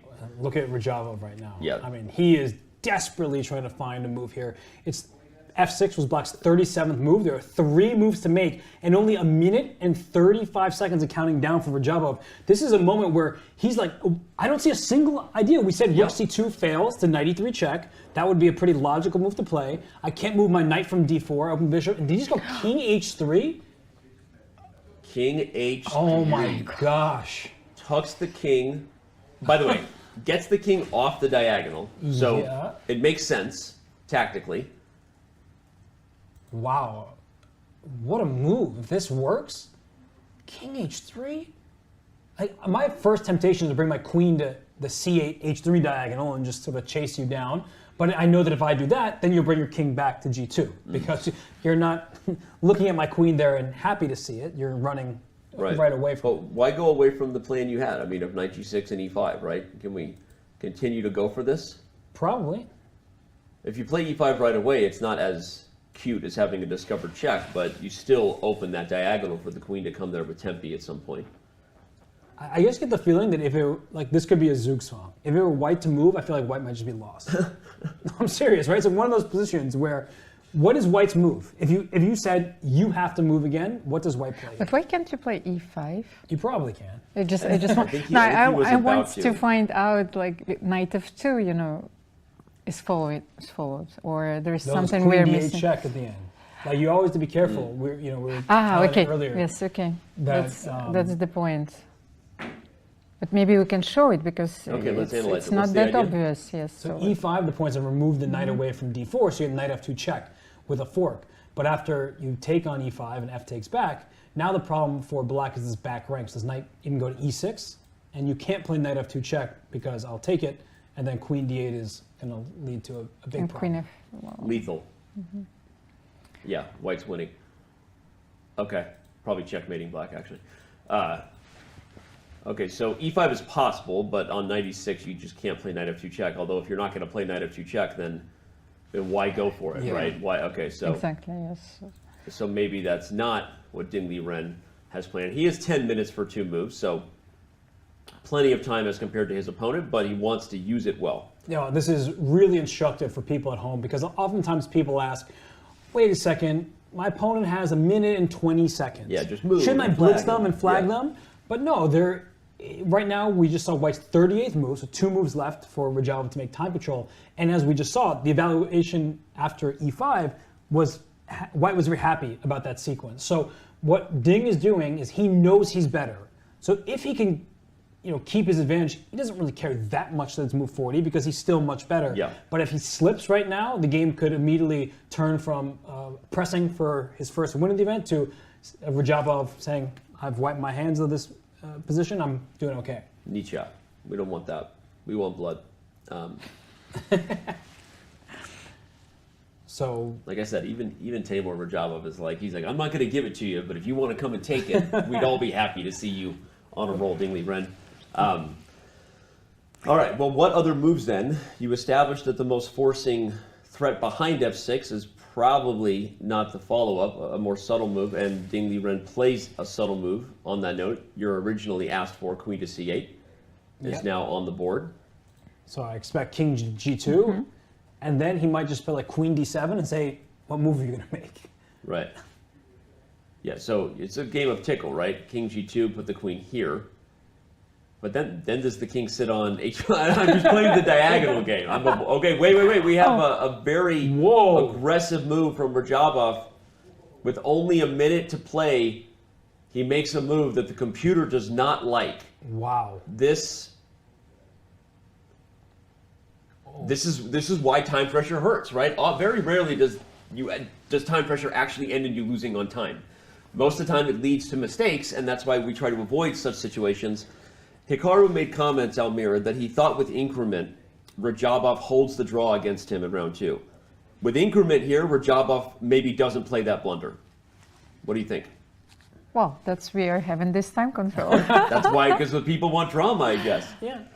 Well, I mean, if you just extend games, right, and you give all these top players 24 hours per move, Magnus Carlsen isn't beating players very often. Maybe he'll win a game here and there, but there'll be many draws because they have all the time in the world. So we already don't give the max amount of time. So it's not, to me, that big of a deal that we change the time. I think there should be some uniformity, especially in a cycle. But this move, e5, I mean, I think it is both the duress of the clock, but also he's been under pressure forever. And the response here from Ding Liren that is so strong, I believe he plays move f5 himself. Okay. That is kind of a scary move to make because you hand g5 to white, but you also get d5. You get this diagonal from a8 all the way to h1, and this king on h3 is clearly not a very safe piece. Some crazy diagonal game.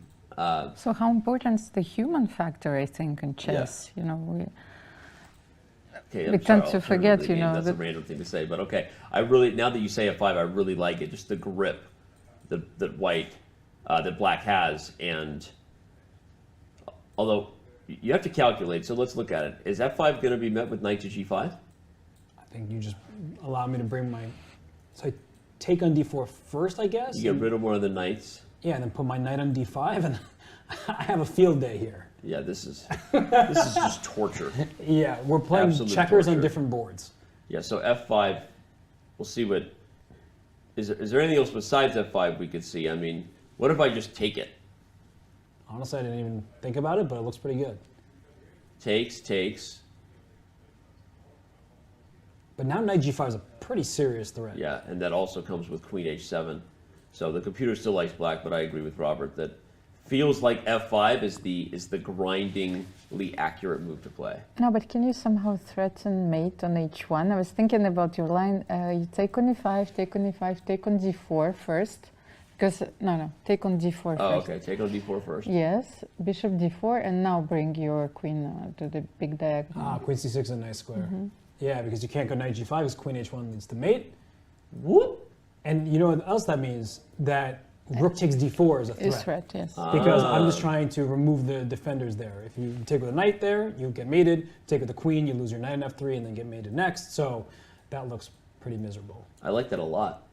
That feels like the super, that's the I'm trying to win right now if you feel like you see a concrete line. Because there's no way Ding Liren doesn't know that he's just much better if he plays f5, right? The position is super concrete. Did you see him look at Radjabov? Oh, he sees something. He gave him that look. He gave him that look. Yeah. Like I might see the win. I may have lost against the black pieces in round one, but if I win with the black pieces, the ship has been righted. That's what you're saying if you're Ding Liren. It's a big moment for his chances. Okay, will it be f5 and grinding, or f takes e5 with a concrete line calculated? Look at that right there, 5 minutes and 40 seconds to 59 seconds on the clock. And it's just one of these positions where like f takes e5, White's 40th move may just be like f takes e5, so he gets some time control. But f5 is one of those moves where like, you're frazzled. I don't even know what to play in response, and he does take it, so he's going to go for that bishop takes d4 line that Almira pointed out. So Ding takes the very concrete approach of capturing the e5 pawn, as Robert said. The con of that move is Radjabov doesn't even have to think on his 40th move. He just responds. Okay, so, but the problem is you're still losing. That's a bit of an issue, yes. Yeah, it's like out of the frying pan into the fire sort of thing here for Teimour Radjabov. And bishop takes d4 is just such an excellent move, and without it, black doesn't even have an advantage. But the point is that the bishop on the dark squares, it's something we actually kind of foreshadowed, that it's staring into pawns. It doesn't have territory to work with, whereas the knights on the light squares, and it all started with that move h5 by Ding Liren. That was such a great move by him, just inducing h4 by Radjabov, and that's the problem that has persisted, is the light squares. Yep. There's no light square bishops. Give me those light squares, and the domination remains all the way up to move 40, as Ding is still yet to make his final move in the time control. Yeah, love replaying that h5. What a strong move. All right, Almira, he better find the follow-up to your idea. Otherwise, f takes e5 was no good. And we should actually show that, because if you make some other move in the position, like, I don't know. But you can't move the queen here because e6, I think. But just like queen d7, White has knight g5 coming. This is why we initially were liking f5. One of the reasons was we don't have to deal with this threat. So the key is you have to take d4 or f takes e5 was not the best choice from Ding Liren. He also only has 4 minutes, by the way. Yeah, and he's spending his time here. I mean, bishop takes d4 is logical 8 different ways. It just allows you to plan on an f5 and an d5. And as Almira pointed out, just the queen getting to the diagonal is so essential with all these checkmate threats down the line over an h1 that it does seem like Ding Liren should be finding this move. But we haven't evaluated bishop d4, knight d4. We are still bringing our queen to the big diagonal, maybe queen b7 and queen a8. I think we also have to consider this move. So knight f3 back, that's the only way I can see for White to hold at the moment. So how do we continue here? Queen d8 and knight g5, by the way. So that might be why Ding Liren's a little nervous here. Yeah, so maybe the queen on the 8th rank is somehow important, like queen a8 instead of queen b7, just to avoid those kind of queen d8 scary scenarios. because a queen trade will still be good for black in many of these positions. Yeah. Could he? Knight f3. And then just play knight f5 or something. Like queen d8's not scary as a queen trade. Okay. Queen d8, takes. Yeah, and I just bring my king out to f7, and you're still in a dominant spot. Look at the knights at f5. And look at the bishop, right? Yeah. It's just a bad piece, a big pawn, as we like to say. But yeah, but it has to be bishop takes d4. So it's either bishop takes d4, or you got nothing. Yeah, a bit curious as to why he played f takes e5 and then started thinking for 3 minutes. That's what makes me worried, is that Maybe he forgot about knight d4. You know, like you're looking at bishop d4 automatically in some lines before. Yeah. Right. But yeah, he just did you see that? He grabbed his head like, what am I doing? But he's clearly underestimating his own advantage, right? We have the luxury of the eval bar, and if we want it, the engine lines, but Liren is feeling like his advantage is not as big here as he wanted it to be, maybe regretting that he didn't play f5. Still, lucky for him, as long as he plays bishop takes d4 and gets to move 40 and doesn't lose on time in the next minute and 45, he's still in a great spot. To be honest, I've been in these situations so many times because I'm like obsessed with one idea. So I was looking a little bit like Dina, you know, I want to mate. But then when it doesn't work and I'm surprised by my opponent's reply, so now like I found a hole in my variation, so bishop d4, knight d4. And I start to panic because you're faced with uncertainty and with very low on time, like Well, you very can little see that time. he's panicking. He's shuffling around. He keeps looking at the clock. The good news of bishop takes d4 is a very safe move. Like, you know that even if you don't see a win after that, you know that you're not getting yourself into trouble. In fact, that helps you in many regards. That knight is what's stopping him from playing queen b7 because the e6 pawn drops. And if the e6 drops, there's all sorts of checkmate patterns that the black king needs to worry about. So Liren is down under a minute. That's the thing, though, is Almira said that it may be obvious, but he clearly doesn't like something. He's now under a minute. Is he going to panic and not play bishop takes d4? I mean, this is the problem. Because now he's in his own head. He has to play bishop takes d4. There's no situation where you want to leave these knights just prancing around. Yeah. Knight coming to g5. No, 30 seconds. 30 seconds. Okay. Wow, this is make or break. It seems that way for us, but it's like, now he's here. Yeah, Almira's freaking out over here. Like, he got himself in this spot, and he's overthinking the situation. All he has to do is capture the knight. Okay. And he maintains the winning advantage. And he definitely knows that he hasn't made his 40. Oh no! That's the move that we were worried that he overthought the advantage. Oh my goodness. Yeah, and you could just tell by his face. He went f takes e5 and then went deep in the think tank. Normally you follow up f takes e5 with your next move. And Liren, I mean, this is not the first time this tournament, and you could just tell on his face. The wheels. And it's what Almira said, though. It was like, you've been in those situations where you played a move you thought was winning, you then realize it's not, and the emotions get the best of you. You can't see the bigger picture of the forest through the trees. Like, hey, all you have to do is keep playing the same idea, even though it's not as concretely winning as you thought, right? Yeah, and that's what I was talking about, your emotions, the human factor. So we were trying to explain some of the decisions that Teimour took before, but that's the same is true for Ding. He was under enormous pressure, and he had to make his last move with a few seconds left. It's funny because it's hard because from our perspective it feels obvious, right? And it's not fair at all. It doesn't pay tribute or do justice to one, the pressure, right? That Liren was under right there. And two, how difficult that situation is from a practical perspective. He has no information in front of him telling him to take the knight.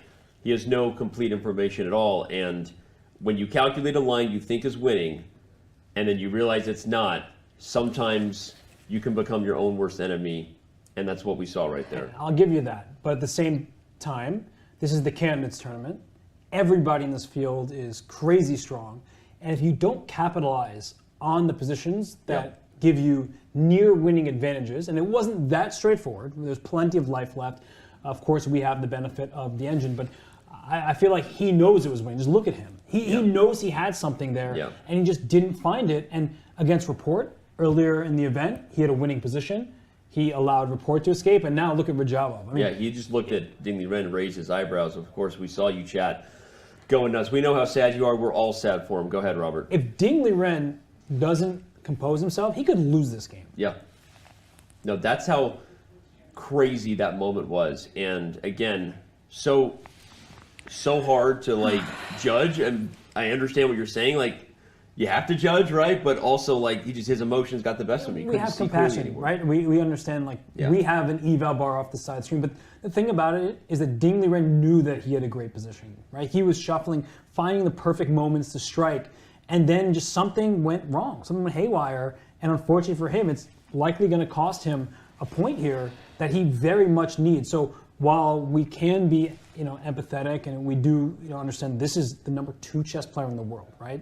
There's one person on this planet higher rated than him, that is Magnus Carlsen. If he is really trying to become the world champion and fight Magnus Carlsen in a match, he needs to win games like this. And it's not to be overly critical, and I know maybe sometimes it comes off that way, and it's easy to be in a chair and have the eval off to the side and all that stuff. Armchair grandmaster. Well, that's me. You're an actual grandmaster. I'm an armchair grandmaster. Yeah, it just, when you get that feeling, it's not someone's event. Yeah. Once again, it's feeling that way for Ding Liren. Somebody else was suffering from this was Levon Aronian. Mm-hmm. How many times did he enter the Candidates Tournament as the highest rated player or one of the top few and even get off to a good start, and then the second half of the tournament, he just kind of collapsed. So you feel for that player, and we know how strong Levon is, we know how strong Ding Liren is, but something about this feels like, I don't know, the pressure might have been too big for him. Go ahead, Almira. What I wanted to say is that we should also calm down and have a look at this position objectively. Let's say maybe it was difficult to find this win after bishop d4, but if he plays bishop d4 now, bishop d4 and plays some... Let's dive into the... We need to get to a break, so we have time control. So let's dive in. Save your thought. Let's go. Let's look at it objectively. I totally agree with you. So we're going to throw to a break right now. But before we do, I'll remind you, everybody, Blitz Champs is coming. It's the first celebrity chess event we've done in quite a while, really since last year's Pog Champs. So make sure you tune in for your favorite NFL stars as they throw down for $100,000 in charity. We've got the legends you see: Larry Fitzgerald, Hall of Fame wide receiver; Amari Cooper, Cleveland Browns wide receiver; Micah Parsons, Kayvon Thibodeau. It's stacked. There are several others, and it's going to be awesome. John Urschel, my good friend, joining me for commentary for July 9th and 10th. We're going to have all kinds of action. Make sure you tune in every day at 1 p.m. Pacific. All right, Ding Liren going to be feeling it. What a tough spot he has now put himself in. But just how tough is it? Like Almira said, we're going to dive in. Time to take control of your journey towards chess mastery. Magnus Carlsen introduces Chessable, the definitive solution for studying chess. Move Trainer uses the science of spaced repetition to identify your strengths and eliminate your weaknesses. There's no need to set up a board, remember which page you're on, or keep track of all the moves you miss. Get started now and join our growing community of over 100,000 chess enthusiasts. Chessable. Take control of your journey towards chess mastery. Welcome, everybody. My name is Jan Nepomniachtchi, former World Chess Champion. Are starting a new course here for Chessable. A very special Chessable course. Master your chess with Judith Polgar. You know what? I learned a lot.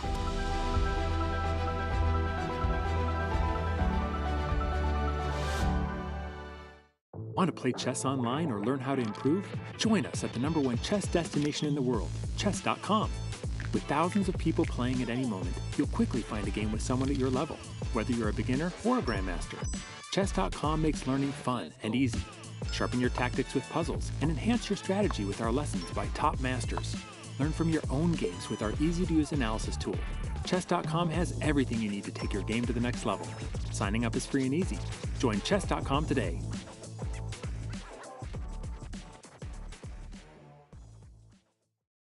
Hi, I'm Grandmaster Judith Polgar, and I'm here to welcome you in the Chessable classroom. It combines a shared chessboard with live video. Teachers get to interact on the chessboard with their students and even run quizzes and tournaments. I really love what Chessable Classroom can offer. I use it myself all the time. Just invite students to your classroom and start teaching right there. No downloads needed, and it's for free.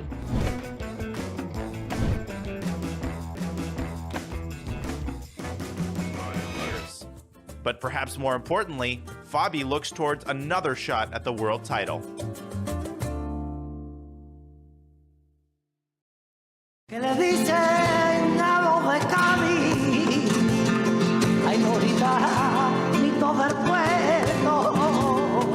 Que le dicen a los de Cádiz, ay que cuando vendí la libra que de la sare, de Ramay, ay que cuando vendí la libra que de la sare, yo pegué un tiro al aire, caso la arena, que confianza del hombre nunca la tenga señora, nunca la tenga, que yo pegué un tiro al aire, caso la arena.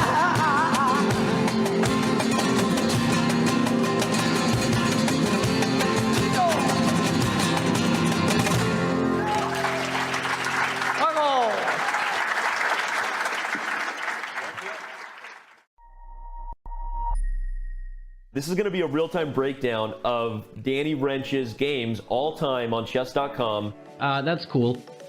Oh! In the last month, I am playing 83.12. I'm less accurate than them in every stage. Yeah. Man, that stings a little bit. You should do the more game review. Okay. Yeah, thanks. Okay, so Tuesday sucks. I gotta stop playing chess on Tuesday. Oh, it's because it's Title Tuesday. Look how many blunders there were back in December 2020. And now December 2021, 1,600. Don't look at this number. look at this number. Best. Let's go to tactics, mates.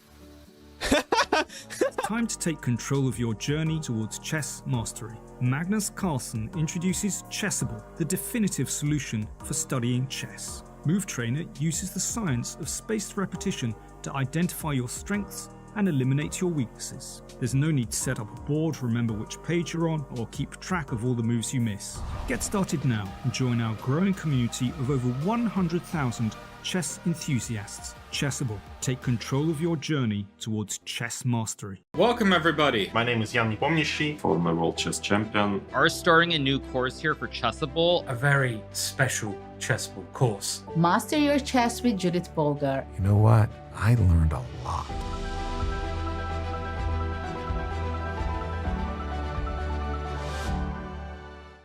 Want to play chess online or learn how to improve?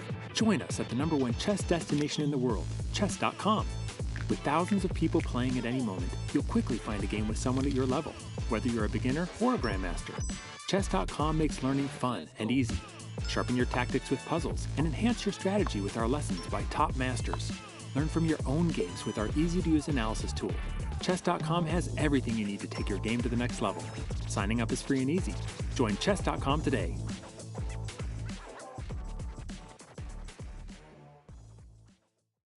Hi, I'm Grandmaster Judith Polgar, and I'm here to welcome you in the Chessable classroom. It combines a shared chessboard with live video. Teachers get to interact on the chessboard with their students and even run quizzes and tournaments. I really love what Chessable Classroom can offer. I use it myself all the time. Just invite students to your classroom and start teaching right there. No downloads needed, and it's for free.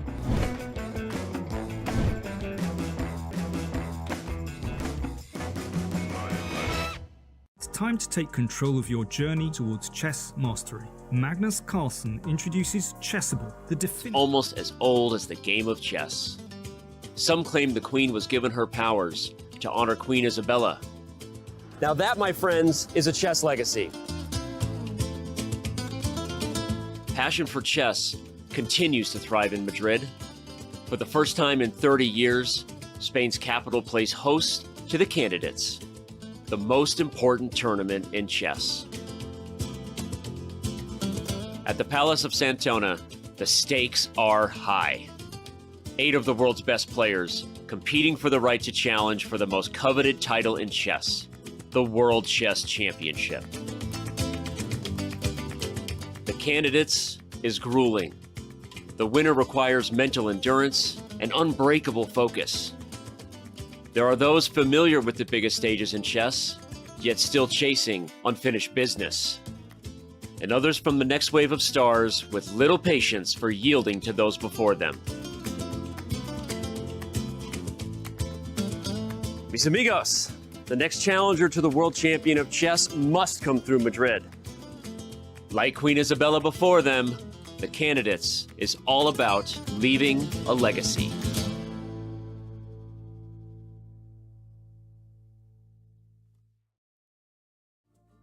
Here, inside the Palacio de Santonia, what a beautiful setting for an event like this to take place. Seriously, I have not given it a proper tour myself. I'm going to spend some more time. But Almira, you are a connoisseur of all kinds of artistic things. Your thoughts on what it would be like to play in an event like this?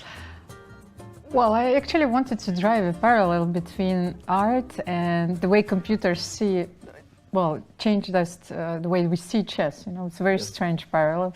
But the same thing happened, I think, at the beginning of the 20th century, when especially one artist stands out is Marcel Duchamp. You know, he changed the way we see art, changed the way, well, the classical canons of the art. He was also a very good chess player.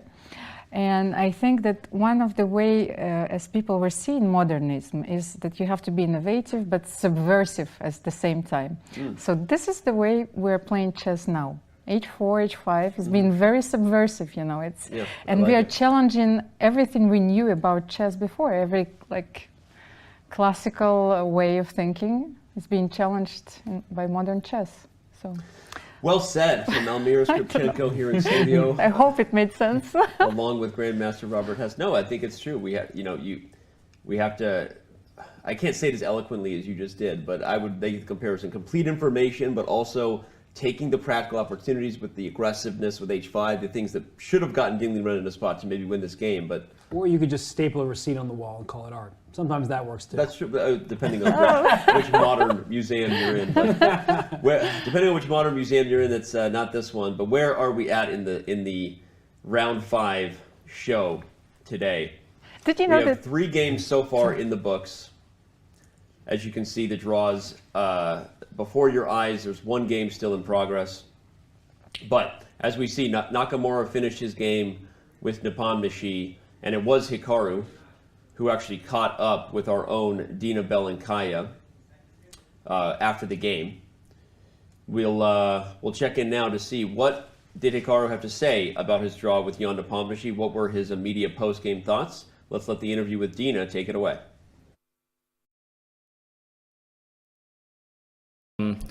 Let's just say I lost a game in the Rapid Chess Championship. I mean, I think already it's many weeks ago now, probably like 2 months, 3 months. But I lost a game in this Bishop G5 line to Fabiano, and then I looked at this thing that I came up with in the game, this whole H6, G5, Bishop E6, thought it was interesting. Yeah, I mean, it was all prep up until about move 20. It wasn't very difficult to find moves, but then inevitably, like every other game so far, there was a moment where I got a little bit careless for 2 to 3 moves, and maybe Richard had some chance when I played this very strange king E5 and this whole rook A1 thing, but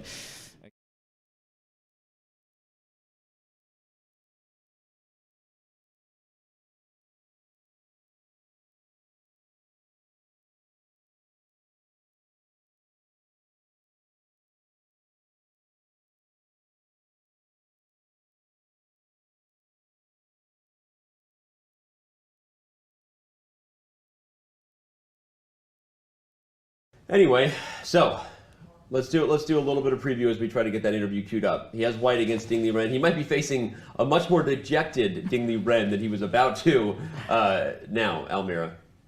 Well, I'm still having my hopes high, if I may say. That Ding Liren's going to win this game? Yes, okay, this is still not over, so... Okay. But okay, either way, Hikaru plays Ding with the white pieces, so... Well, either way, you know, he's actually in the lead. You know, he won at least on +1. They've made 6 draws, so Hikaru is going to push once again. What real quick, interesting is, do you think it changes Hikaru's approach depending on whether or not Ding loses or wins this game, Robert?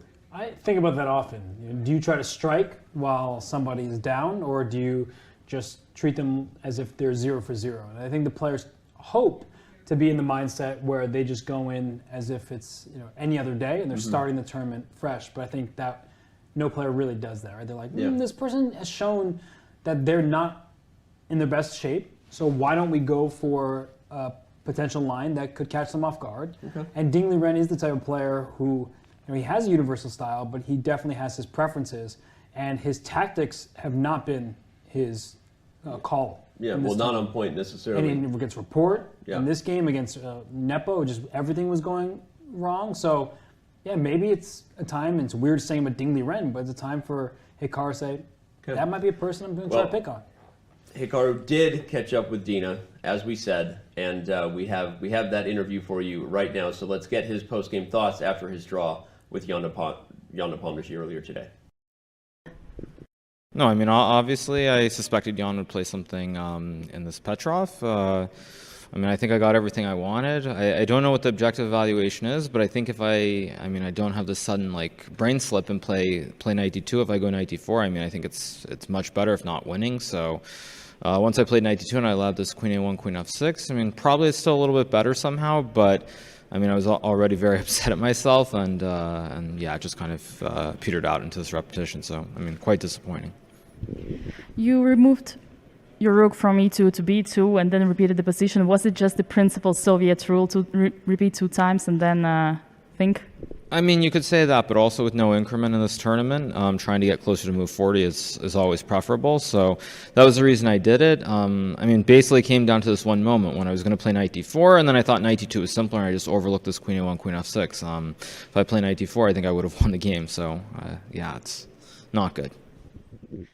On another note. Wow, that's pretty direct answer right there in terms of how we felt about it, right? Not playing knight d4 was the difference in the game from Hikaru's view. Go ahead, he seemed pretty upset. Yeah. And so we're going to have 2 players tomorrow when he plays against Ding Liren. Who's also upset. Players who missed opportunities. Yeah. Despite Almira's feelings that Ding Liren might win, I'm going to go with you that I think Ding Liren is going to be upset, draw or loss even. This is crazy. But Almira, real quick, so he said he got everything he wanted in that Petrov. So that was interesting to note as well, because part of our wondering was Hikaru where he wanted to be? Turns out he got a position he was okay with against Jan.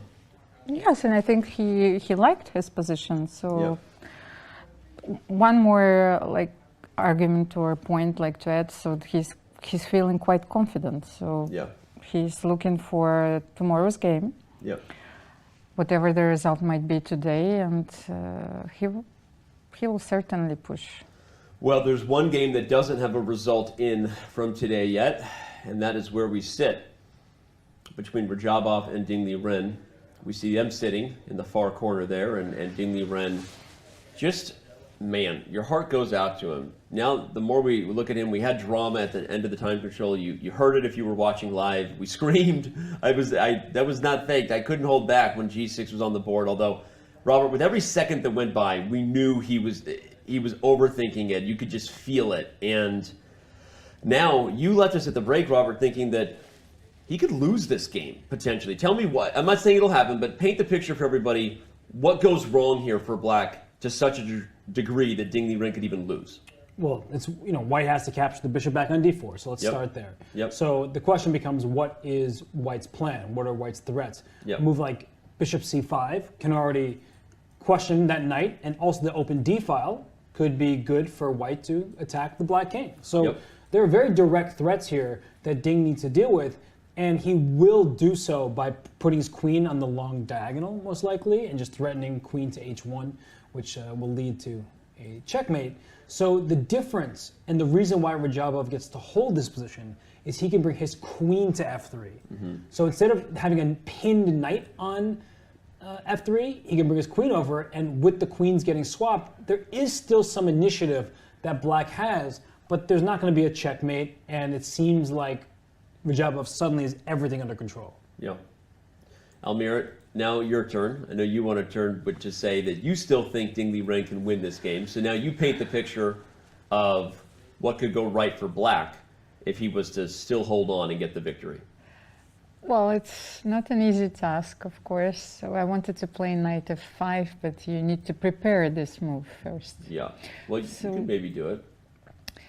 Well, Robert rightfully said that after bishop c5, you will threaten queen d8 and then rook d7, you know, and well, okay. It's not an easy position to defend, so maybe first exchange the queens and then play knight f5. So Okay, queen so how do we exchange c6, the queen queens? c6, Like queen c6, f3, yes. queen f3, shake and bake. And knight f5 here. Yeah. Maybe you get still to play bishop c5. What do you think about this position? I think that it looks like black is like a move away from winning after rook c3, but there's this rook d8 check, and I think that white is very fortunate, but doesn't matter how fortunate you are as long as you can hold the balance. And yeah, king of 7, you get checkmated. Yeah, we'll show it. Knight g5, and then you have bishop f8. Exactly, king has to go the last rank, and that is check and mate.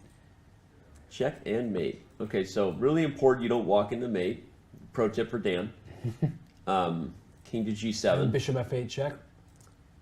Now you can go back to g8. You have to. What's funny, look at, there's no discovered checks that matter because every piece for white is on a light square. It's funny. Yeah, but you know, only the rook is on c3, but bishop takes b4 is not a legal move, unfortunately. Yep. So yeah, you can just move your bishop back and forth, and the king will go up to g7, and that's how you get to hold on to this game. Because if you move your king elsewhere, you're getting checkmated. And the problem is that that might be the most likely variation. So as much as I'm with you, Almira, that we would love to see this not end heartbreakingly for Ding, the truth is that type of line, does black have any better than rook c3 here? That's the problem. Is actually, do you have anything besides rook c3? Because you might lose. Yeah, you get, and it's funny because you're threatening checkmate on rook takes g3. So if the knight moves, there's no time for knight g5. So this is a very forcing sequence that is very likely to happen. Yeah. Can I try knight d5 then? You know, I will try everything, really. Okay, knight d5. Yes. Absolutely. Now knight g5, so I get to go. You don't have to play bishop c5 here because then I have rook c3. So it has been set rook c6 and to. But now this, okay, maybe you can't play it right away because of knight e5, but if we get bishop c5 now, white is pressing, keeping your pieces off of the open lines. The knight can go from e4 to c5 and things like that. This is just a position where the worst is far behind white. So I do think we have to be careful though. So at queen c6, like just a couple moves back here, like instead of queen to f3, we can also play queen f1. So we shouldn't leave out the possibility that suddenly we want to keep the queens on the board because I want to move my bishop away from d4 and back rank checkmate you. So black still needs to be careful, and that's why I think keeping the queen on maybe a8 is more precise than keeping the queen on c6, just to cover the back rank and avoid any sort of checkmates. This is fascinating. If you're just tuning in, you missed high stress, real drama, when right at time control, this position was on the board, move 40 faced Liren, and bishop takes d4 was a winning advantage for black. Again, show you the basic ideas. If the bishop took, black can bring the queen up, and you see the difference between this position and the live game. The knight can never move to g5 without there being checkmate. And in fact, you might not have any move anyway because black is threatening things like rook takes d4, where the knight is pinned to the checkmate threat on h1, and if rook takes d4, queen takes, then queen takes f3 is an easily winning position for black. So for some reason, what happened was, despite the huge advantage here, you could have done it a number of ways. f5 is perhaps the safest move. He goes for the forcing line, but then overthinks it. Almira said that perhaps he saw knight takes d4, and this kind of panicked him, perhaps, because now on queen a8, maybe he misevaluated this type of position here. Didn't realize that he still has a very big advantage. Yeah. I mean, it's not so simple. There's not a knockout here. So, I mean, clearly this is better for him than what he did in the game. This is the line. So knight d5 is a great move because if knight takes e6, it looks like white's just winning a pawn and black's position is collapsing. There's knight f4 check, which is, I mean, that is just beautiful. And, you know, if that's the line that Ding missed, then okay, we can easily understand that. We'll just show it. Again, everyone, it's checkmate here. Queen takes h2 next. And if you take with the knight, you lose the lady on f3. Exactly. So knight d5. So you think that's the move that he maybe missed? It's a pretty difficult move to see from a distance because after queen f3, you don't want to trade queens, as we're talking about like in the game. Yeah.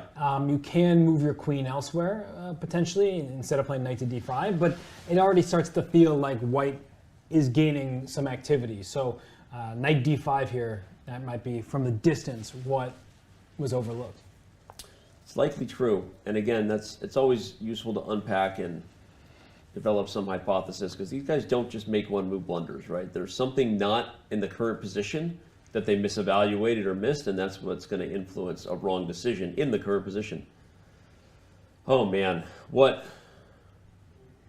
was intense. That was intense, and I'm heartbroken for Ding Liren. The storyline, it felt so real. It felt like Ding Liren was ready to pounce. Felt like he was going to give us what we all wanted. Chat was going nuts. You see Radjabov kind of staring at him, by the way. I'm very curious what that means. Like, is Radjabov going to play queen f3 and force the queens off? Or maybe he thinks he can play on somehow. Yeah. I feel like the white king is in more danger with the queens on the board. But if he's really feeling like he is an opportunity to strike, that Ding Liren missed his chance and is not playing his best chess, and make him like rook d1 and keep pieces on the board and hope for more. It's funny because, maybe what he was doing was literally measuring Ding up, like looking at him like, does this guy not have it together right now? Because he is obviously the top player from China, but he's rattled. He misplayed the position at time pressure. All right, as Teimour Radjabov considers whether he wants to let this one peter out or maybe push for a little more against China's number one, we're going to remind you of all the great things about Ding Liren in our next Chess.com player profile. It took some good fortune, but Ding Liren arrives at the candidates with some very legitimate reasons to think he can secure a bid to challenge for the world title for the very first time. A visa issue originally kept Ding out of the last opportunity to qualify. But when a spot opened, Ding was next man up based upon his hot streak of late. The timing couldn't be better for Ding. An entertaining and unpredictable player, Ding enters the candidates rated higher than any player in the field. The chat went nuts. They love their man Ding Liren. We said this is an Indian move. Humans don't find it, and he found King F1. I'm absolutely stunned once again. This is such a difficult move. The strongest player in China's history, Ding is the only player from that country to earn a 2800 rating. Launched by an undefeated streak across 100 straight classical games, Ding has sat amongst the world's top 5 for the past 5 years. Once out of the tournament completely, Ding now aims to bring China into a World Chess Championship match for the first time in his native land's history. Well, I know we're not looking at the happiest of Ding Liren in this last game against Teimour Radjabov, but let's look at the happy career he's had. A 3-time Chinese champion, 2-time Olympic gold winner. We don't have Pro Chess League stats on there, but played for the Chengdu Pandas. Okay, that's another story. Pro Chess League coming back next year. He won the Grand Chess Tour in 2019. That was the event we were talking a ton about, where he beat Carlsen in a playoff. What an amazing performance that was. He 2-time runner-up at the FIDE World Cup. That's a big deal, by the way. It's so hard to make it through the gauntlet of that event. That tells you how much of a monster this guy is when he's playing well.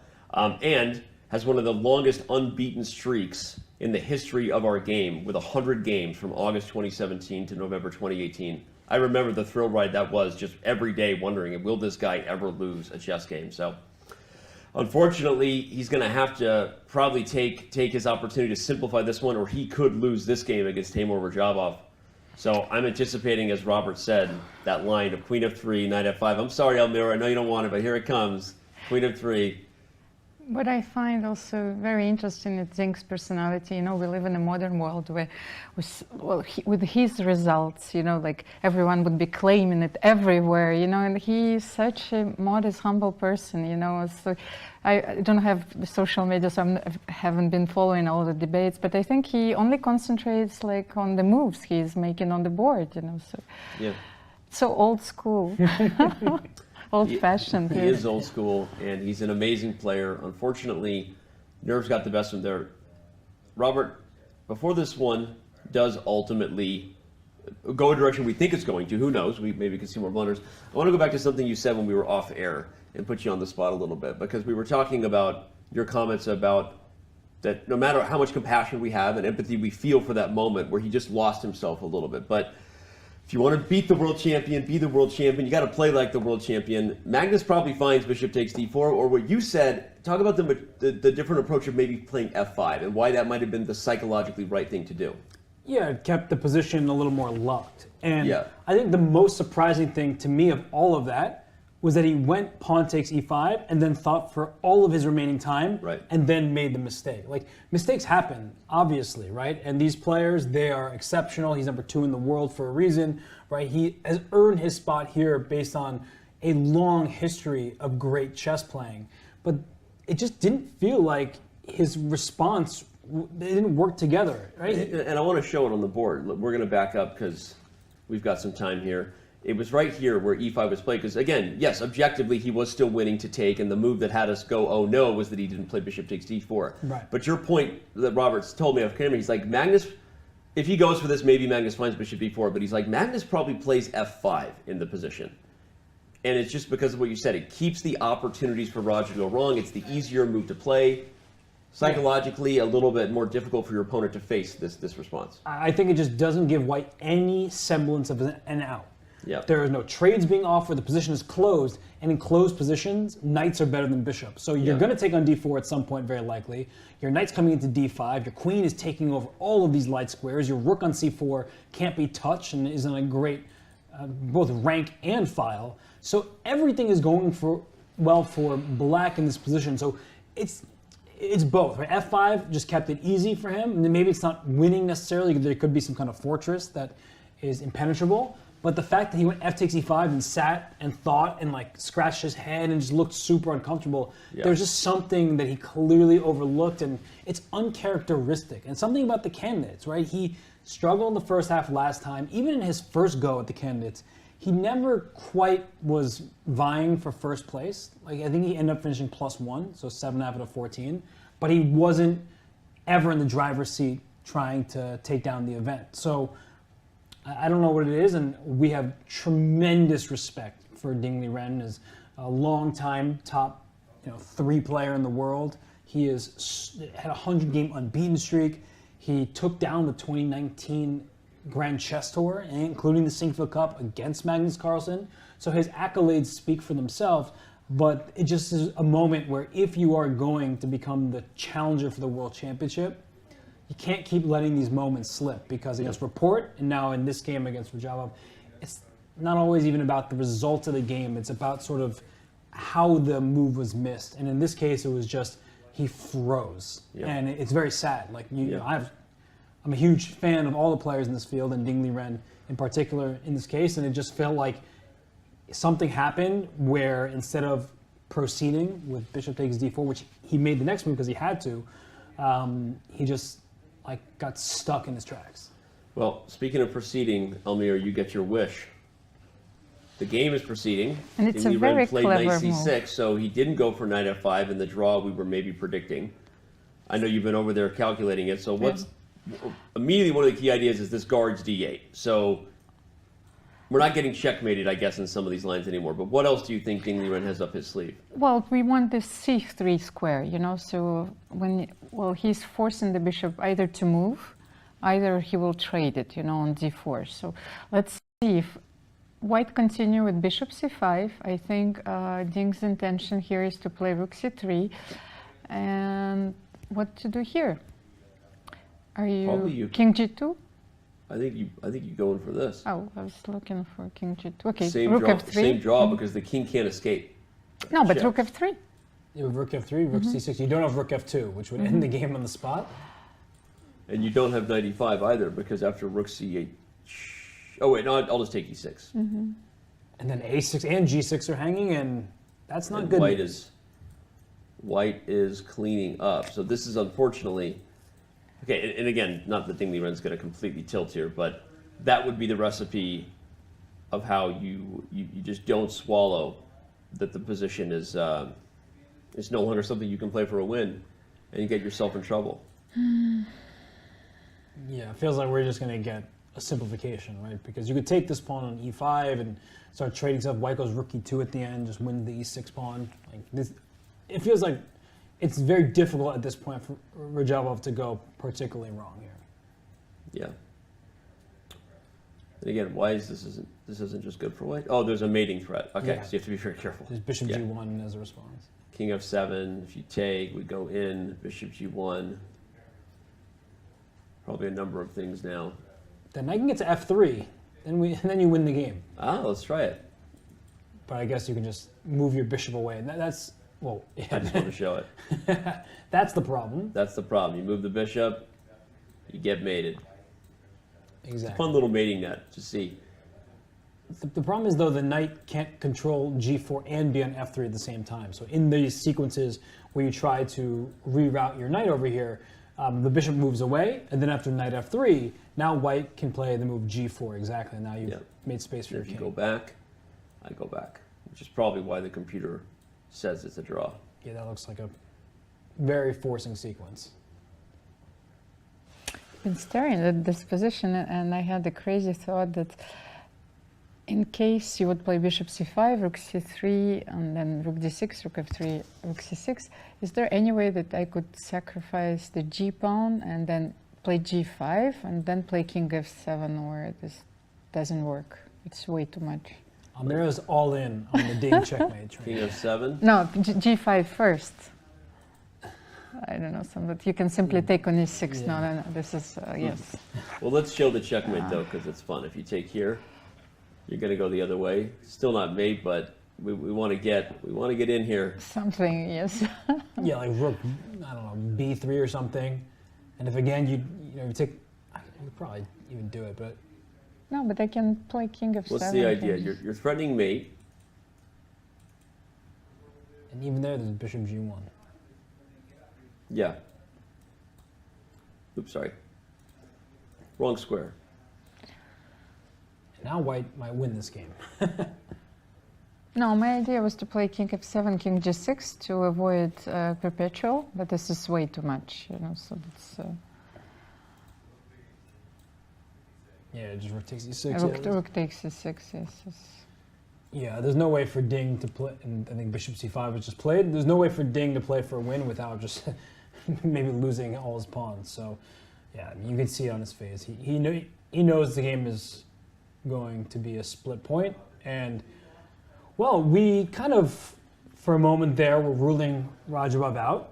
We thought he was going to lose this game, go to the bottom of the standings. Now, if he holds this game, he goes to 2 out of 5. That's, he's reasonable. He's still in striking distance. Yeah. He's an experienced player. Obviously, we know that he's never... Raja is going to be the kind of player, I'll say, that even if he's in the bottom of the standings, he's never going to be a tough... he's never going to be an easy point. Oh, yeah. He's going to play super tough, and we saw here today that despite being in a spot with his back against the wall, he's probably going to come out with a half a point. Well, I think in the first round, Firouzja kind of penciled him as maybe a point that he could go after. Yeah. And he sacrificed that exchange. It was a really exciting game.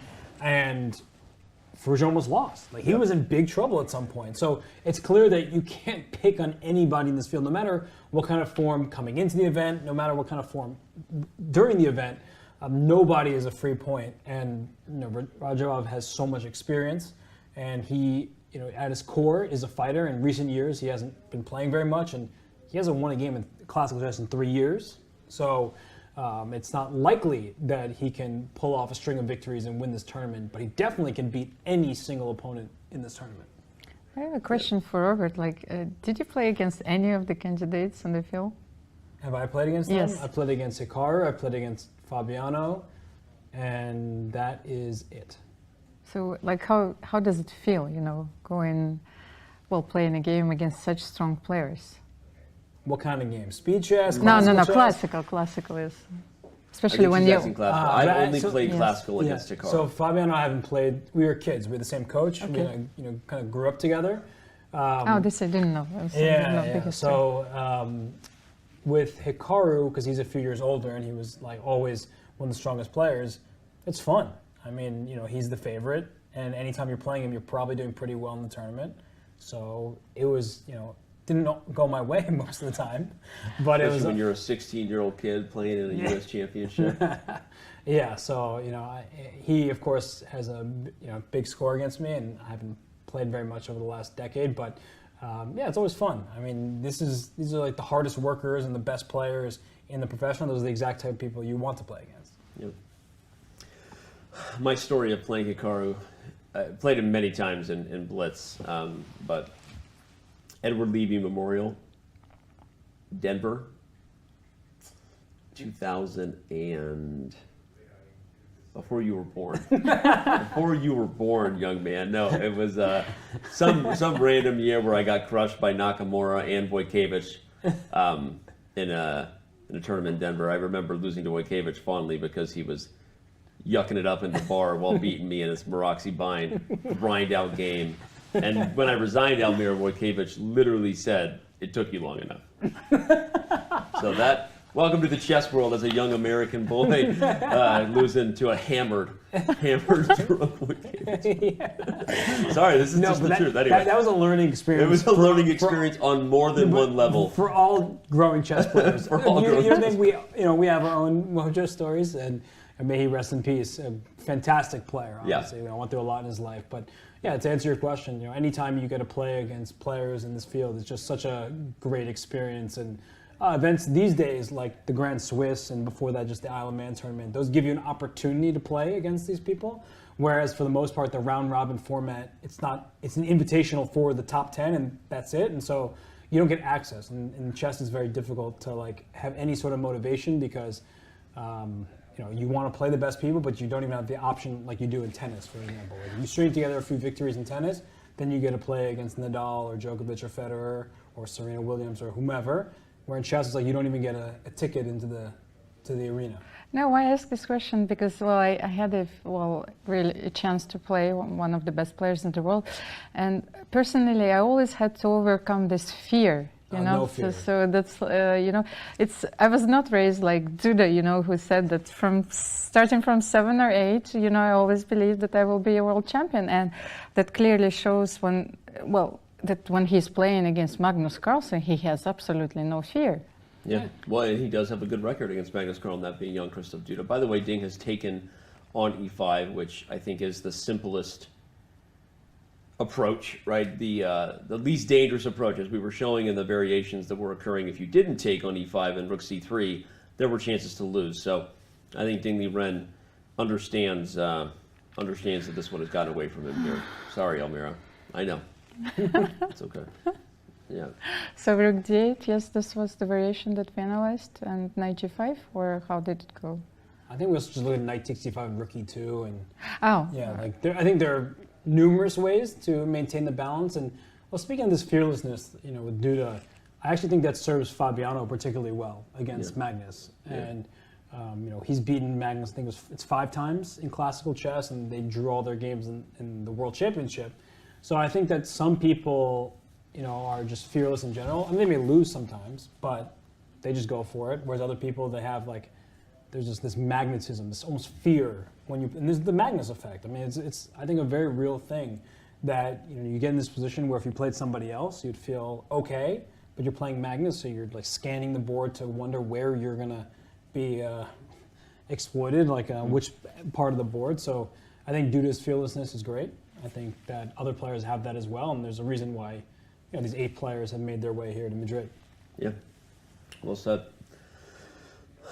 Is Radja considering whether he should play for a win or not? We'll find out. I think we're more than likely, with these 2 gentlemen focused behind us, likely going to see the most forcing line. So while we wait for that, we might as well let the fans see some fun that we've been having around the city. Of course, this game, not as fun as maybe it once was right at the time control turning point for Ding Liren, but we've had a lot of fun in Madrid.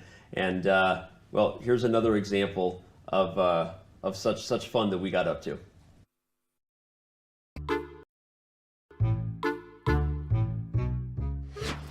You guys excited for the candidates?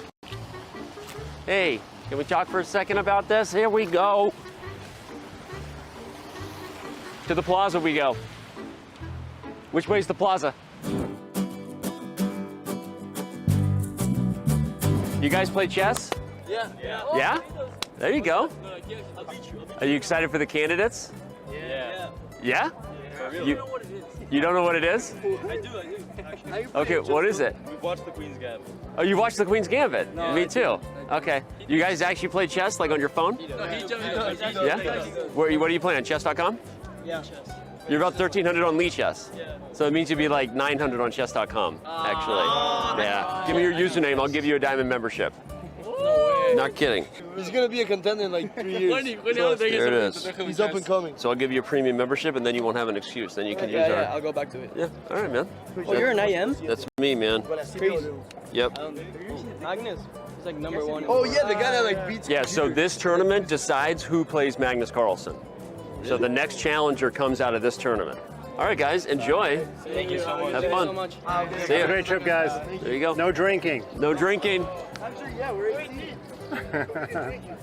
Still no drinking. That's true. You guys are connected now? Yeah, no, we're buddies on. We're gonna send each other some ticks. Do you think they already talked about and then this? we'll talk about it. Is that your phone buzzing? Are they already? Yeah, talking? they're already hitting me up for my digits. Okay. Yep. Maybe wearing a pager wasn't the smartest idea to fit in with them.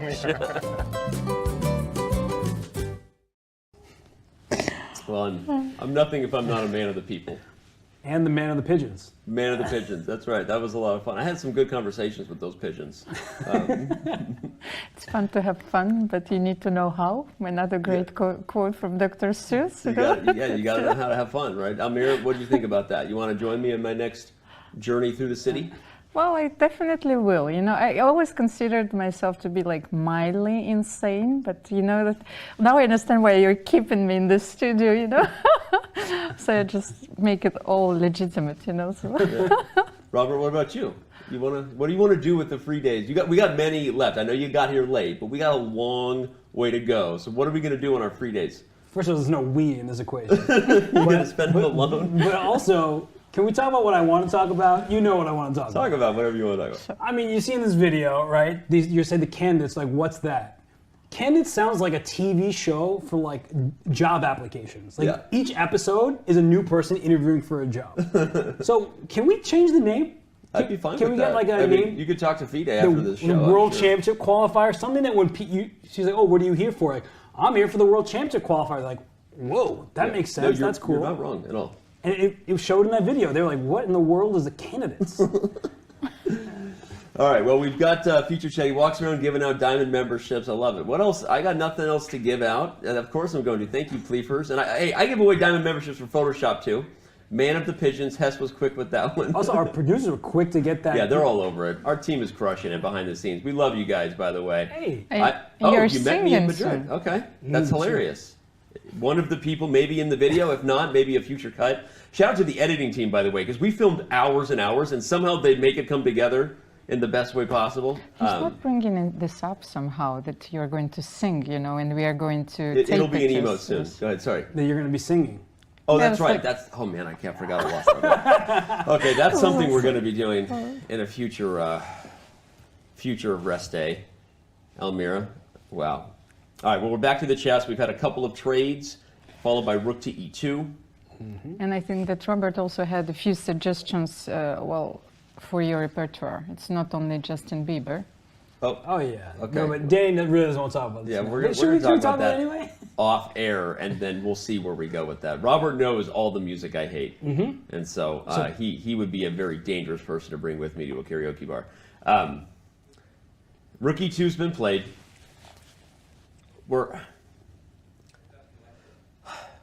Hey, I want to transition to karaoke playlist as much as the rest of you. Okay, at this point, there's not a lot to go here, but let's give a good breakdown of why this one is likely to end in this perpetual. Again, the knight has to move, so just Knight take g4. What? Knight g4. Right. Taken in the obvious here. The knight has to move. White's going to regain the pawn. Because of the double attack on g6 and a6. It would be wise for black to go for a forcing threat to not lose a pawn. Something like rook c2 comes to mind because it threatens checkmate. Right. On that, white actually only has one move in the position. Every other move loses besides bishop g1. But after that's played, white is still going to win the pawn, and that's what got us to the variation we did with knight e5. No, but can we continue like king f7? Once again, I give it the pawn, and then Robert's idea, knight e5, knight f3. Right. That's what we looked at, but the problem is that as soon as the knight moves, Robert, I'll let you explain. Go ahead. Yeah, so the bishop, goes away because the threat is knight f3, which hits the bishop, and if the bishop moves, rook h2 would be checkmate. So you just lose a piece. But if you move the bishop away, well, not.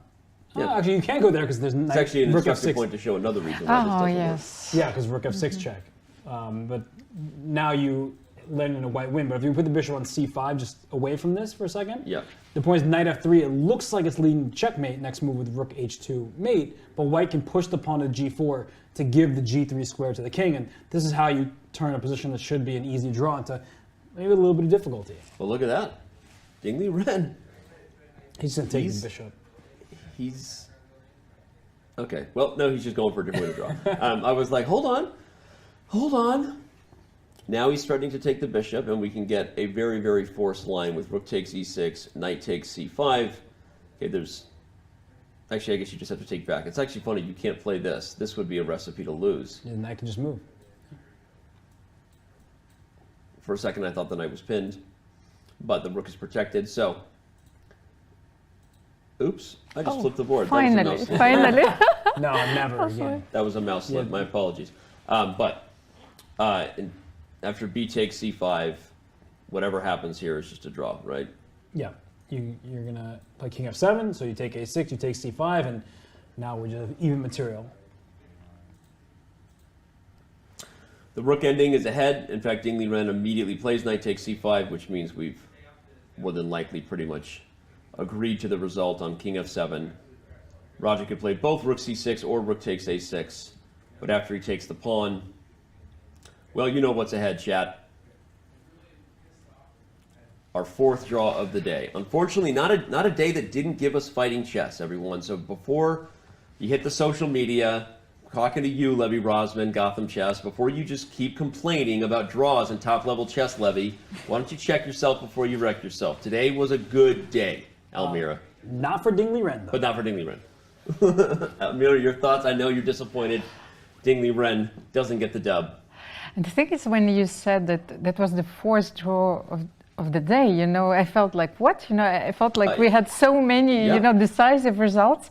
I was thinking about the game that Fabiano played against Richard. I was thinking, oh no, that was a draw as well. So it's not the feeling that I get when I'm thinking about today's games. So they were very hard fought. It's always interesting when you see players leaving the board and leaving the tournament hall.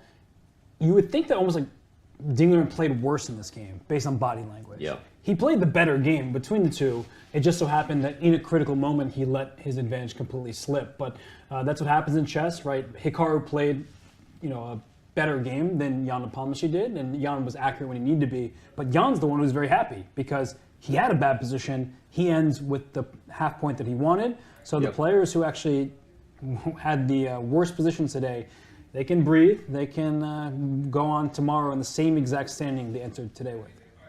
It is so weird. The same result for all 8 players, yet some of them are feeling really good about it, and some of them are feeling really bad about it. And it's funny because like Hikaru, I don't know if Hikaru's feeling really bad, but he clearly was dejected, knows that he spoiled an advantage in the middle game. Dingley Ren's body language said everything we need to know about how he feels about that game with Radjabov. But why don't we weigh in on the other two that ended earlier? Almira, we'll start with your thoughts on Firouzja's draw with Duda. Again, just didn't get enough with the white pieces. Also, time management still an issue. Your thoughts on what went down between those two? Well, maybe he was not expecting such an short and easy draw today, but more that I think about this game, I feel that it's dawned on him how difficult this tournament is. It's like, especially when I said that he was not smiling, he left the tournament hall immediately. So sort of realization, this is not going to be easy at all. Yeah. Well, I love what Almira said about it's dawning on Firouzja how difficult the tournament is. Let's expand on that point, because you said again, he got here by winning an open tournament, really borderline, right? Yeah. And he's never played this type of competition in back-to-back-to-back games. And what does he need to do to keep himself in the right mental state? Yeah, I think part of it's unfair to him, not from us, but there's all of these people out there who are putting the weight of the world on his shoulders. And Magnus did it himself. Right? Magnus knows exactly what he's doing. When he's saying, this is my challenger, and that's the only person, he's putting so much pressure on Alireza's shoulders. And it's really difficult winning any game against anybody in this tournament. Doing it over the course of 14 rounds. As you said, the way he got here in the Grand Swiss, he had a great performance, but he was often beating up on the 2670s in chess rating system. Not quite the elite of the elite of chess. Great players, right? But not the Dudas and the Caruanas. In fact, he lost to Fabiano in their head-to-head match. So I think that while Alireza Firouzja is exceptional, he just can't possibly have the experience because he's so young. And that doesn't mean he can't win this very event. He may go on to win it. But I think there's like these prognosticators who just are like, okay, Alireza is going to continue beating everybody. You heard from the other top players, they're like, hold the horses, right? But, and not just from like a selfish, like, give me my chances, but from like a realistic perspective of what a lot of these top players used to be that prodigy, and maybe not quite as much of a prodigy as Firouzja, but it's just asking for so much for someone in their first candidates to suddenly just be beating everybody left and right, and he's a minus score after 5 rounds. He does have a minus score after 5 rounds, and he caught up with our own Dina Belenkaya after the game. So let's see what went down in that interview and how Firouzja's feeling after this game. Alireza, it's great to have you here finally. Thanks for coming. How do you feel about today's game? Yes, it was a very interesting game. My opponent played a very solid line, and the game was very rushed, and I couldn't really press him a lot. So, in general, how do you like being here in Madrid so far? Yes, it's okay. It's a good city, and I'm happy to be here and play. Yes. You had your birthday recently. How did you celebrate? No, I didn't have much time to celebrate. It was a very tough game against Richard, so nothing, just sleeping. But wasn't that a great birthday present to save that game against Richard? Yes, you can put it that way. I don't That was a little bit of smiles there from him, but Almira at the start of the interview for sure kind of was right on point to what you were saying about it. Just doesn't seem like he's having very much fun, does he? Everything about his body language, as Robert said, shows that, well, it's not the body language of a conqueror, It's like he's still struggling in this tournament. And I also feel that Alireza needs to win in order, to win again. He's fueling on his wins, on his victories. So he's really waiting for this to happen. Yeah. It's a good, like you said, you have to win in order to win again. Like you have to win to get back on track, right? So, all right. Well, that was good to catch up. Glad Dina caught up with him. Let's catch up on where we stand after 5 rounds, everybody. Jan Nepomniachtchi, still the man to beat.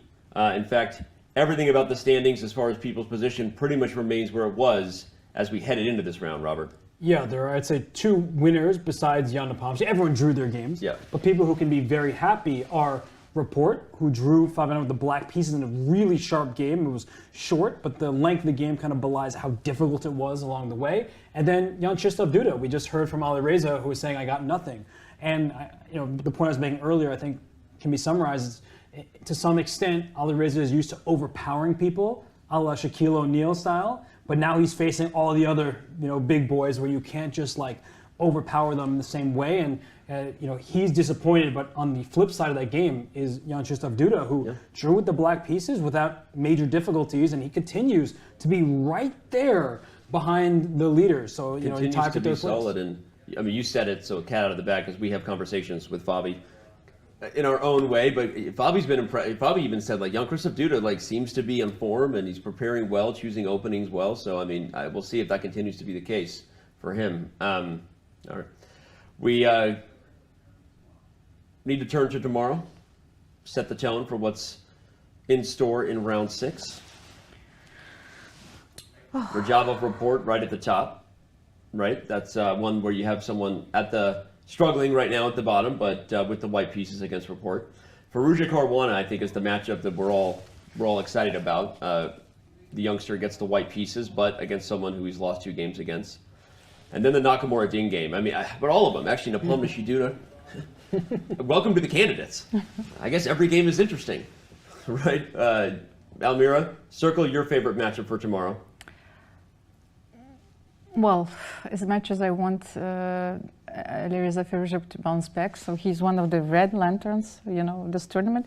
It was very surprising to me to see that he's at the bottom of the standings. But I think that we should watch very closely Nakamura Ding and Nepomniachtchi Duda. Okay. Will Jan be able to increase his advantage over the field? And how aggressive is Hikaru going to be tomorrow? Robert, give me one game, your favorite game. I'm going to surprise you. Okay. And I was going to pick this before you start talking. The game between Radjabov and Rapport. Okay. Because what Rapport showed us today was just stellar, over-the-board brilliance. Like, the guy just came up with his bishop c6 idea, pushes a-pawn, made a complicated mess at a position that looked like it was going downhill for him quite quickly. Yep. And he gets the black pieces again, and he's playing somebody who clashes with him stylistically. Radjabov, as we've seen here, today was not a particularly good effort after the opening stage, but he does have this style that I think is particularly annoying to deal with because he wants a slight edge, and he's willing to press that advantage for like 70 moves. And for somebody like Rapport, I mean, that's not particularly fun. So these two, you know, they're not kind of the names that everyone's looking at to win this event, but I'm curious to see if Rapport is here to stay. And from Radjabov's point of view, I'm wondering if he's ready to finally get that first victory in a classical game in 3 years. Okay. First victory in classical chess in 3 years. What a day that would be for us tomorrow. But all right, we've got another day tomorrow, and after that, we have a rest day, but not for our chess fans around the world. Friday brings us a doubleheader of action that starts with the Women's Speed Chess Championship. The quarterfinalist from last year, Katerina Lagno, takes on the qualifier from this year, Women's Grandmaster Bantikra Agrawal, in a first-round clash. It's the 2 seed versus the 15 seed, and it starts Friday at 5 a.m. Pacific time. Right after that, we have the I'm Not a GM Speed Chess Championship. Canty got by Shubalova. Then I ran into Trent actually outside the hotel here in Madrid, and he was pumped for his matchup. Whoever wins this, of course, will throw down against Eric Rosen. Hate that guy. In the final of the I'm Not a GM SCC. It's like, oh no, where's my queen? It's like, ugh. Okay. Whatever, Eric. Thanks for beating me. Anyway, this has been awesome. So glad to have you back. I know I acted like a child there. Yeah, I was happy to be back until that moment. So glad to have you back, Almira. We've got a partner here, right? We're not doing this thing solo, right? It's good. We got more help here. It's going to be great, these long days. So thank you both again for a great day. The pressure is on Robert now. Pressure's on Robert. Thanks to the whole team here. We're going to call it a night here from Madrid. That's the Palacio de Santonia. We see an interview going down right now as we speak between Dina and Teimour. We'll have that one on air, of course, tomorrow. It's round 6 from Madrid as the evening falls on round 5. It's been a great day from the 2022 FIDE Candidates. Chess.com's coverage continues tomorrow like it always does, and we will see you then.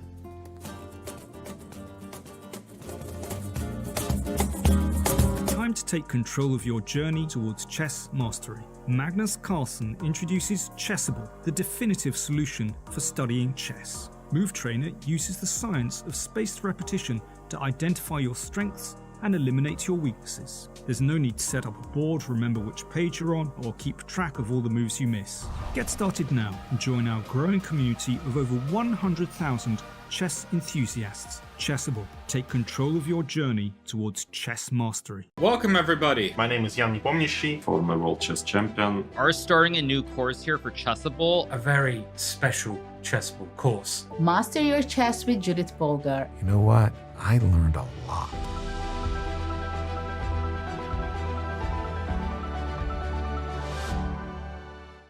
Want to play chess online or learn how to improve? Join us at the #1 chess destination in the world, chess.com.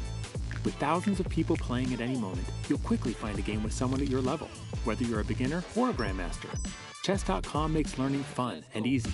Sharpen your tactics with puzzles and enhance your strategy with our lessons by top masters. Learn from your own games with our easy-to-use analysis tool. Chess.com has everything you need to take your game to the next level. Signing up is free and easy. Join Chess.com today.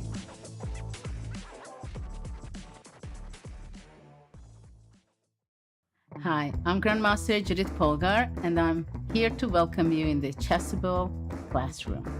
It combines a shared chessboard with live video. Teachers get to interact on the chessboard with their students and even run quizzes and tournaments. I really love what Chessable Classroom can offer. I use it myself all the time. Just invite students to your classroom and start teaching right there. No downloads needed, and it's for free.